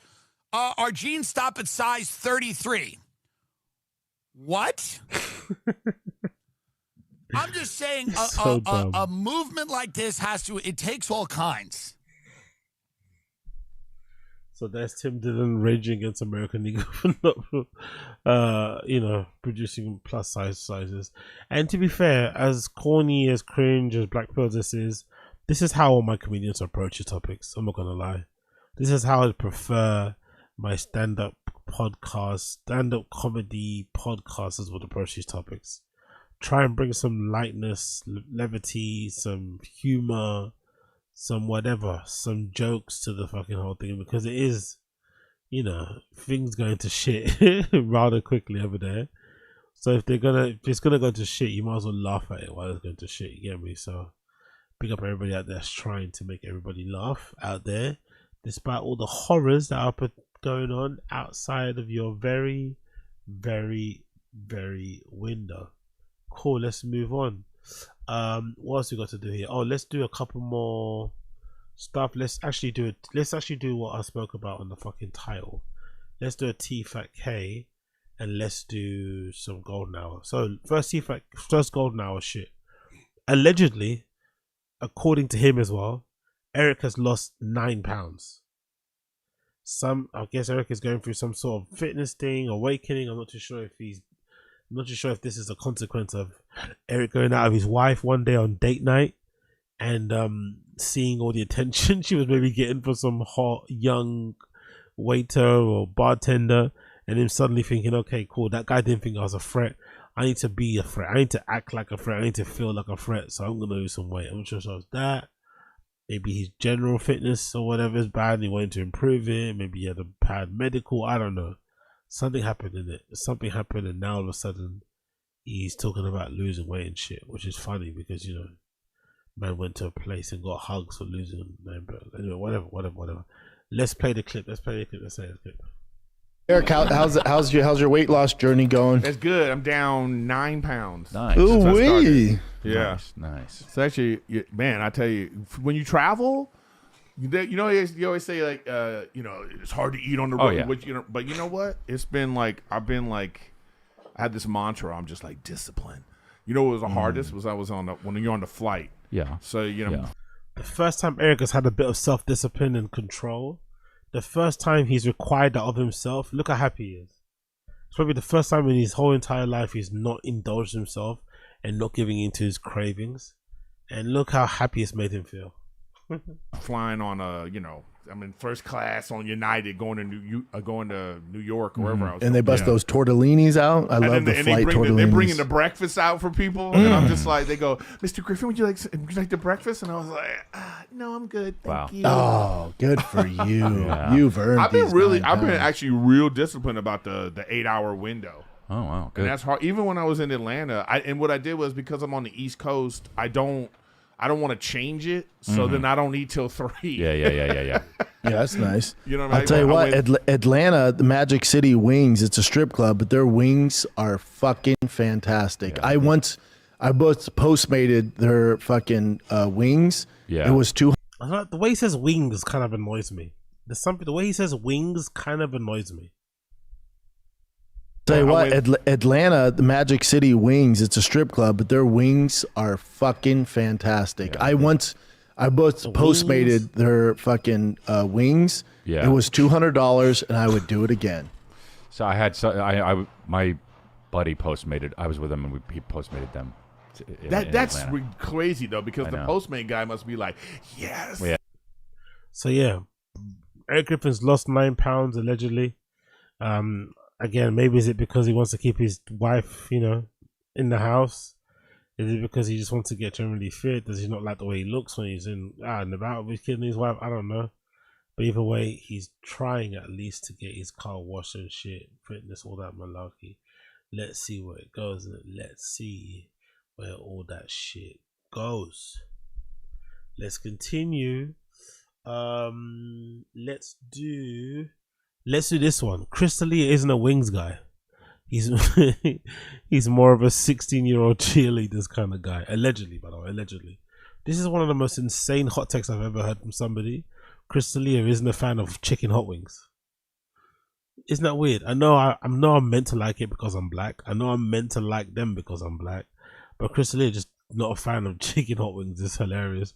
Whenever someone says that, I know for sure their mum used to fucking cut the crust off their sandwiches, feed them until they're fucking 15 from a fork. You know, I bet that was the case. But let's play the clip anyway. Let's play the clip of Chris D'Elia declaring his hatred for chicken wings. Wings guy. I mean, yeah, they're good. I get they're You're good. not a wings guy? No, You're not not really. a wings Why not? guy. What kind of they're guy good. are you? Well, wait. Who's not a wings guy? That doesn't even make sense. Okay, Get well, what the I fuck mean out is of my country. What I mean is, I would never order them because there's other stuff there. Oh, okay. wow. Now that's different. But they're good. It's not like I'm like ew No. wings. You're bougie.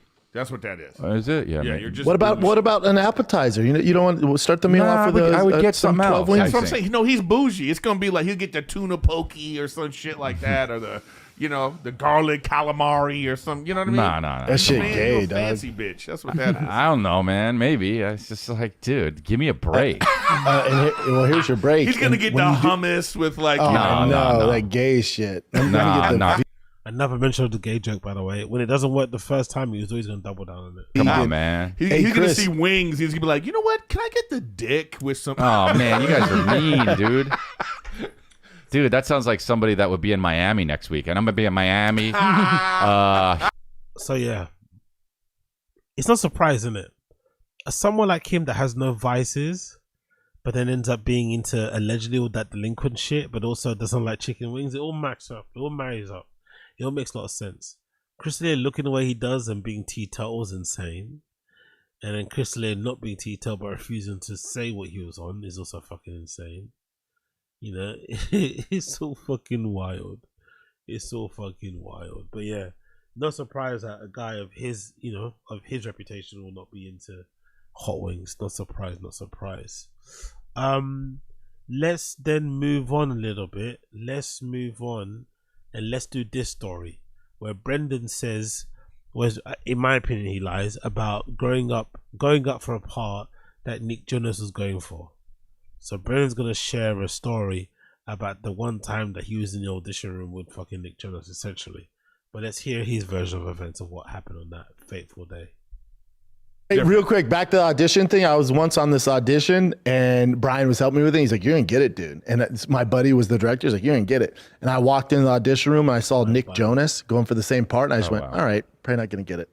He said, "You're gonna get it, or you're not gonna get it." You're gonna get it. Oh, He's Brian, like, okay, "Dude, cool. this is a shoo-in." What producer does Brendan Schaub know? What director does Brendan Schaub actually know? This is maybe a good channel for that sort of thing. Like, I don't know. Yes, who's even wearing those things? Yeah, whatever. We're all here to help each other and be each other's, whatever else it may be. Cool. Let's continue on with this story because it's fucking stupid and obviously a lie. You fit and our boys, the director. And I walked in and Nick Jonas was sitting there. I went, "All right," And that's how he made the the band. What band is he in? Yeah, The but Jonas you know what, Brothers? though? You Jonas can't- Brothers. You can't. I don't know. I mean, I Christ, just. what band is he I've in? been. I don't fucking know, dude. I've been in that exact it's his situation. name. I've been in that exact situation. That had that similar thought. I walk into an audition and there's like famous people sitting. Yeah. there, and I was like, oh, well, I'm not gonna get this. I was that guy. But I did get it, and I was on Workaholics for 8 years. So Yeah. It can't, you can't think like that. I was that guy. I was the guy that was in the room that was like, "Sorry, I'm here." Sorry, guys. Well, that's why you're a successful actor, Eric. And I I make trucks and fucking coach kids baseball. Make trucks. You don't make trucks. Does he make the trucks? Or does he get other people to make them for him? Does he actually make the trucks? Press X to doubt on that one. I don't think he's ever made a truck.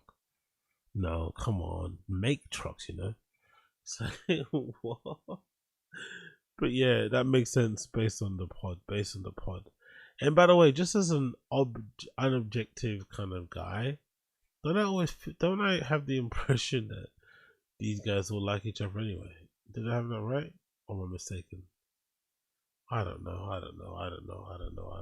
Who knows what's going on there? Let's quickly change tack and go with a bit of Tfatk before I bounce on you motherfuckers. Let's do a Tfatk quickly. Let's do a Tfatk K. Let's do a Tfatk K. Let's do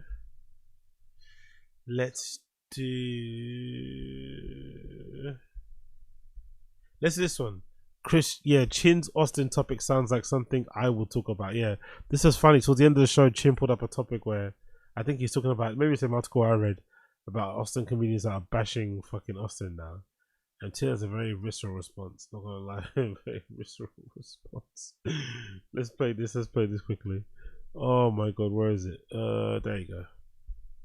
Sydney Sweeney heavy. Nice. Well, actually, let's start with this one. Then we'll get to Sydney Sweeney. So apparently these are a bunch of quotes from podcasters, comedians that were influenced to move to Texas by Joe Rogan. But then... Look how quiet they are. Look at how quiet they are. They know exactly who this aimed towards. Look at Brian looking all sheepishly and awkwardly. Look at Brendan trying to act like it doesn't bother him, but also being... Look at their faces. Yo, Chin might get a C-clamp, man. Chin might get another C-clamp around the neck, and that's when he's going to be paralyzed, man. You better be careful. Oh my god. This is so sick. So sick. Okay, cool. You got that. Yes, I do. Thank you. What was happening here? Let's continue on here. Want to see them react to this fucking article? So that the article says comedians, a collection of quotes from podcasters, comedians who were influenced by Joe Rogan to move to Texas scene to suggest they all hate it. It's hilarious. they didn't like the move. Who's on the list? Here we go. You You're of the course. first one, by the way. None of Joe Rogan's friends who have moved to Texas seem to be liking it very much. And then it says, Brendan Schaub, I miss my commute. I miss my routine. Who added that Austin is no LA instead of his move from California to Texas earlier this month. That was week 1 of me moving here. Jesus Literally the first And podcast Shane Gillis we did. goes, Texas fucking. Well, hold on. Before we get to Shane and Tim, I've seen these quotes. These are them being silly. Yeah. These are these guys being silly. Also, Shane and Tim both single. Yeah. You know, so it's a Why does that matter, by the way? Brendan thinking only family people can enjoy living in fucking Austin, Texas, as in there's not a single dive bar around there. Fucking, I don't know. Okay, nothing else there. Let's continue on. a big difference. Big difference. Yeah, and by the way, they are comedians, and that's kind of... Yeah, I mean... Tim goes off on L.A., It's a New soulless York. city that should be burned to the ground, and everyone that lives here should be summarily executed. Yes. Why is Brian Callen doing that accent, doing that way of speaking when it comes to Tim? Why does Brian Callen sound more camp than Tim will ever do? Such a bizarre thing to talk about, really. It's so fucking odd. Like, what the hell is going on here? Oh, that's the other brother. Fair enough. Let's continue on. He's the best. It is not the live music capital of the world. It's 3 heroin addicts busting in with guitars. There is 0 talent here in any capacity. There's 3 restaurants that are good, and I've been to all of them twice. Oh, God. Yeah, Tim's being silly. Yep. For them to create a fucking headline out of that's stupid. Also, could have put underneath in a little parentheses, this is also Brendan's. Papa's just mad. Oops. Papa's just mad that he now is being referred to as that, you know? Or he's being roasted in the first part of the article. That's what he's mad about, really. Big up Absurd.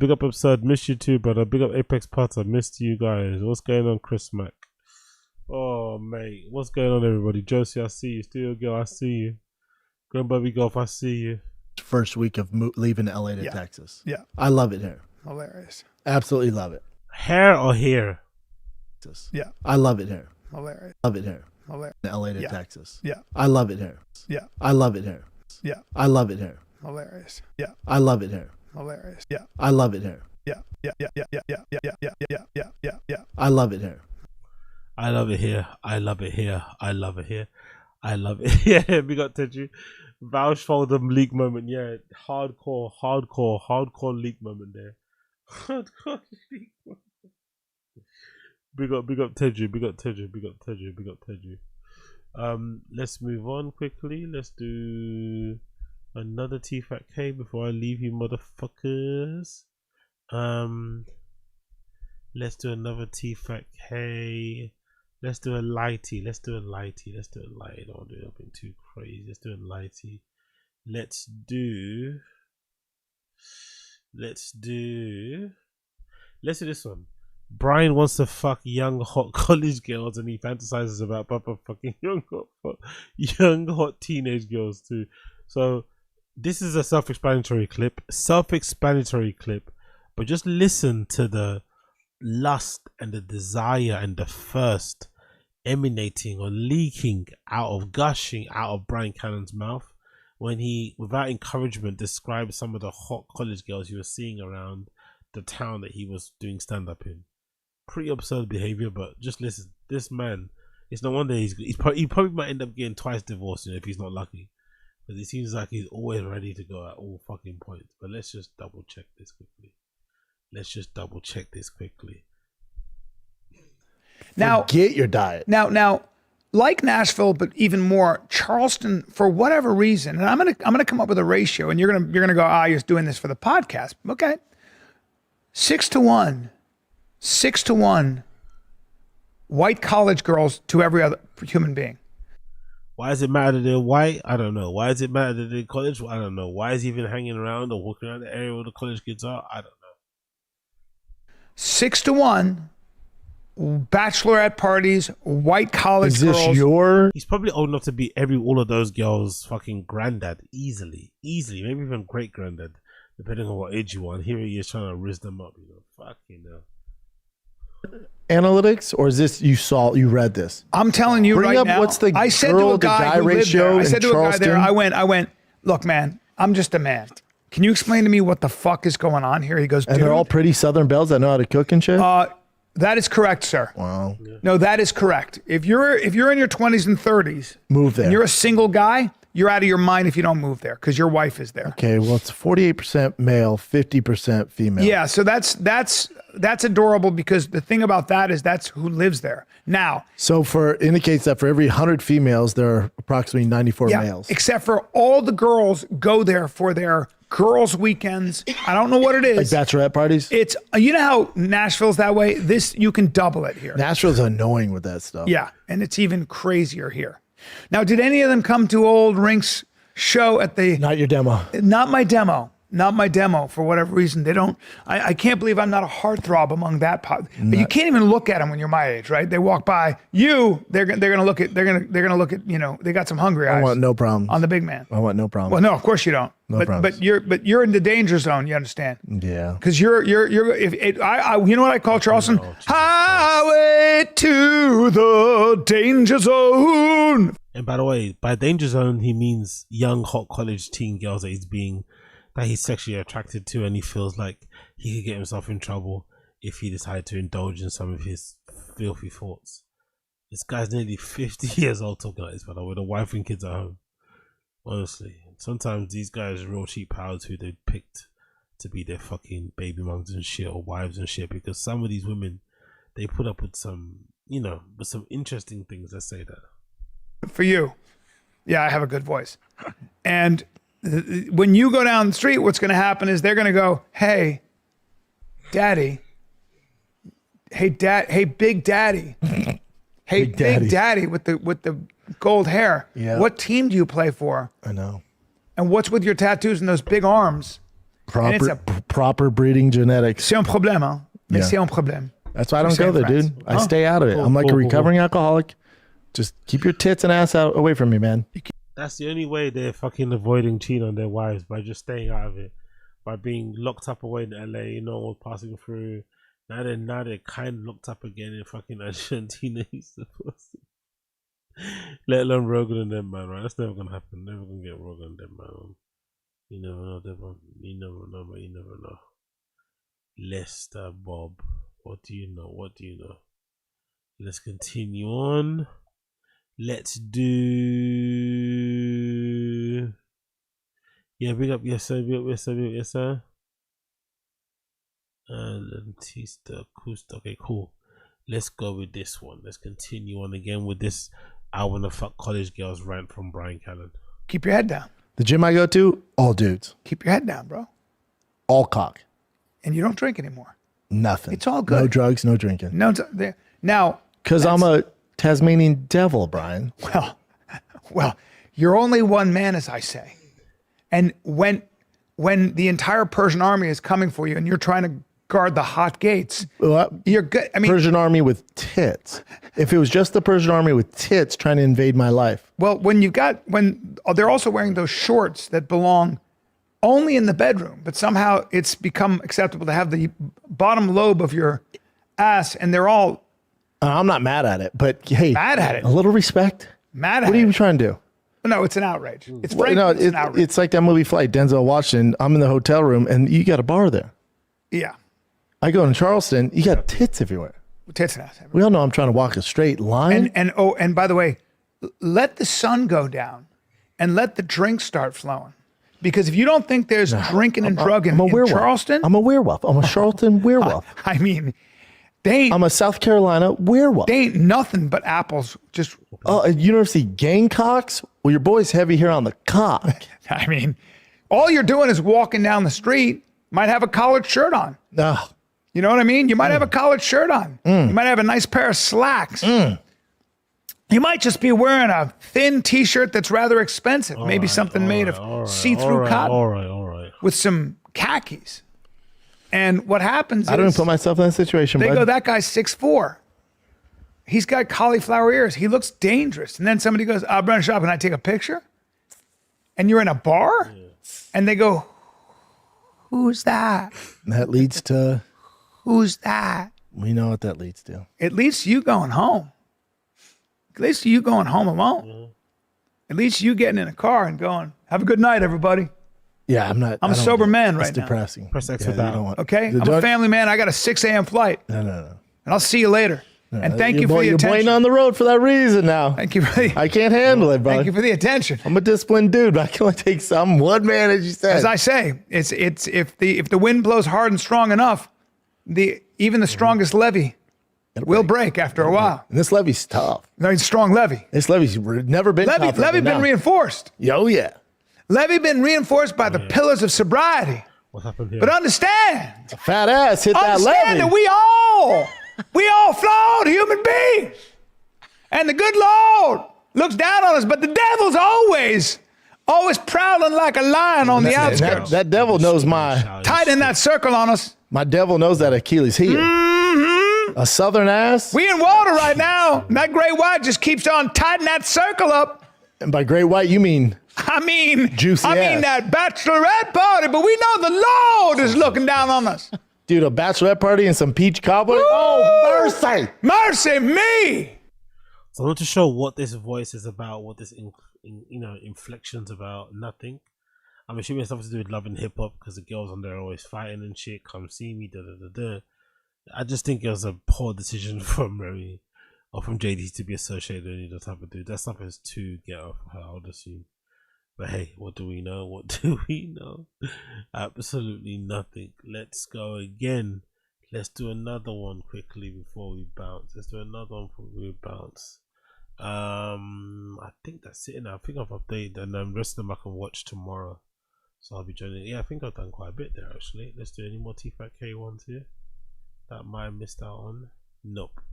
That's it for the most part. But we'll watch the rest of it tomorrow. I can't find anything else that's light. Well, actually, no, I can find more that's light. Let's go back on the Find a Kid Reddit. There's this particular I want to show you actually. Where is it? Bear me 1 second here. There's this clip I want to show you guys that I thought you might enjoy. Let's see if I can get it. Bear with me a second. Bear with me a second. Bear with me a second. Where is it now? Dorsky. Where is it? Where is it? Where is it?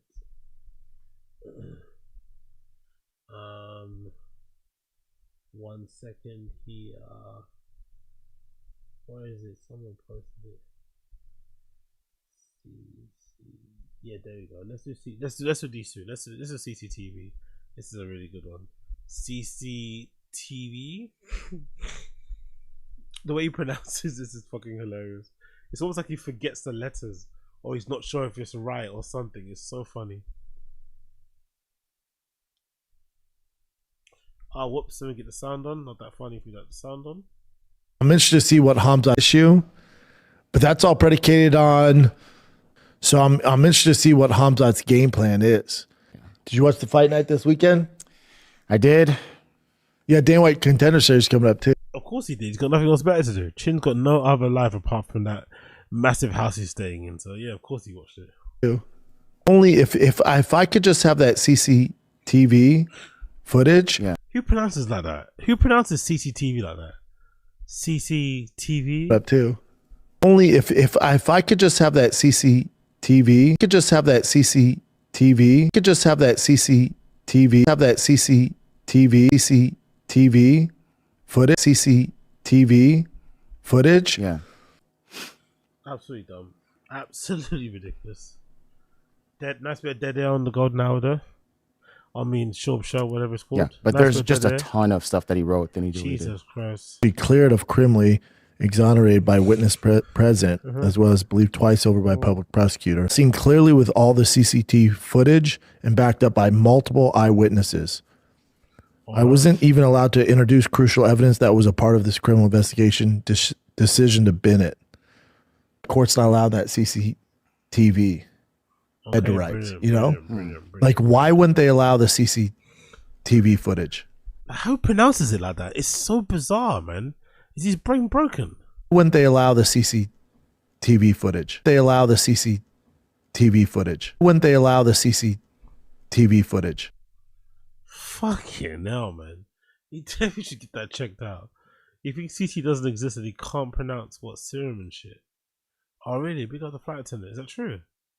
Big up the flight attendant. Big up the super hot flight attendant that got fired because she literally twerked on the plane that she was working on. That's so fucking unfair if true. God damn, if that's true. That's so fucking unfair. It really is. It really fucking is. But I guess, you know, what can you do? What can you do and kind of scrum back out, you know? What can one do? What can one do? Bambarate coming in first. Cool. Let's just get this more back and movement. So it's easier to navigate. You get me? Let's continue on. Big up that actually. We got the raw CCTV footage there. Where is it? Where is it? Where is it? Saw in every press, every poll. What? Saw any facet, prom and long distance. Let's see this. Miss Hand's legal team sought an injunction to prevent McGregor from disseminating the footage. She will be revealing what she saw. Process, but there's no benefit in any facet.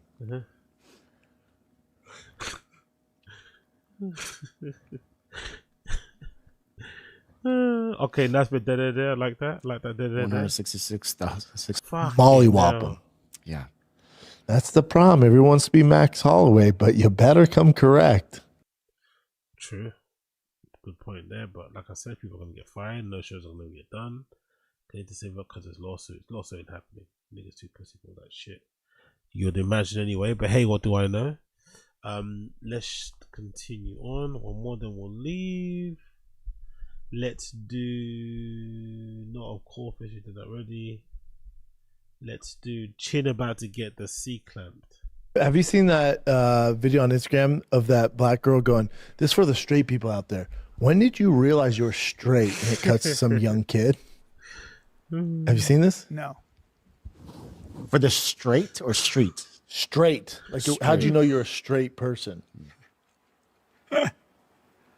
I don't know. I was jerking off to. Oh no, this kid crushes it. I'm joking. Come on, what's happening here now? My boy Blake sent me this. It's so funny. Hey, let's go. What's so funny about it? The name. Oh, here it is. All right, take this in, Chin.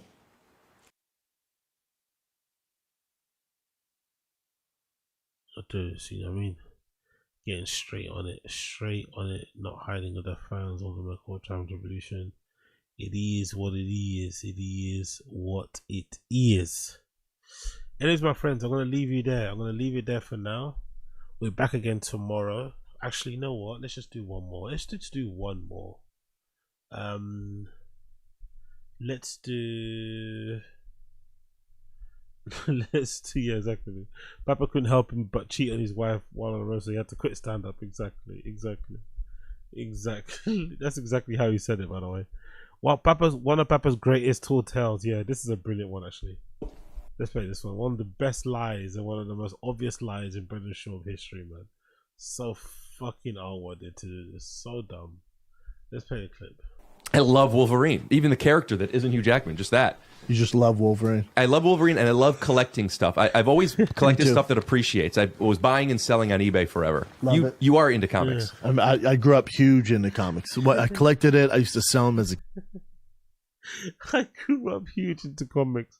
Would make you believe that he has this encyclopedic energy mystery about him when it comes to robot. You know what I mean? Bloody hell, man. So irritable.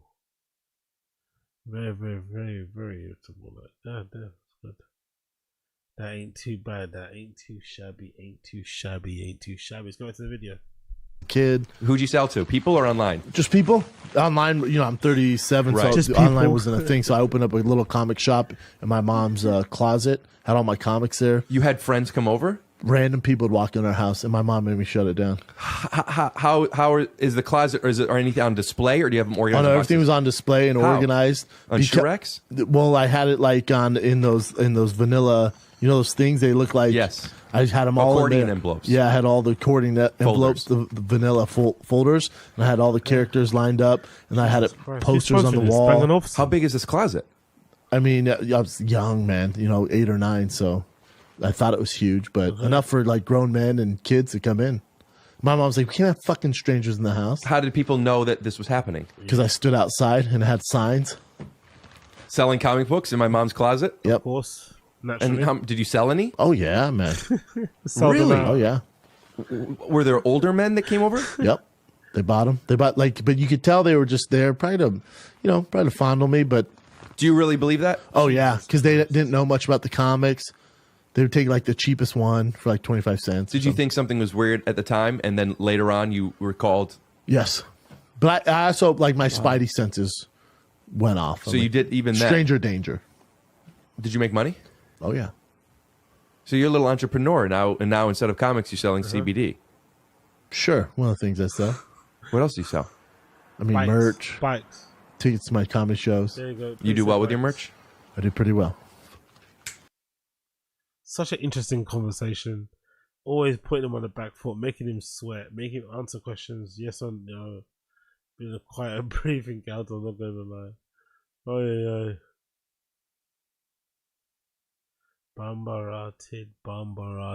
Bombarated. Anyways, folks, that has been the Random Show episode number 449. Thank you for tuning in. I'll be back again tomorrow. For another episode of the show. I'll go through mostly Tfatk shit on that one. So if you want to get your dose of Tfatk news, make sure you jump on that stream with moi. You get me? Big up everybody tuning in. Appreciate you. Smash the like, hit subscribe. I'll be adding timestamps in the next few hours, so keep an eye out for that. Thank you so much. Appreciate all of you. Cool. Alright. Blessed. Big up everybody. Before you leave, smash the like button too, by the way. Help me out. Smash the like button too before you leave. Smash button before you leave, and I'll see you guys again tomorrow. But for now, peace.